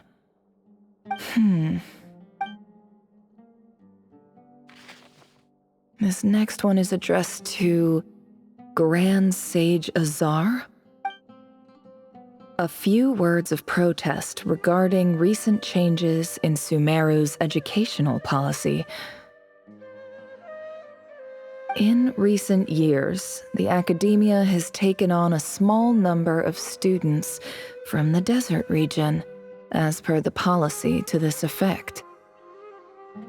However, it appears to me that these students have not, in fact, been provided with educational opportunities that are, in any meaningful sense, equal to those enjoyed by their peers. As well as receiving dumbed-down assignments and perfunctory tutoring, they do not even have full access to the Akasha system. Education is the fundamental purpose of this institution, which should go without saying in a nation whose founding virtues are knowledge and wisdom. I ask you, is the lip service we pay to the policy of education for desert students truly the standard of pedagogy to which the academia aspires? As Grand Sage, policy decisions are your prerogative. But do not forget your roots. You and I were once students too, as was everyone else in this institution. I do hope you will give some serious attention to this matter. I encourage you to discuss issues like this with myself and others, and listen to some alternative opinions. Great letter. Shame it didn't get to where it needed to go. And the sender is... Sage Cyrus of Spantamad. I didn't realize anyone else even knew how bad students like me have it in this place. So this is where letters from the Sage of Spantamad end up? Nice one, Grand Sage. Really enlightened leadership. Whatever. This isn't what I came here for. Moving on. I'm not exactly holding out hope that a letter sent from the desert would even make it here. But if it did, where else would it end up if not in this box? I can't believe how much discarded mail there is. Must have been years since someone last went through it all. And this is just one box. The whole House of Dana is boxes on shelves. I don't believe for 1 second that any human being has sat down and read through all the documents in this place. Who has that much free time on their hands? Wait, could this be it?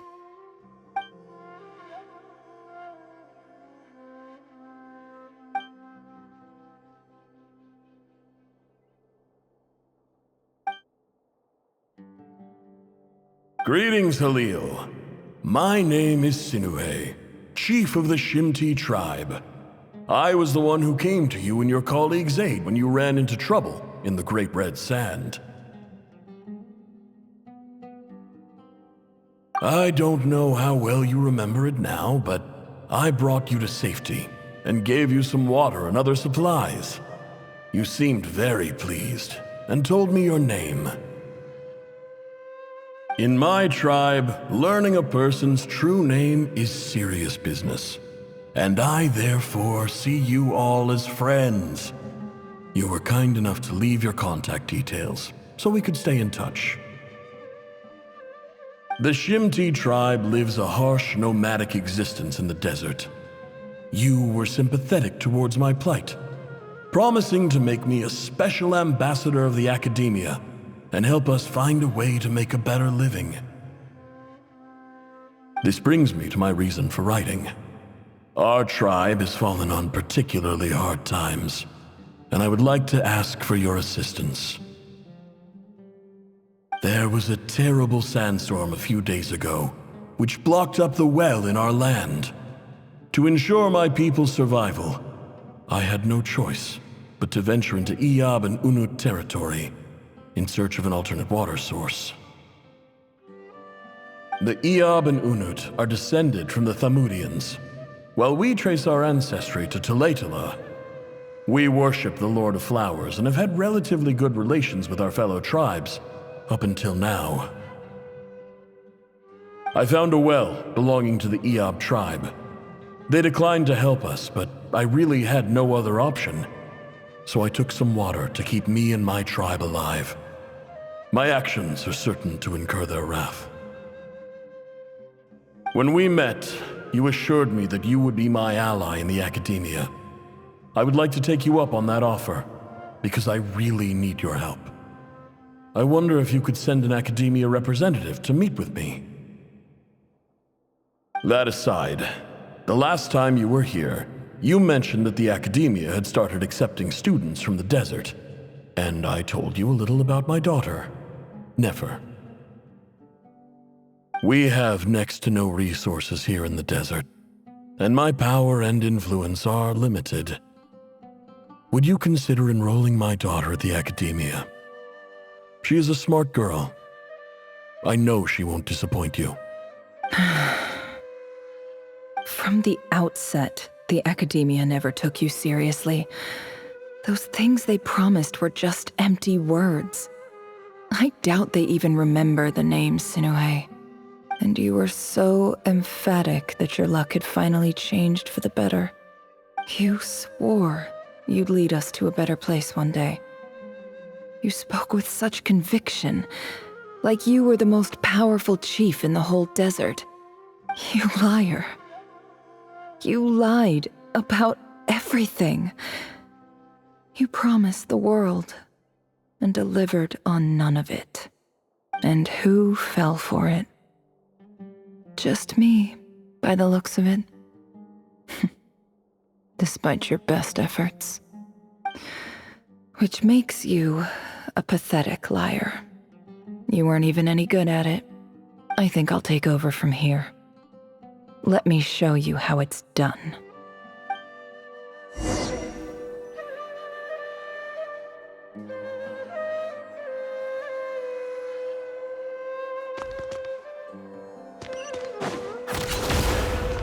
Can't hide the truth.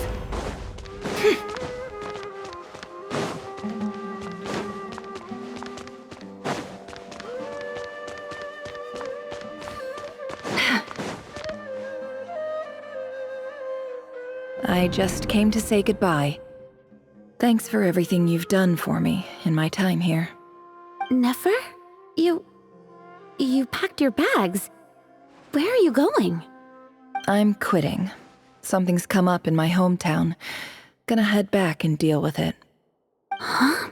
But this was a hard-won opportunity for you. You know that better than I do. It was, but it doesn't matter. I have more important things to deal with, and they can't wait. Oh, and I didn't want to overfill my bags, so I left some incense on your desk.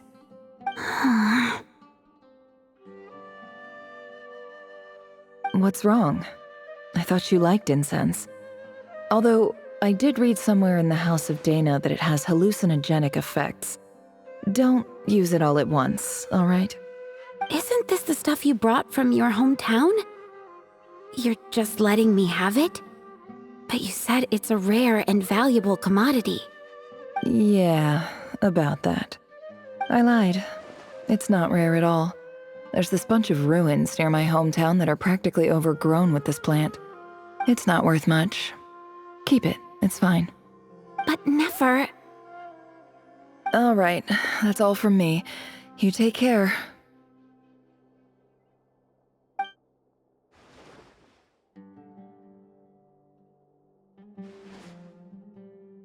Don't forget me, okay? I mean, we're more than just classmates, right? We're friends. Yeah, I'll remember you. I lied again. That incense is worth a fortune, and it's a rare find even in those ruins. And as for remembering her, I have far too much to do when I get back. No time to reminisce. I'll be lucky if I even make it through this alive. But either way, I expect I'll forget you pretty quickly.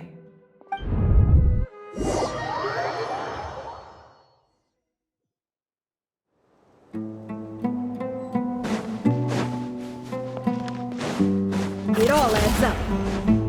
No more lies.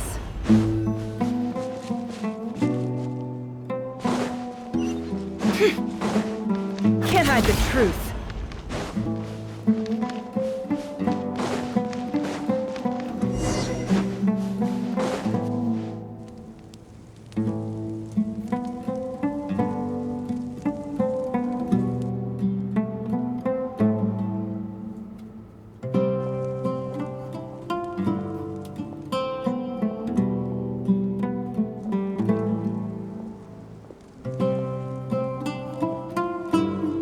It's a pleasure to meet you, Mr. Arif. So, what does the Academia want? Since they've sent their special ambassador, I assume there's a big business deal to be made. If not, I'd be very disappointed. Please, sir, lower your blade. You're lucky I'm the one they sent. Not all special ambassadors share my admiration for the Iab people. The ever-shifting balance of power in the desert reduced the once great civilizations of this region to rubble and sand. But the story of the Iab has a very different trajectory. Others grew weak, but you grew strong, beginning in obscurity and moving to prosperity. You're the only ones who defied the trend. Huh. So, you do know who you're dealing with?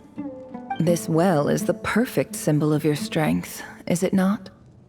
It used to belong to the Unut, but it looks like you have control over it now. You're not wrong. But I'm sure you didn't come all this way just to flatter us. Of course not. I came to bring you some very good news. Some information that recently came to light, which might just be your ticket to freedom. Records uncovered by the Vahumana Darshan show that a certain well currently under Iab control is built on top of some ancient ruins. These ruins are of great archaeological interest to the Academia. I checked the map carefully on my way over here, and I'm confident that this is the well in question. The Academia is offering 50 million mora in return for excavation rights. 50 million? No, wait. If these ruins are as important as you say, 50 million's a little low, don't you think? Don't get greedy, Iab. We know far more than you think. We know that you seized this well by force. Wasn't that the first step in your rise to power? To drive away the Unut and steal their water supply? So what if it was?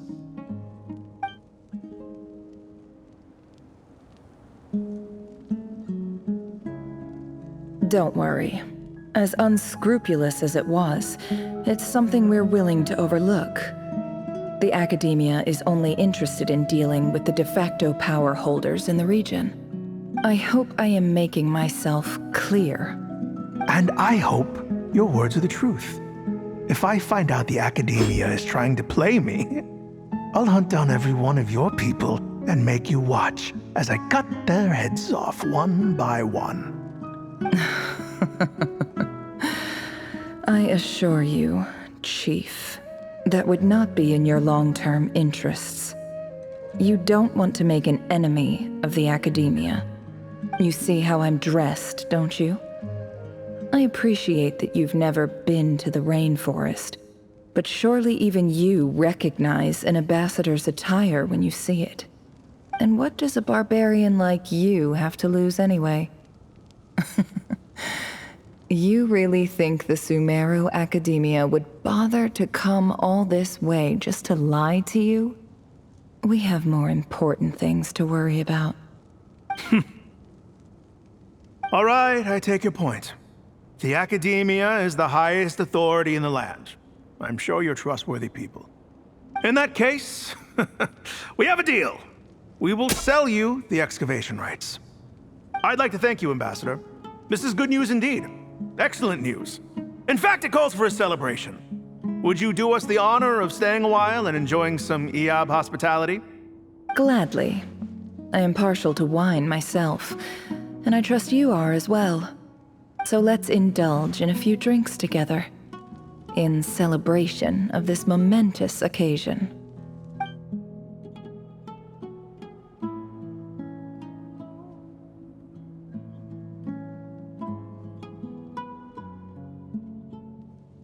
Chief!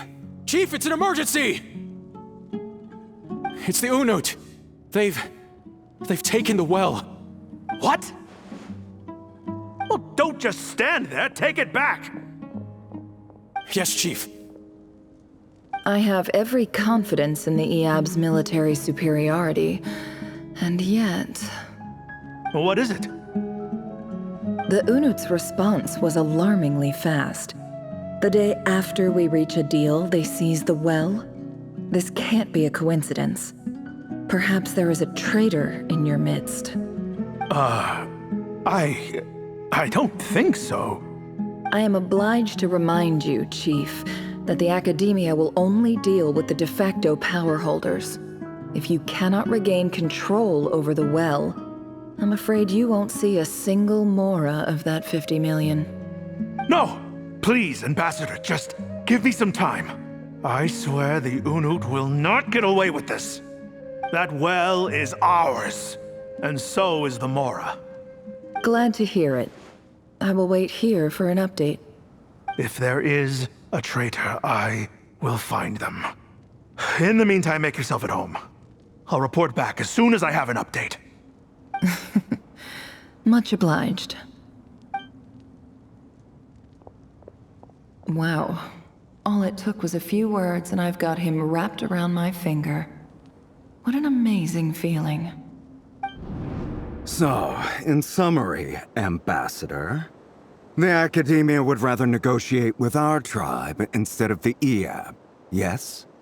The Eob are ruthless murderers who don't listen to reason. And now they have the gall to interfere in our research projects in the desert region. So let me ask you, Chief, if you were the Academia, what would you do? Kill them all, of course. Precisely. The Academia does not tolerate those who stand in our way. The Eob have held back our academic pursuits for too long, and our patience is wearing thin. At the same time, there is simply no way that the Academia can be seen to be intervening in desert affairs.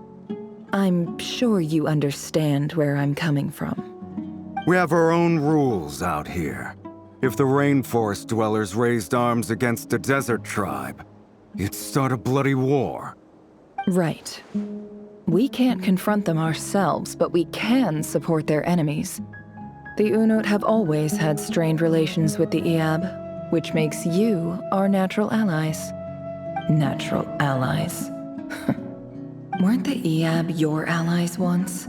You were quick to send them after us to protect your interests back when we stole that water.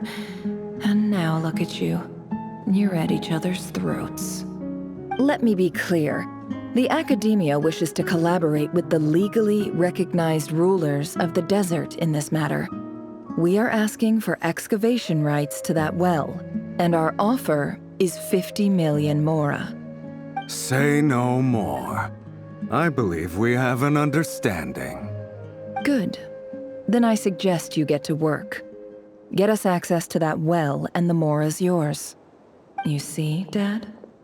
Lying is easy when you know how. People will believe anything.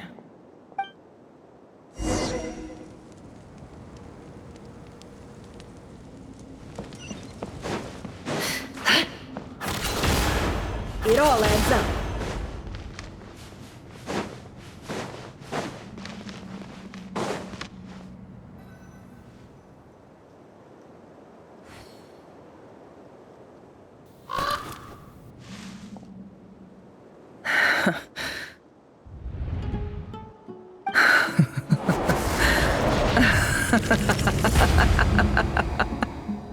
Look at yourselves. You may be vile, savage monsters, but your butchered bodies bleed like any others. You're no different. You're nothing special at all. The monsters who destroyed my home, they're just ordinary, petty human beings. What a joke. I think we're even now. Maybe I've even done the desert a favor. It's a better place without all these people around. Oh, Sinuhe, my gullible fool of a father. Perhaps if you'd been as ruthless as I was today, our tribespeople would still be alive. In this dog-eat-dog world, a chief needs to be tough to survive. But you couldn't do what had to be done. So I did it for you. Nefer, it's okay. All of this is in the past now. I believe I remember you promising to remain silent. Yeah, but even so... Yehoda, is there anything you can do to ease the tension?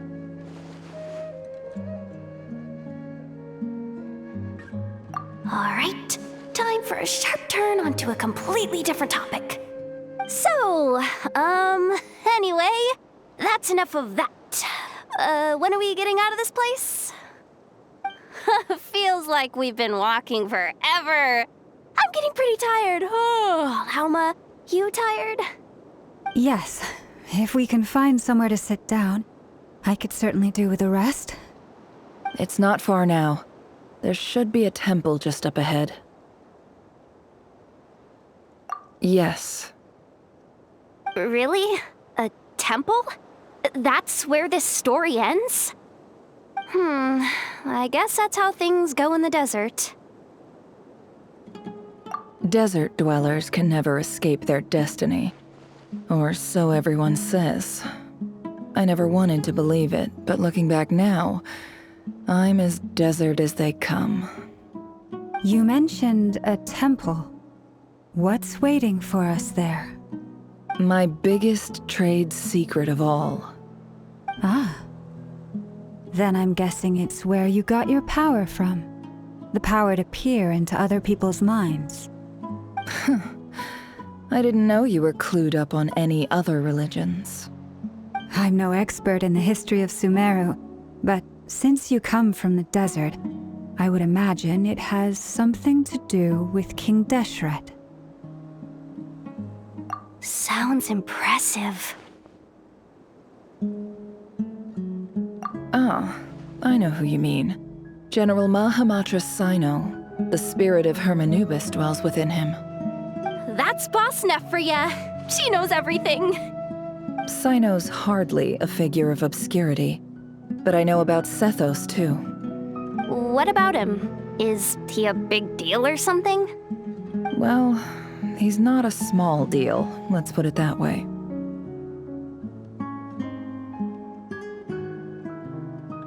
Please, this is the bare-bone basics. Save the flattery. Thanks for your patience, everyone. I'm sure it's been a lot to take in. With any luck, that's our exit just up ahead.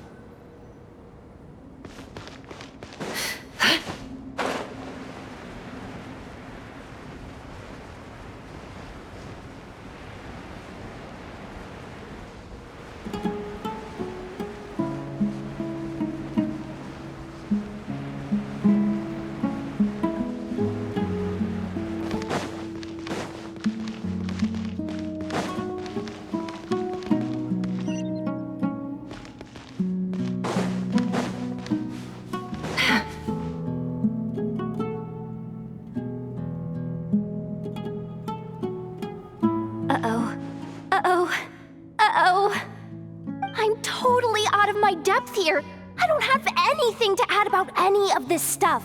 Like, look at that statue, for instance. I want to do the whole name-dropping, this girl knows her stuff thing too, but I've never seen anything like it before. A statue with the head of a bird.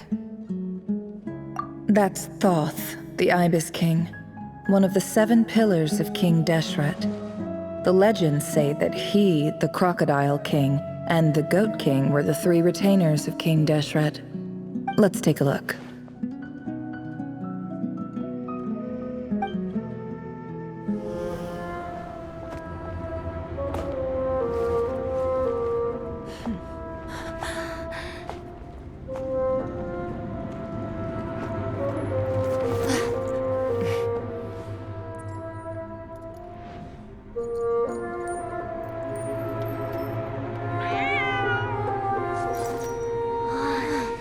It's just Ashru.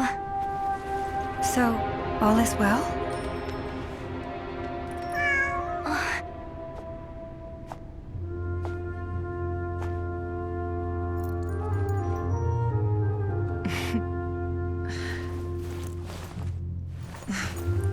Typically speaking, at this point, the world disintegrates.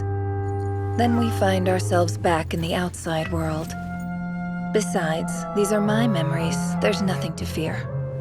You're sure? Of course. It's almost over.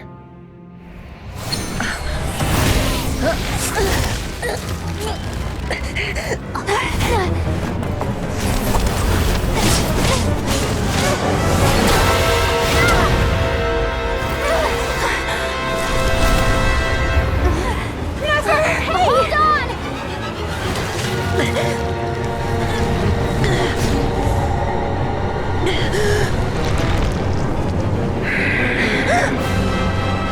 Knowing too much is always a death sentence. Speak for yourself.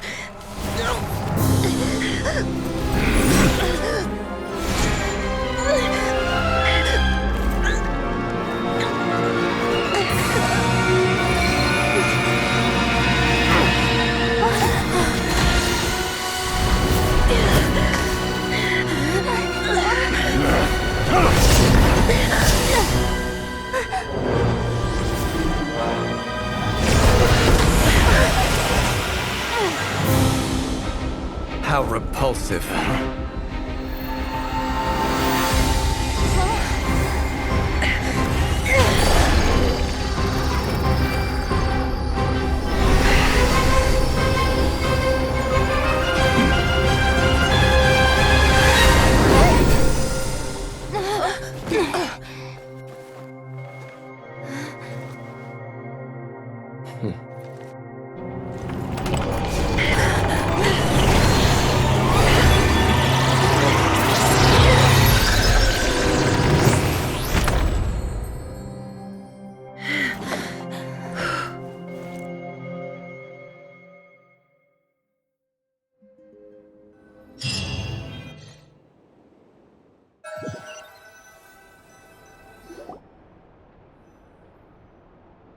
timed that pretty well, didn't I? It's okay. I'm just glad no one was hurt. Paimon noticed you doing something too, Dainsleif. Were you helping get them out? Of course. When I asked Nefer to conduct this investigation, I was not naive to the dangers involved. I had a duty to ensure your safety. Good to know your sense of justice is still intact after all these years. I take that to mean that you saw the truth. That comes as a great relief. I certainly did. And thanks to your help, I also managed to trap Rerir inside the chess set. Whoa, really? How'd you manage that? Well, to be honest, I sensed that something was wrong long before we made it to the temple. By using this fragment to probe into Rerir's past, well, the monster formerly known as Rerir, it seems I alerted him. I was tracking him, then he caught on and started tracking me too. Can't say I'm surprised. But how did he track you through your thoughts alone? That shouldn't be possible. Rerir was a secret agent who reported directly to the Vinster King. He is an expert at finding a trail and hunting down his pursuers. No wonder. He infiltrated the chess set, read my thoughts, and built a new virtual chess set inside of it. That's why we weren't able to leave at first. Speaking of your chess set, it's quite a remarkable item. Would I be right in thinking you have some connection to King Deshret? You overestimate me. I only have a connection with one of his underlings, the Ibis King. You all saw how this came to be. A long time ago, the Iab massacred my tribe, the Shimti, in our home village. A few years later, I enrolled in the academia, where some new information came to light. The Unut and the Iab fought a bitter battle over the rights to a well, all for the sake of a non-existent 50 million mora. The Iab ultimately won that confrontation, but their victory came at the cost of almost every warrior in the tribe. The final blow to the Iab came at the victory feast, when an Unut assassin beheaded their chief right before my eyes. The remaining Iab fled and have been scattered to the winds ever since. Having gotten my revenge, I returned to my hometown, where to my surprise, the nearby temple was still standing. There it was, seemingly immune to the relentless hostility of the desert, while my tribal home lay in ruins. As I stood there gazing at the temple, I noticed a cat just outside. This cat, as it turned out, was home to the spirit of the Ibis King. He led me to a gate deep inside the temple, and there he made a deal with me. This chess set is my gift from the Ibis King. The chessboard within is made to the same specifications as the one in the mausoleum of King Deshret, and represents his power of piercing analysis. With this chessboard in its container, I gained a certain ability to perceive hidden secrets. Now, you could conclude that the Ibis King simply wanted to give the people of this world the power to seek the truth, but I don't believe that's the full story. Every god plays favorites. Their hearts are as fickle as any human's, full of secrets, perversions, egotistical tendencies. But precious few gods are willing to admit this. It is the same with all powerful forces, including fate itself. Their gaze falls preferentially upon a select few. As you rightly point out, this is an act of favoritism.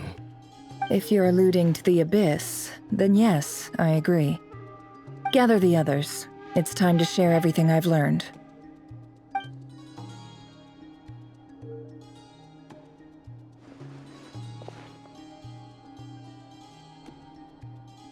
Thank you all for being here. As promised, I did some further investigating into the Rerir of Solnari's background. I am pleased to report that the investigation has been most fruitful indeed. The Rerir of Solnari, real name Rerir, was once a Khanrian subject who served the Vinster King. I will now share the important details of his story. Please save any questions or comments for the end.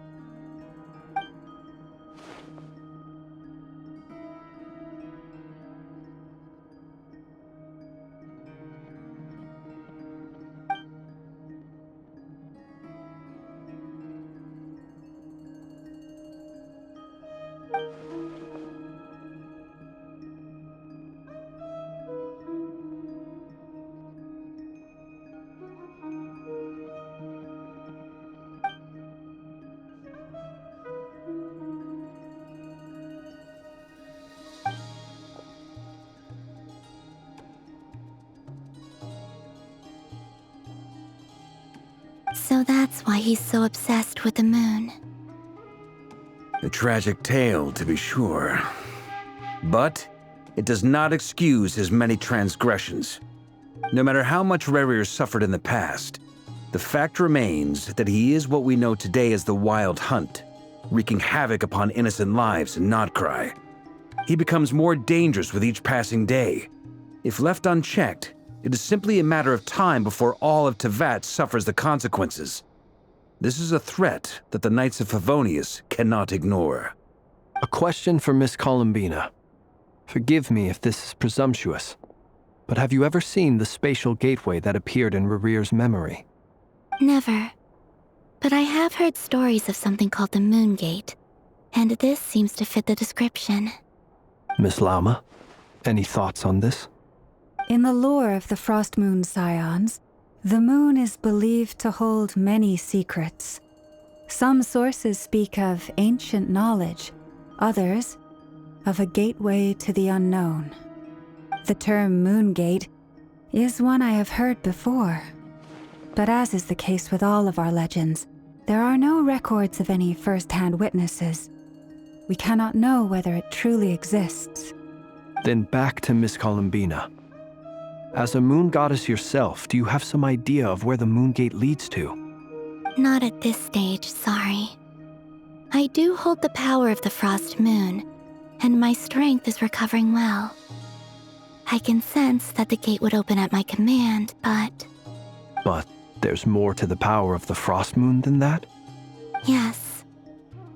A moon goddess has the right to open the Moon Gate, since it is a path to the moon. But as Nefer mentioned, holding open a spatial gateway takes a huge amount of power.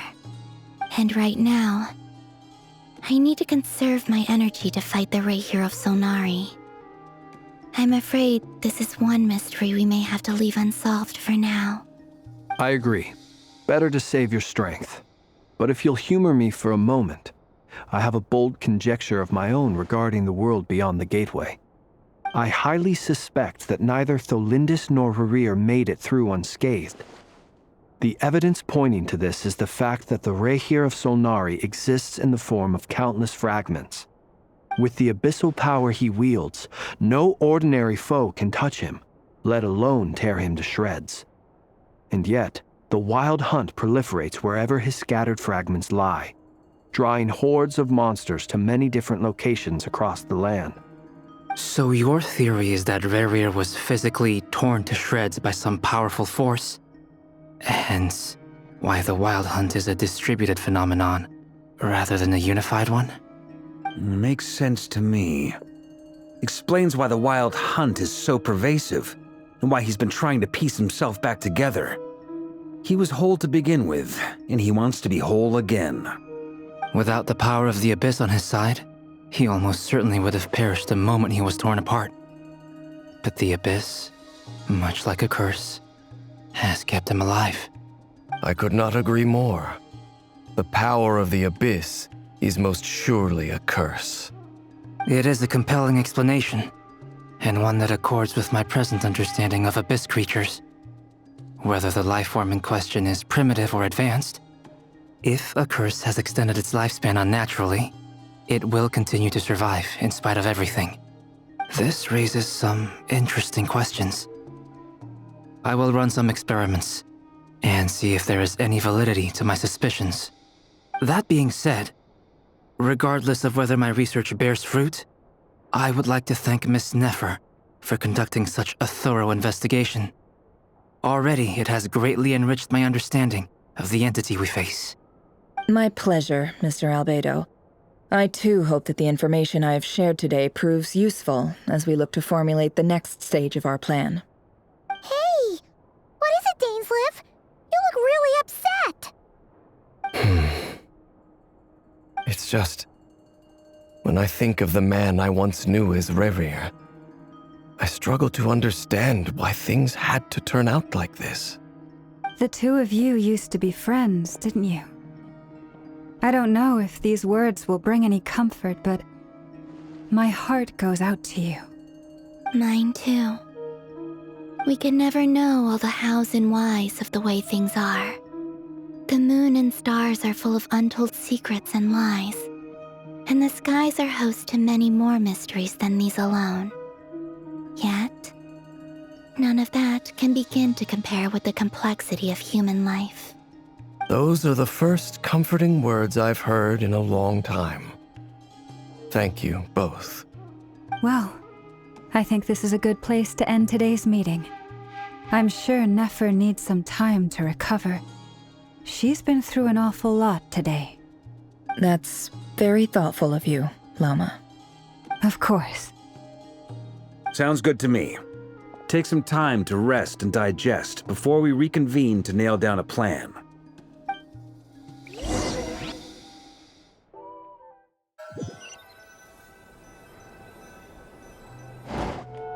Hey, is this a bad time? Hope I didn't kill the conversation.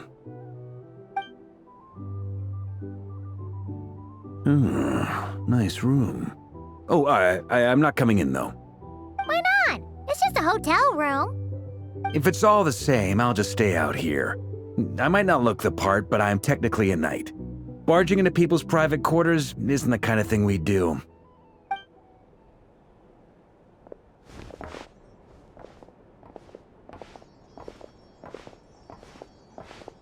Anyway, Nefer went back to the curatorium to get some rest. But before she left, she shared some things with me that I thought you should be aware of. Firstly, although she managed to trap the Rerir of Solnari inside her chess set, there's no guarantee that the power of the Ibis King is any match for one of the 5 sinners. Their powers are beyond our comprehension. It's only a matter of time before he finds a way to break out. We have to come up with a plan and take care of him before that happens. Honestly, my mom figured that might be the case. So, how long have we got? Well, I asked her that same question. She talked for a long time, but for the most part, it seemed like she was trying to convince me how precious her chess set is, and what a long and storied history it has. It felt like some kind of sales pitch, you know? The kind where you end up handing over Mora against your will? Anyway, after all that, she finally answered the question. 2 days, at most. 2 days? Holy moly! Can we even recruit enough help in that time? That remains to be seen. Which brings me to the second issue. Dainsleif is obviously conflicted about this whole thing. But given how little time we have, there's no way we can pull this off without his help. You have some history with him, right? Do you think maybe you could talk to him for us? Great. I appreciate it. All right, on to item 3. So, Albedo, Duran, and I put our heads together and came up with a plan. Can't promise it's gonna work yet, but at least it's a start.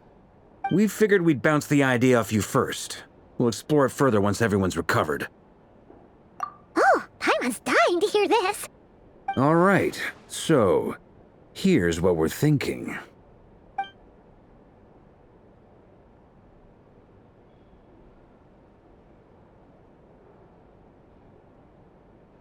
We felt a little uneasy about roping you into this. I mean, firstly, you're not locals, and secondly, none of us are your boss. You're well within your rights to refuse if you so choose. Roping us in? Why would you even say that? We know the stakes here. It's all of us against the Rerir of Solnari, or none of us stand a chance. I choose my words very intentionally, I'll have you know.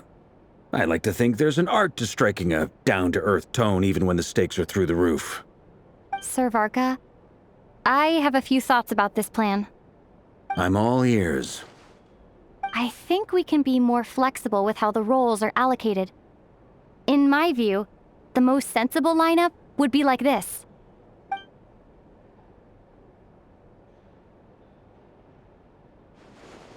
I see your point, yeah. But if that's how we're going to approach this, you'd better make sure you're ready. To be clear, I don't doubt your abilities. Far from it. I just want to make sure. Are you really willing to take all this on? I want to do everything within my power. The Rerir of Solnari is a truly fearsome opponent, and if I do my part, it'll greatly reduce the risk for everyone else involved. Well, that tracks with what I've heard. Jean's mentioned in her letters that you're so diligent it's almost abnormal. As in, most people weigh up the risks and rewards in situations like this. But you seem to just march towards danger without a moment's hesitation. Of course, everyone appreciates a fearless pioneer. But all that aside, I'm the Grand Master of the Knights of Favonius, and you're our honorary knight. I want to make sure your courage doesn't come at the expense of your safety. Thank you, Sir Varka. I should be the one thanking you. It means a lot to have you on board.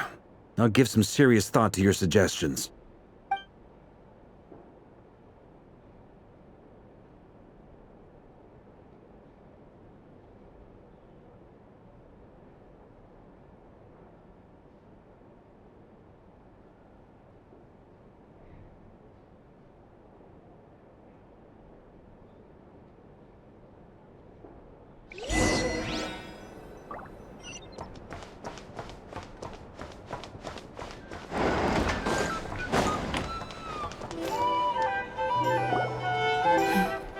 This is a thorough plan, but I do have one last question before we take action.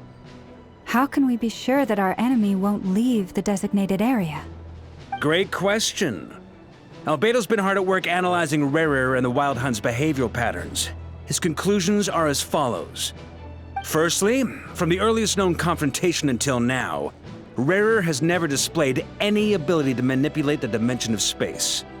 So it's unlikely he has any power in that domain. Secondly, he seems to have a particularly strong vendetta against our group. If we put him in a fight-or-flight situation, he'll choose to fight every time. Thirdly, finally, and most importantly, he is consumed by hatred, both for the moon and for his enemies. Turns out, we tick both of those boxes. We have a reincarnated moon in our ranks, and a spy who accessed his private memories without permission. He'll be baying for blood, not looking to escape. As someone who's had their fair share of interactions with the Wild Hunt, those all seem like valid observations to me. Understood. Then I will defer to the verdict of the group. Well, everyone, that's the plan in full detail. Albedo and Durin are carrying out their part as we speak. Plan approved. Scheduling. Okay, any firepower you need, I got you covered. Let's light this baby up. The Frost Moon Scions are behind you as well. And the rest of you?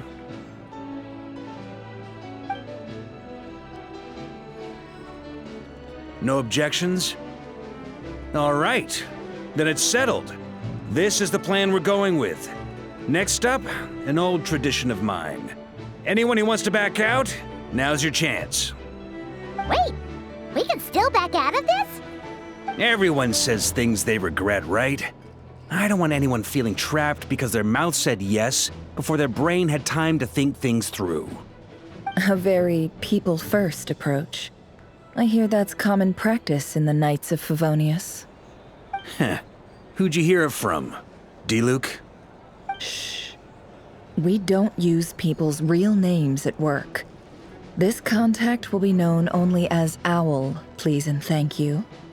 This plan can only work if everyone does their part. Flint's and I will absolutely support it. We shall indeed. You'll be glad you accepted our help. Also, You are the last person I expected to see here, Miss Dory. It's not often I get called Dory in a work context. My peers usually call me Lord Sangama Bay. So, the longer your name, the higher your net worth. Is that the idea here? In that case, Mr. Flint's here must be worth a fortune. That's right, I know your full name. It's... The walls are thin here. I'd appreciate you keeping that a secret. Okay, fine. I'm actually only here as a favor for someone else. Do you have any idea how much it would cost to hire me otherwise? Oh, does this mean someone out there actually has the power to boss Dory around? It most certainly does not. We have a long-standing and mutually beneficial business partnership. She's actually the mom of a friend of yours. Said mom supplied me with a great little trinket, but now that lady's ruined everything. If I don't start building a little goodwill now, my whole business in Nod-Krai is gonna go down the drain! Okay. So what exactly is so special about this pendant? It's a lucky charm that a great mage made for me. We have a business relationship, and she was worried that something bad might happen to me. So, she wanted me to have something that can store power to protect myself with. I finally got it all fully charged up with Kovaki, and then never went and used it all up at once! Never lost so big in my life! You're right. It was all my fault. I didn't mean to drain all the Kuvaki in the pendant, but I'll make it up to you. You will? Well, in that case, how about you give me your chess set, and we call it even? I knew you'd say that. Well, it's yours if you want it. In fact, take it now, and I'll even throw in a free Rerir of Solnari. Deal? You're putting me in a difficult position here. It's a very useful thing to have around, but I have a funny feeling it won't be around much longer. I guess we'll see in a couple of days. Looks like bankruptcy for me. Hey, don't be so pessimistic. See this through and you never know. You might find a new business opportunity on the other side.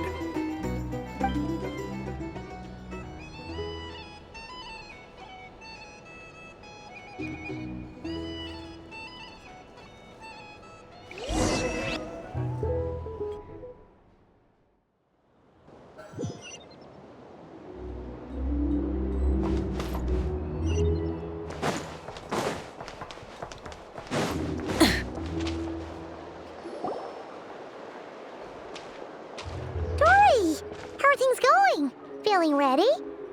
Oh, I was born ready. We only have 2 days. You think Lord Sangama Bay would let an opportunity like this slip by? Don't forget, when something's in high demand, the people with the goods on hand get to charge the highest price of all, even higher than the sellers taking advance orders. Ta-da! See? It's right here! Ah, it's so pretty! Did you make it? No, I have a supplier. We go way back, so he made me a very attractive offer. Aha! No wonder you were talking about lucky charms at the meeting. You've been getting Kaveh to make them for you.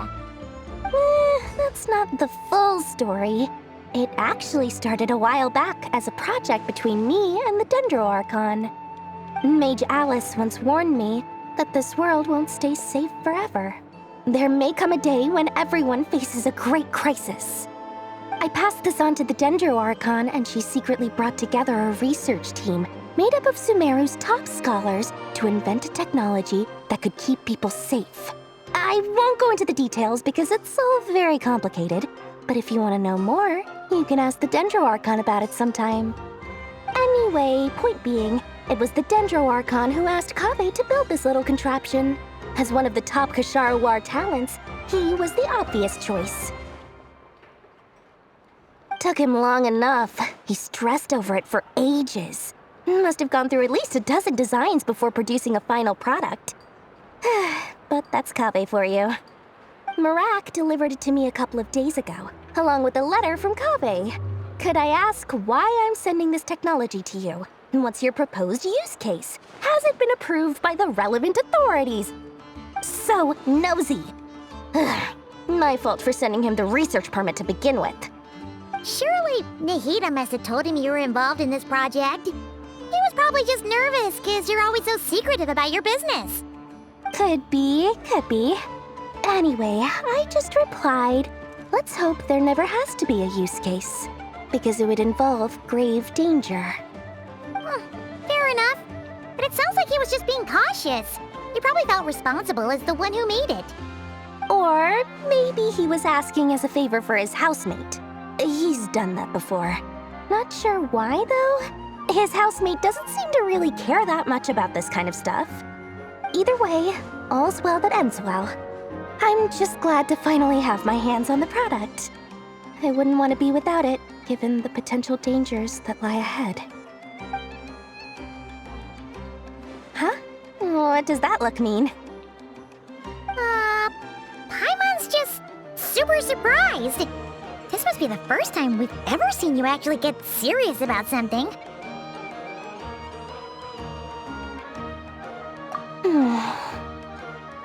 Well, a long time ago, I made a promise to myself. I promised that I was gonna live every day of my life with a big beaming smile. Obviously, Mora plays a big part in that. But there are always gonna be times in life when you have to give something back. That could mean paying back a debt, returning a favor, or showing some kindness. Alice has been a huge help to me over the years. She was the first investor I ever had. And I want my investors to know that Lord Sangamabe is the best in the business. And more than that, no one knows what the future will bring. Whatever happens, I want to make sure the Dendro Archon and all of Sumeru is prepared to face whatever comes. Oh, that?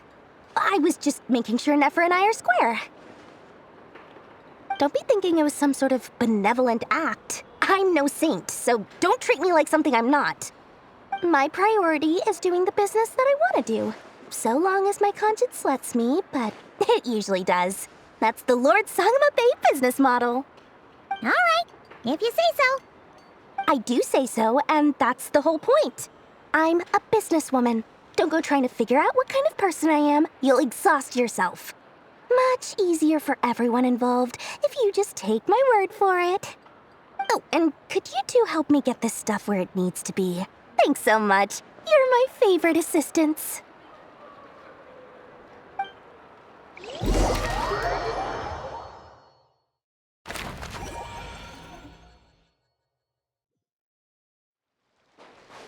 Full throttle!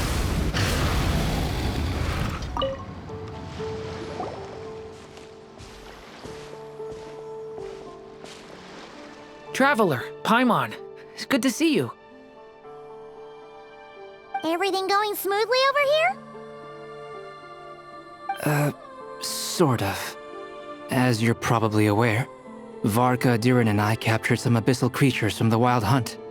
Per the plan, we dissected and analyzed some samples of these creatures. The process went very smoothly. The findings, however, come with some troubling implications. What?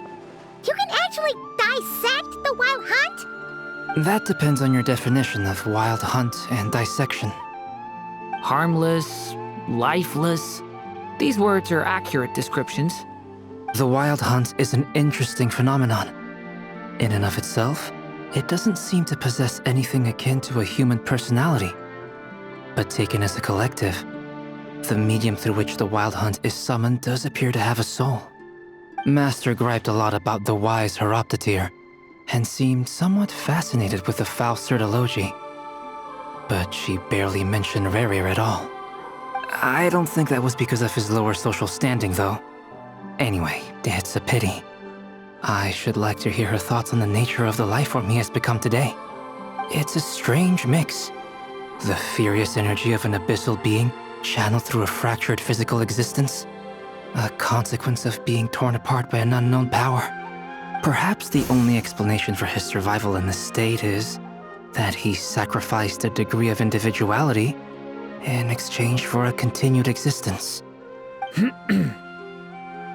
Oh, sorry. Once I get talking about interesting research, I have a tendency to go on indefinitely. Back to our research findings. Essentially, they confirm my hypothesis. Rerir's corpse is completely contaminated by the Abyss, and the effects are irreversible. You could think of this as Rerir in mutated form. But in my view, even that would be inaccurate. In reality, his whole being has been consumed by the Abyss. In other words, he is now nothing more than a manifestation of abyssal power. Unfortunately, at present, we have no means of completely eradicating abyssal power. Hence, we cannot fundamentally destroy the Rerir of Solnari either. Oh, that's terrible news! So, that's it? We can't defeat him? Not even if we get the power of the Three Moons? Miss Columbina's situation is a difficult one. She can never achieve wholeness when the world does not accept her presence. It's as if her creator banished her to a place she can never be accepted. It means she spends most of her energy just on her own survival. Given the circumstances, it's only natural to despair. But we must see this plan through to the end. Time to kick off the backup plan. Oh, Paimon almost forgot! This is for you. Dory asked us to bring it. Ah, how wonderful. Well, thank you for making the trip. Durin and I will be heading off shortly. I'm sorry I won't be there to protect you in person this time. Please be careful. All right then. Stay safe.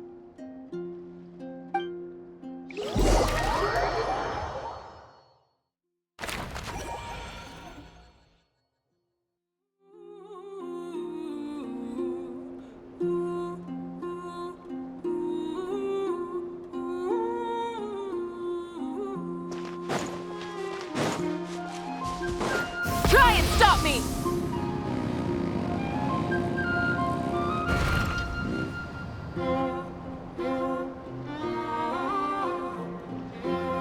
Miss Lauma, is everyone here? Yes. The fate of my flock is in your hands, Grandmaster Varka. Please keep them safe. My lady, what are you saying? Within the next 24 hours, we will face the biggest crisis the world has ever seen. This is not a burden that we deserve to bear, but I believe that we reap what we sow in this life. So I intend to act. I must do what I think is right. For me, that means fighting for the future of Nod-Krai. This gentleman is the Grand Master of the Knights of Favonius, Varka, Knight of Boreas.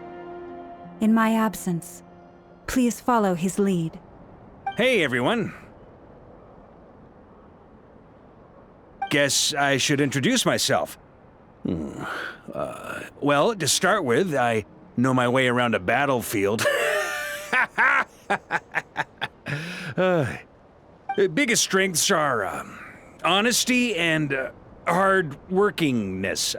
Anyway, point is, I don't intend to let Lauma down. I'm gonna do everything in my power to keep every last one of you safe and sound.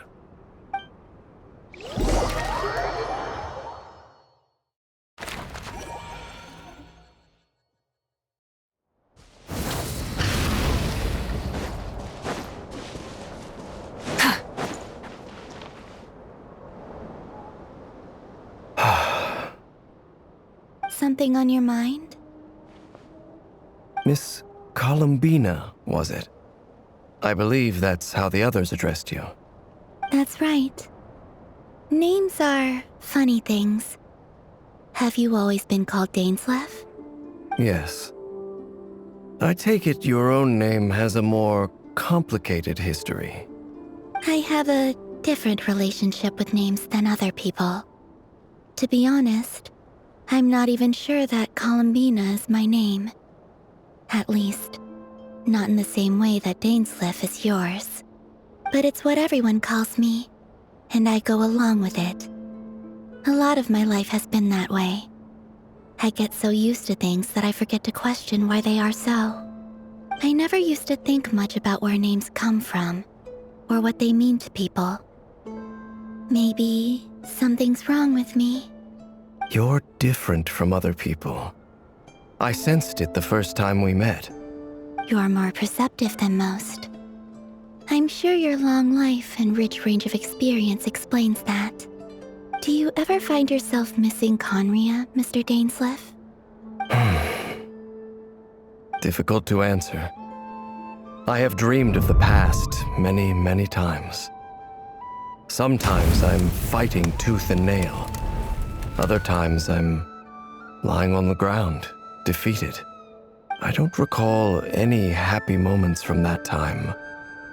It has been too long. Is that because hatred survives longer than love and affection? That would not be for me to say.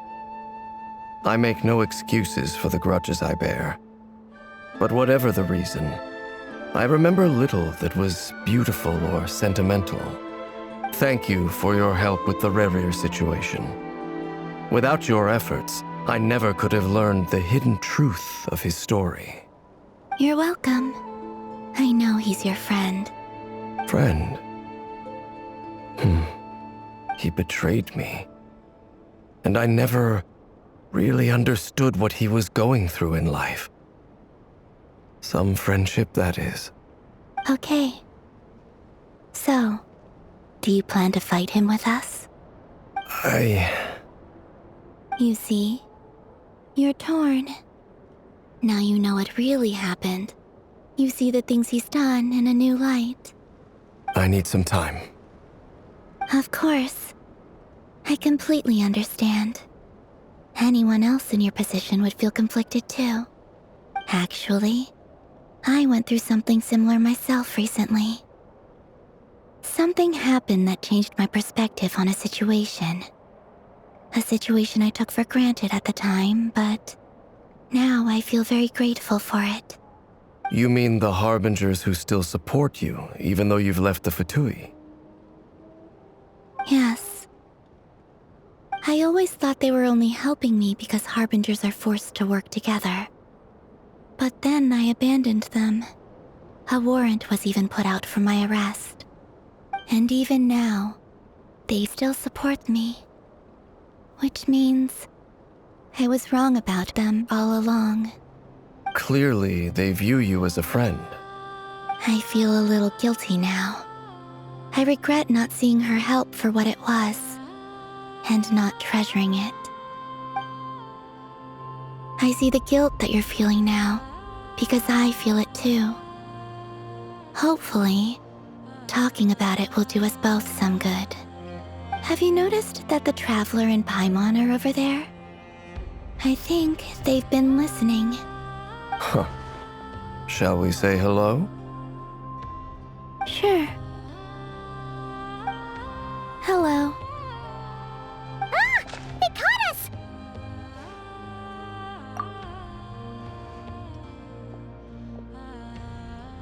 I apologize for making you worry. No doubt you wish to know where I stand on the plan to take down the Rerir of Solnari. I'm afraid I need a little time, but I will seriously consider joining you. You will? Oh, thank you so much! Everyone will be so grateful to hear that! They needn't be. This was something that I was going to have to face up to eventually. That doesn't matter to them. They're grateful to you regardless. You can't control their gratitude, so just accept it. And then, have a think about whether you're willing to join us.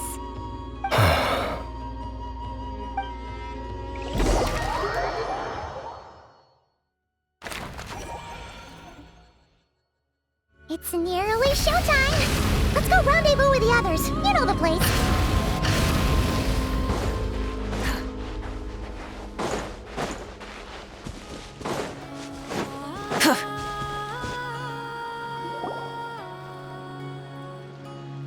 Ah, you're earlier than I expected. Hey, Flint's! Been waiting here long?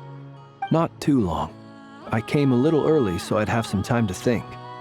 Are you nervous about the battle? Quite the opposite. I'm reminiscing on my past battles. When I was awakened by the Ratniki, I had not touched a weapon in many years. I felt like the battlefield was not where I belonged. But after waging war against the Wild Hunt for so long, I came to realize something. A life of absolute peace is simply not a possibility for me. My restless flame indicates that somewhere inside of me, there is a deep yearning to root out the evil in this world. Oh, that doesn't sound like such a bad thing. Well, in the past, when I was a Fae whose primary concern was hibernation, it was hardly ideal. But it certainly serves me well here in the present. And I am delighted to be able to join forces with you in this endeavor. Looks like I'm not the first to arrive. Ah, Miss Lauma. Did you sleep okay last night? I struggled to settle down at first, because of the nerves. But don't worry. I got enough sleep in the end. I'll be just fine. Please, I'm just doing my part. Never! Over here! Aino asked me to relay a message. She said Anefa will be on high alert and keep a close watch over all secondary districts where defense is required, providing support as necessary. Meanwhile, Aino herself will provide range support to us directly, using her latest invention. Excellent. My thanks to all involved. The chess set's looking a little unstable. It won't hold him much longer. We should be prepared to engage at a moment's notice. No sense sitting around waiting. Let's make the first move while we still have the option. I agree. Paimon, find a safe hiding place. Got it! Be careful, Traveler! I will.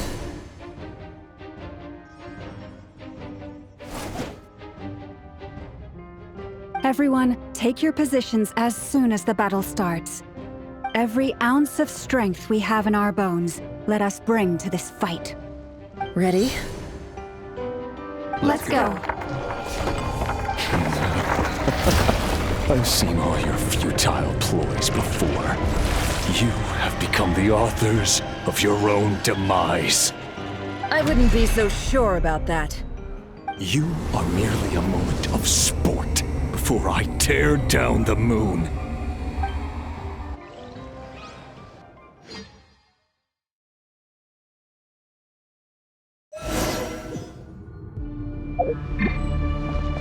Stay on your toes. Yep.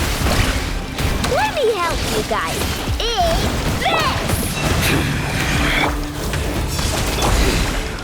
this!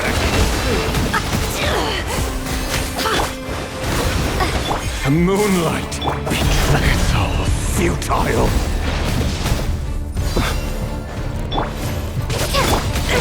It all adds up. Shameless. Close your eyes. Be silent. To dust. Leave this place. Can't hide the truth. Hunt them down! For the everlasting forest. Pathetic! Observe. Be silent. Close your eyes. It all adds up. Go! The mystery unravels. No more lies. Can't hide the truth. Moonlight betrays you. Bombs away! Observe. To dust. Close your eyes. To dust. It all adds up. No more lies. Leave this place. With one heart, we pray. Hunt them down! Can't hide the truth. Moonlight within. betrays you. Move. Be silent. Do you fear the dark? Forest? It all adds up. Moonlight betrays you.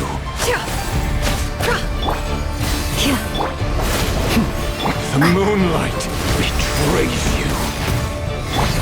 No more lies. For the everlasting forest. Close your eyes.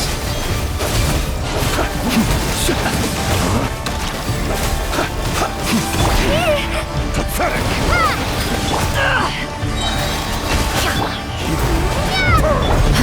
It began with the moon, and so shall protect you. Water jet!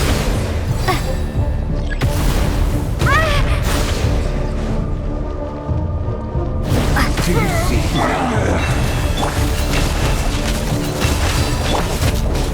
Close your eyes. From here, when will it be as you foretold?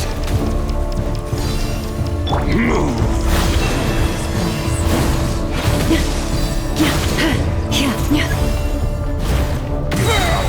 You're not welcome here.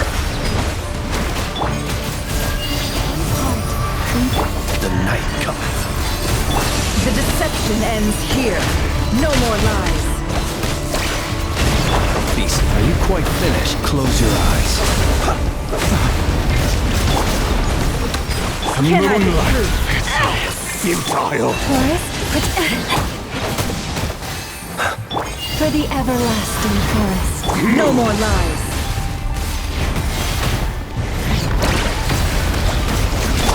Water jet! Seek within.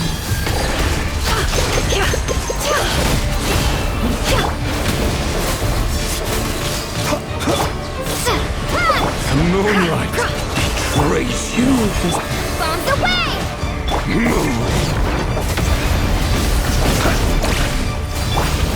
With one heart, we pray. It all adds up. Pathetic beast. Steady now. Observe. Do you feel the dark? No. Water jet! Futile. The mystery unravels. Can't hide the truth. It all adds up. Close your eyes. By the frost moon of old, you poor lost one. No more lies. The deception ends here. Futile. Can't hide the truth. Leave this place. With one heart, we pray. Pathetic. The long sleep beckons. Futile. No more lies. Forest, protect us. Go! Wipe out! Game of the moonlight is over. Great. Move. Who wants to go first?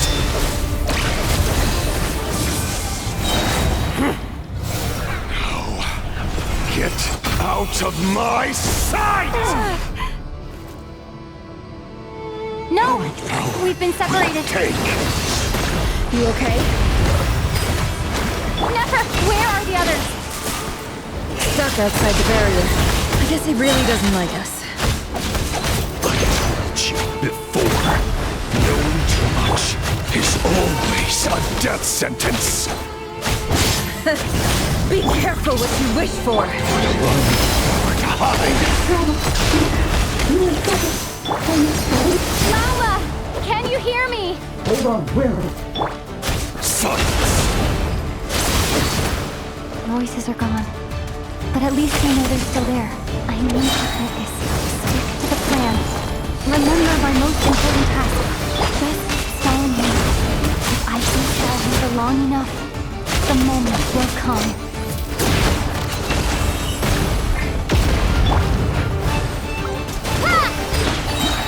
Wipe out! How unfortunate. The mystery unravels. No more lies. Destroyed. Reborn. Go! Seek within. Can't hide the truth.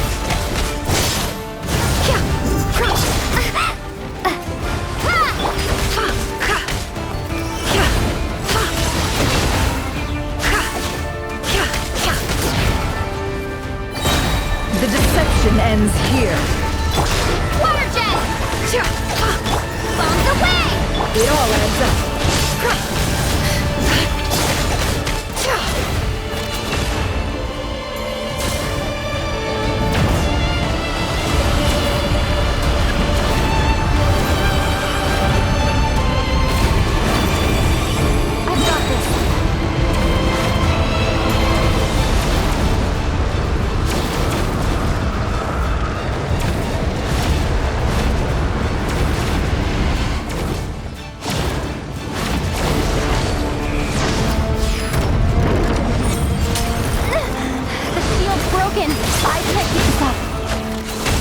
Push your luck.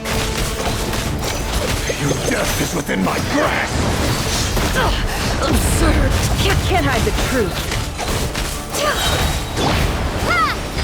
The mystery unravels.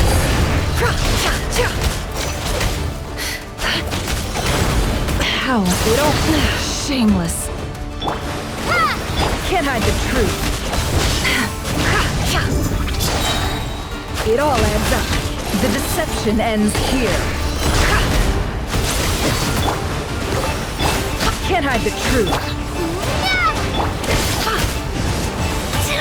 Destroyed! And reborn! Go! The mystery unravels.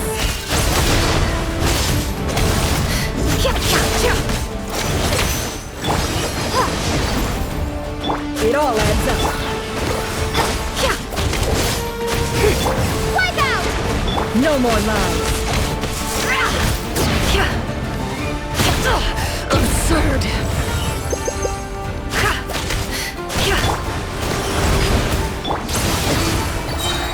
Run or to hide! Can't hide the truth. The deception ends here.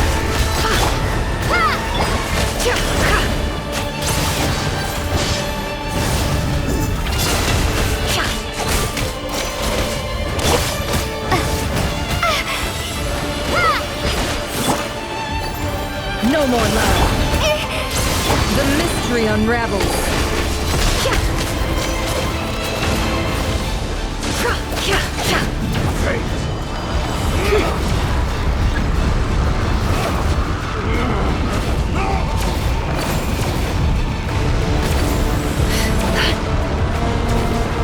Curses. There's no other way.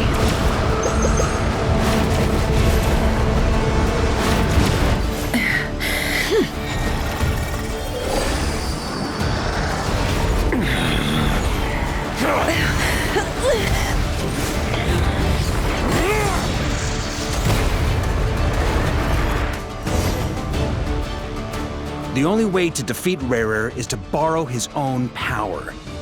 That means Columbina will have to disappear while you two bear the brunt of his attacks. You have to hold on. Find a way to keep him focused on killing the two of you.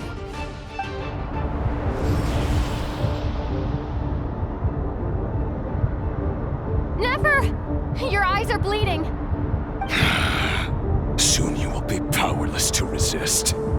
And then, I will reduce you to dust. But that dust will plague your memories. Come on, keep holding on. Any other tricks up your sleeve? Let's see them. As entertaining as they are. You've backed yourself into a corner. You don't fool me. I see your fear clear as day. I have to stoke his rage. Make him unleash everything. You fear what you could never defeat. You fear the thought of never being able to save your beloved. You cannot win the fight against fate, Rerir. Is that what you think? Well, now it's your turn to feel afraid!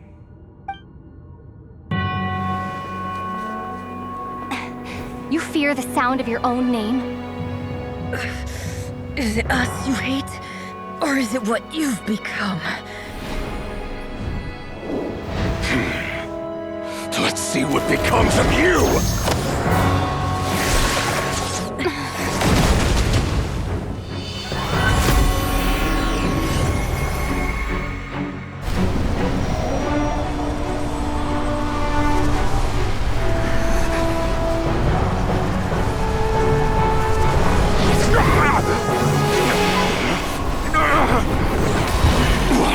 Happening?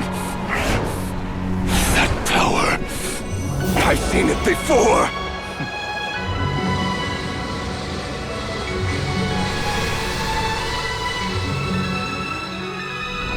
His power is on another level. We'll need to use an alchemical array to convert his power into a usable form. Then quickly channel it into Columbina, rendering her powerful enough to compete with him. I'll join you. I can help. If I release enough abyssal energy into a confined space, it'll create a potential difference, allowing us to extract a huge amount of elemental energy. Next, I'll synchronize with everyone's minds using pyro, then give you temporary access to their abilities and fields of view. But it won't last long. Can you see? Well enough.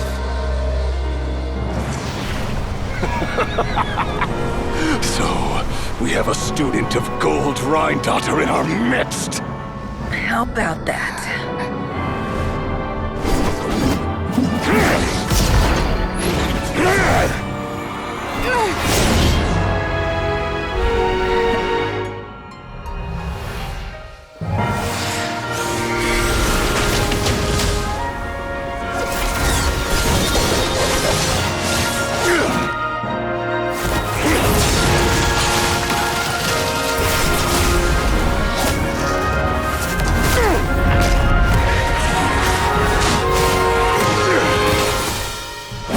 You use my own power against me? Just like how you stole Kuvaki. Look familiar?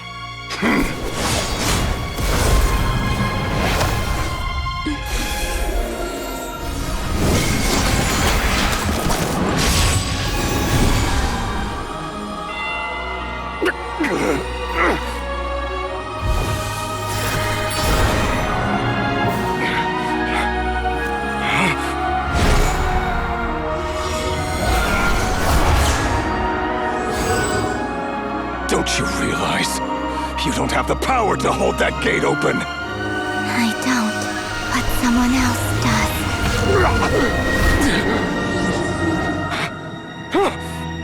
Goodbye, Rerir.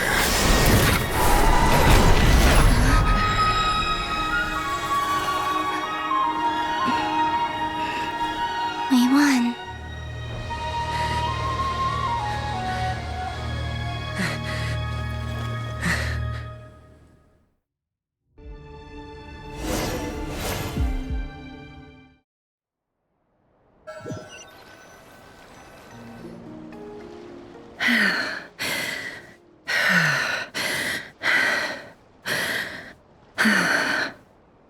Nefer, how are your eyes? They're fine. Apart from the blindness, of course. It's not too late. Let me handle it.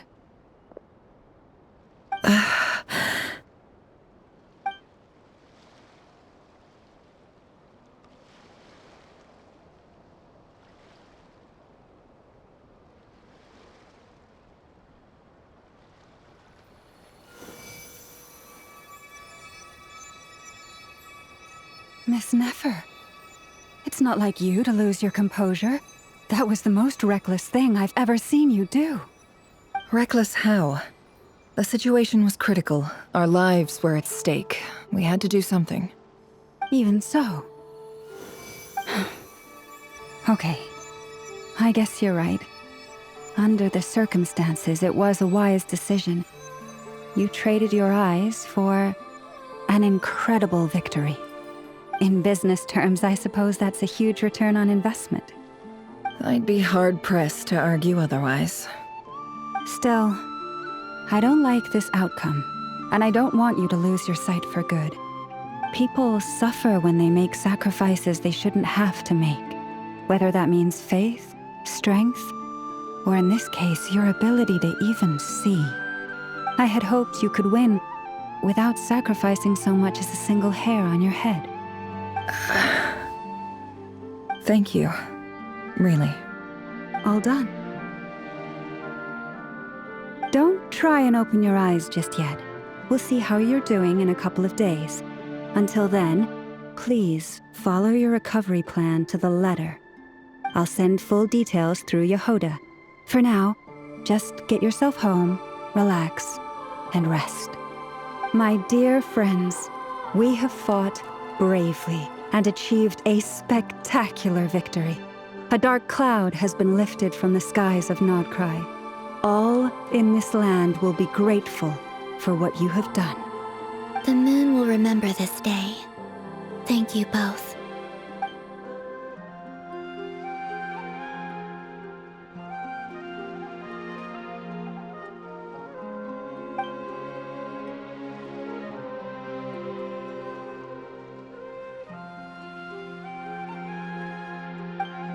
There's something I want to let you know. What is it? When Durin connected everyone's minds so I could access their powers, I also felt everything they felt. And since Nefer's eyes were injured, my eyes are hurting now too. Huh. Hold on. Let me try. I only feel the pain. There's no actual damage. I just thought I should tell you. You're right. There's no damage. That's a relief. But I must say, I'm surprised to hear the Kutar share something like this with me. In the past, you never used to open up about yourself. Things are a little different now from how they were. I'm learning to share how I truly feel with my friends. Friends? You have no idea how glad I am to hear that.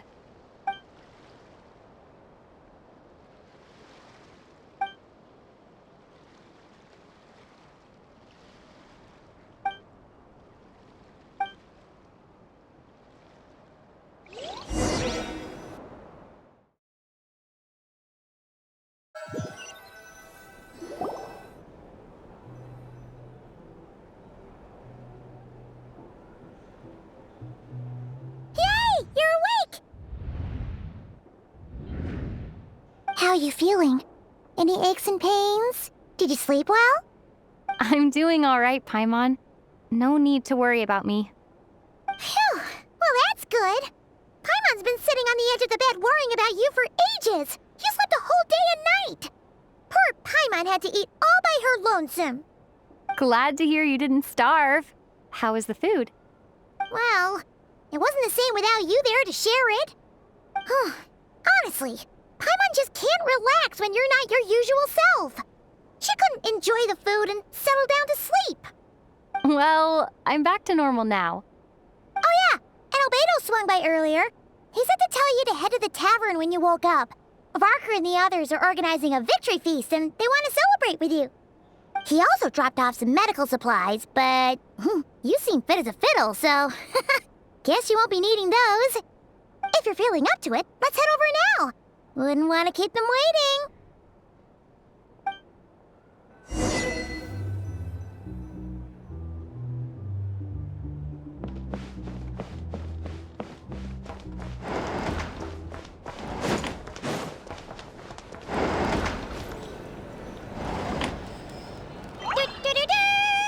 We're here! Traveler and Paimon! Perfect timing! We were literally just saying how there's no way we're holding this victory feast without you any longer, and we would have postponed it till tomorrow. How are you feeling today? Much better, thanks. Don't worry about me. Relieved to hear it. If that changes, just let me know. Happy to check you over at any time. Yep, we're here for you. Anything you need, just let us know. Oh wait, where's Nefer? How are her eyes doing? Nefer's right over there. I'm sure she'd love to catch up with you.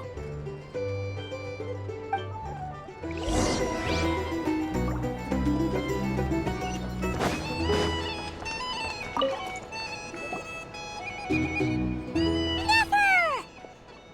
Traveler, Paimon, are you recovering well? Turns out that moon chanter has some real talent after all. My eyes were mostly recovered after just a couple days' rest. I can actually open them again now.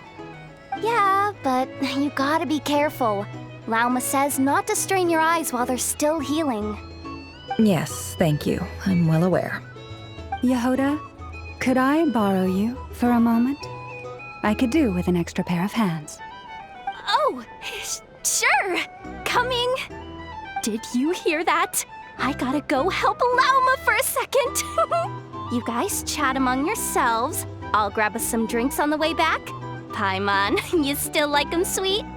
You bet! Make it extra sweet, because Paimon's earned it. Sure thing!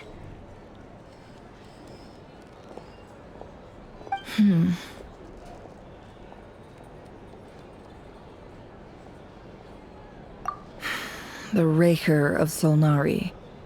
Kind of a snake, don't you think?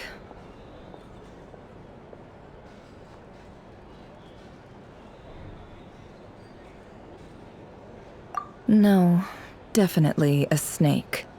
A poisonous one who spewed his venomous hatred everywhere. Anyone who seeks revenge out of hatred for other people has become a snake. That's something my dad used to say. Perhaps. I'm sure it sounds like a very wise and open-hearted perspective to your ears.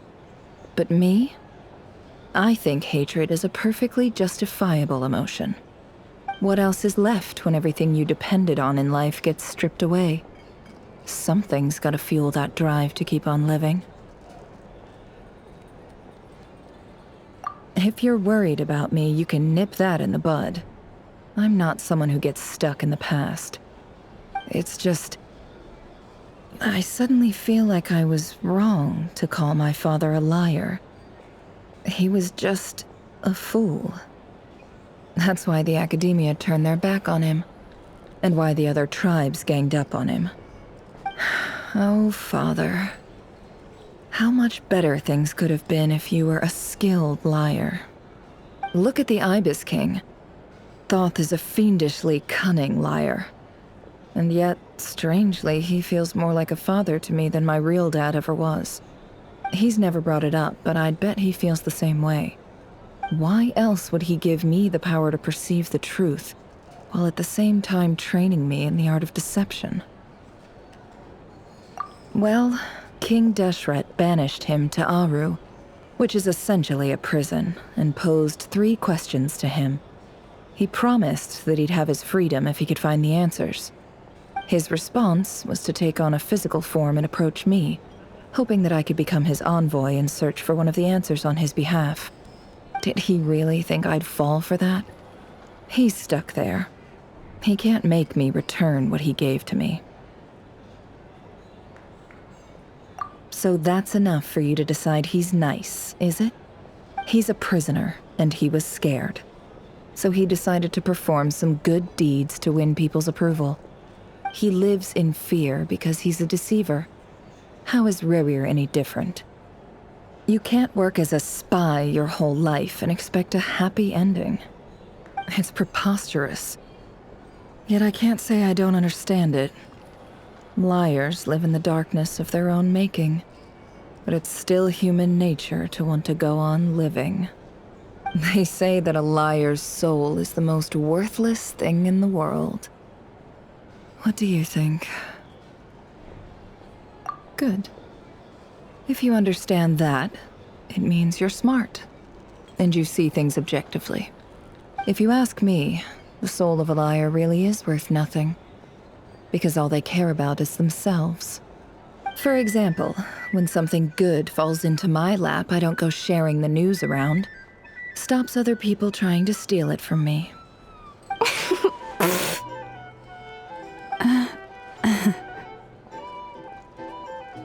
So be it.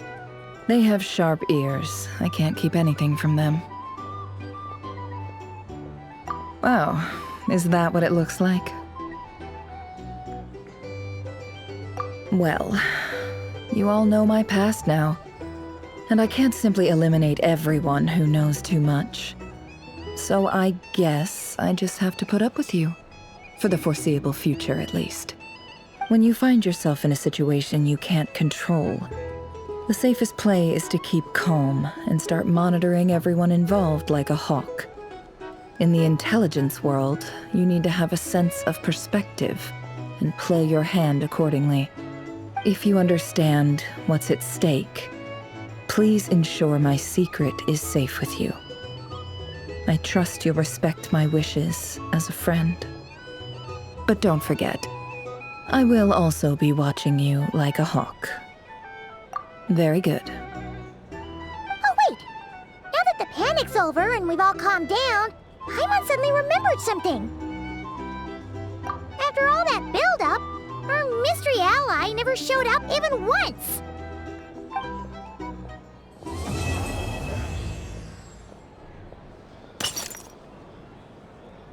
Huh?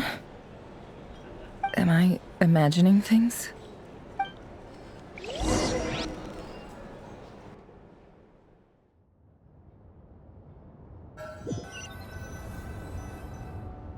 So, that close colleague who stayed behind with you?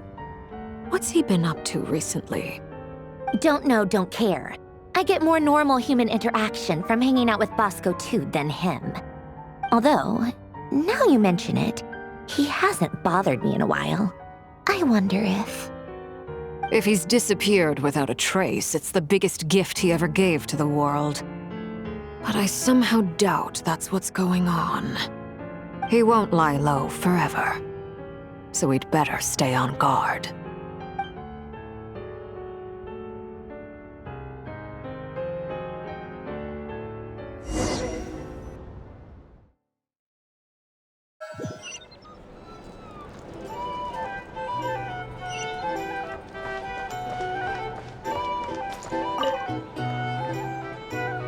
How have you been holding up?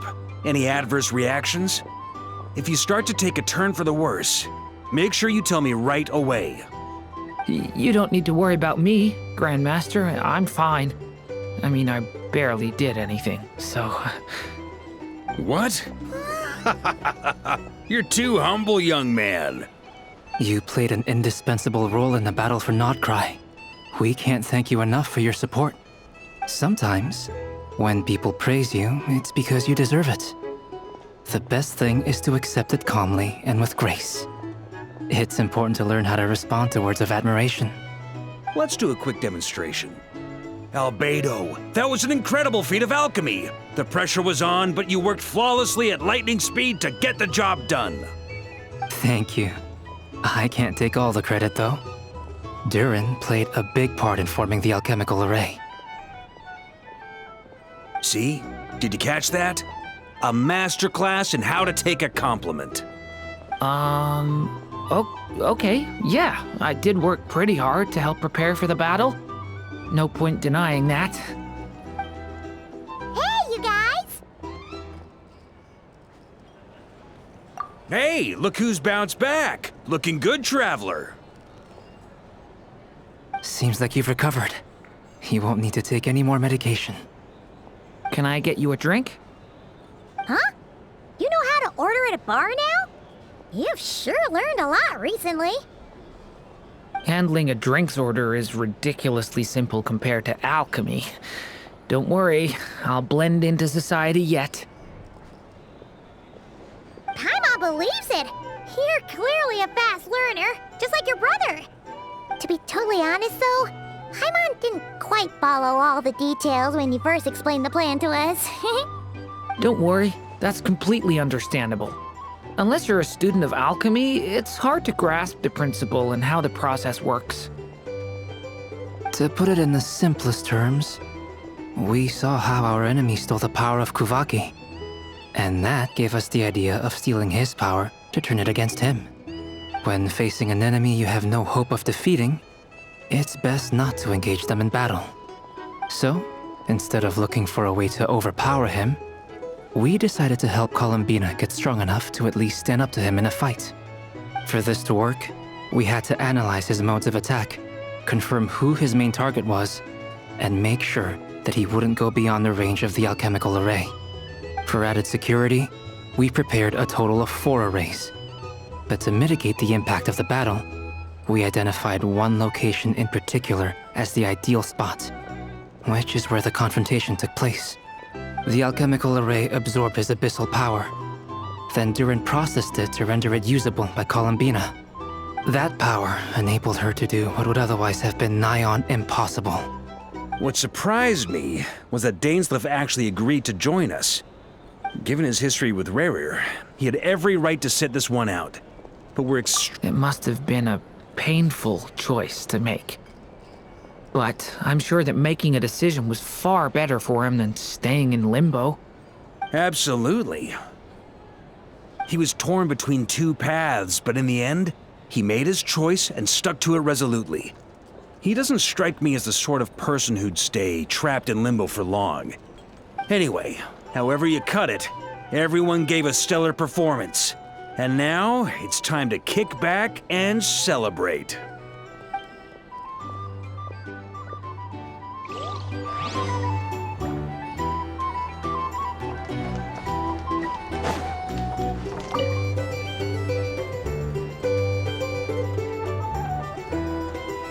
Ah, Lord Sangamabe. How lovely to see you. I must thank you for the device you provided. It was an enormous help.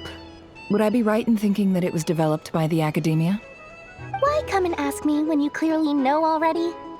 I mostly came to thank you. That's more like it. A little gratitude goes a long way with Lord Sangamabe. Play your cards right, and you might even stand a chance of becoming my long-term supplier. The chance to work with such a kind and charitable investor as yourself would be a great honor for the Curatorium. Huh? Charitable? Who said anything about charity? First time hearing about it. Let's see. The first plot of land you purchased in Nod-Krai, your desert interests, and... Stop! What do you think you're doing? Exposing my investment history! It's nothing to hide from. They're all perfectly legitimate investments. And some of the land you purchased was with the intent of building a sanctuary? Yes, I heard about that too. How did you... You're a curious case, Lord Sangamabe. You don't like people finding out about your good deeds, do you? But I'm afraid no matter how hard you try to keep things under wraps, where there's a will, there's a way. You did it for Sumeru, didn't you? It was empty land that was gonna go to waste otherwise. I figured if I built something there, it might at least get some use in an emergency. Disasters are capricious things. They strike without any warning.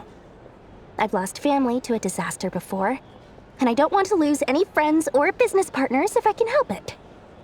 My elder sister used to dream of finding a sanctuary. Somewhere with plenty of food, water, and medicine. Where everyone could live happy lives.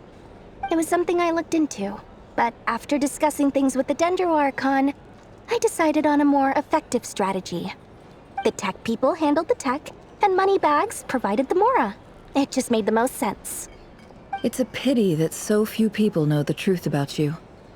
Everyone says that you view everything in terms of Mora, and all you care about is growing your own wealth. So, what's the problem with that? Everyone wants to be rich. It's human nature. So yes, I love Mora, and it's nothing to be ashamed of.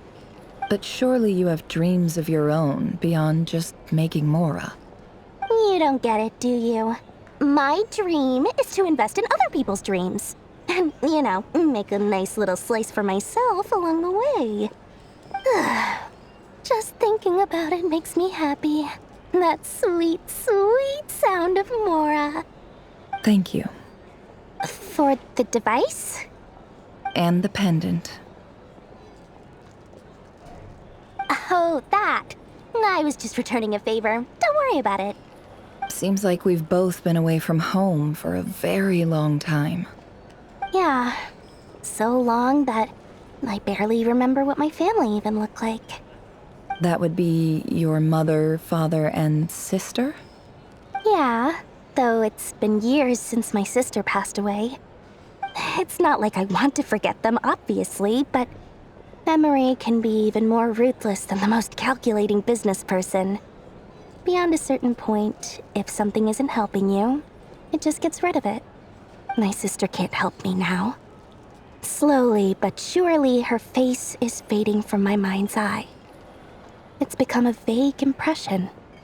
Not everything will fade. When loved ones pass away, the beautiful memories are the ones that last the longest. Yeah, that's true. If you ask me, that's the one silver lining in all of it. Well, that, plus, I'm sure that life is much better now than it was back then. Oh, absolutely. I have tons of Mora, a big beautiful house, business is booming, and I'm as happy as can be. You've got a lot going for you too. Boss of the Curatorium of Secrets? I'm sure there's plenty of Mora to be made in that line of work. I appreciate the vote of confidence.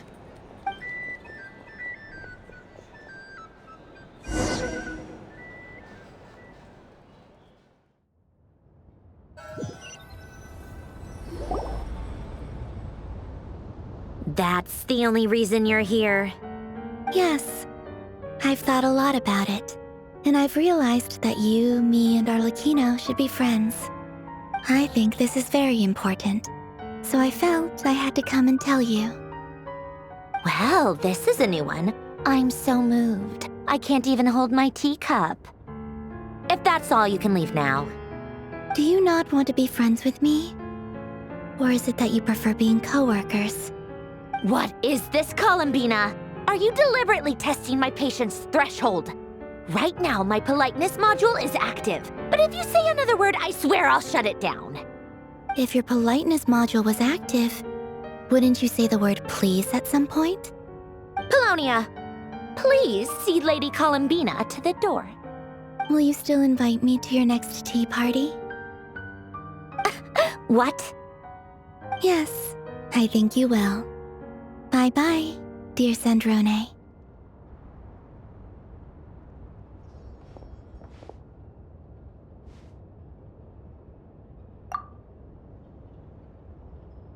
Last time, the Wild Hunt escorted you out. Would you rather I handled it myself this time? We just wanted to, see how you were doing now that it's all over. Why? Out of concern for my safety?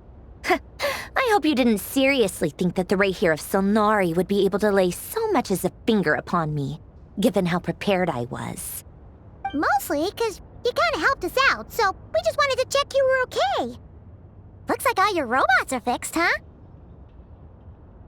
Oh, don't you worry about that. Tea time is already a write-off. The visitor before you managed to kill my appetite. If you're in the mood for tea, go ahead and help yourself. Otherwise, it's going to waste. My coasters are still missing in action, though. Use this notebook instead. Whoa! Pretty hefty notebook. Look at all those calculations. You can ignore those. They're just dumb scribblings. I doodle and write in my free time. Sometimes I remember the distant dreamlike past. Sometimes I imagine the far-flung future. And other times, I grit my teeth and note down all the crazy nonsense going on in the present. Some people do the crosswords in the newspaper. This is my equivalent of that. Trying to predict the future is like daydreaming. And writing about the present just makes me furious. The past is my favorite. If nothing else, it's already set in stone, so I don't have to rack my brains trying to figure it all out. Huh. Although, having said that, the only vaguely interesting memory in my past is probably that guy they call Lord Artificer. Who else? Pretty much all the mecha and Fontaine are his personal handiwork. Wait, are you saying you know him? Like, personally? As a friend? I mean, I guess we were friendly enough. Yep. In fact, I'm probably the only normal person left who knew him at all. We used to chat occasionally back when he was still around. Before he passed away, he asked me to destroy all his manuscripts. I honored his request, but I did read through everything first before destroying them.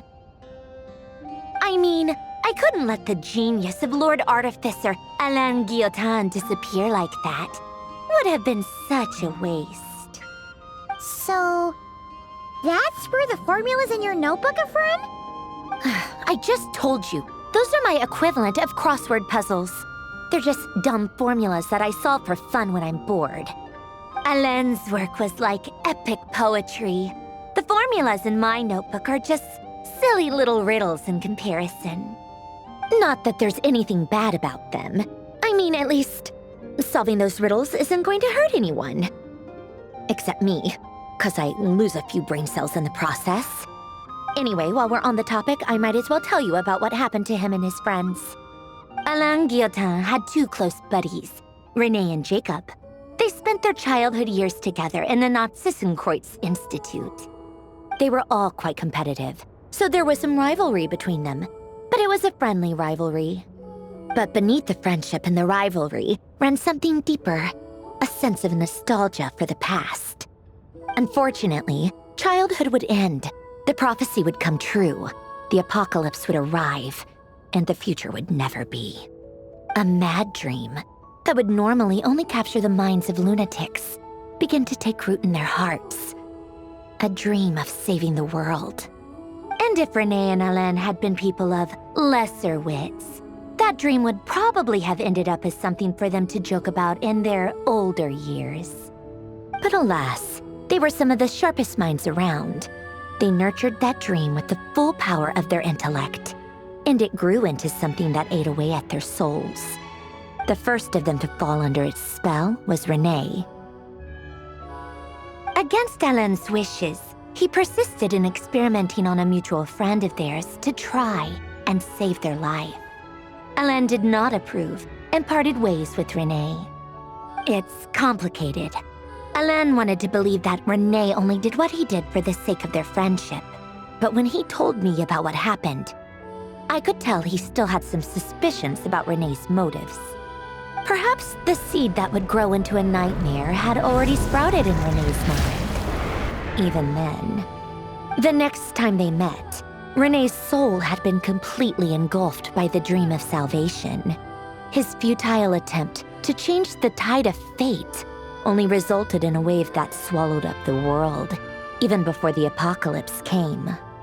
And although that wave died down eventually, I hear that it just recently came back with a vengeance. As I understand, Renee wanted to live out his dream of salvation once more. But I'm told that the attempted resurgence finally died out for good. At long last, Renee awoke from his deluded dream. Though of course by then it was far too late. What do you think of Renee? Do you admire his transcendent genius? His view that any price was worth paying to achieve the lofty goal of saving the world? Or do you despise him? Dismiss him as an evil madman who wrought havoc on the lives of everyone around him as he pursued his delusional dream? Same difference, really. Just a matter of perspective. What a cop-out. But I suspect you'd have a more incisive and insightful answer if we dug into it further. I don't like fanatics who give up their whole lives for their ideology. Nor do I like fools who let their delusions take control. Maybe I could understand if Renee had just been an ordinary person. But he had a sage-like intellect, and still managed to get himself lost in the labyrinth of his own desires. Anyway, that's enough about Renee. Now, moving on to Alain Guillotin, the Lord Artificer. He managed to put a stop to the first storm whipped up by Renee. But after that, Alain lost his friends and family. To his credit, I suppose, the loss of his family and friends was purely a tragic accident. It's not like Alain sacrificed them for his cause or anything.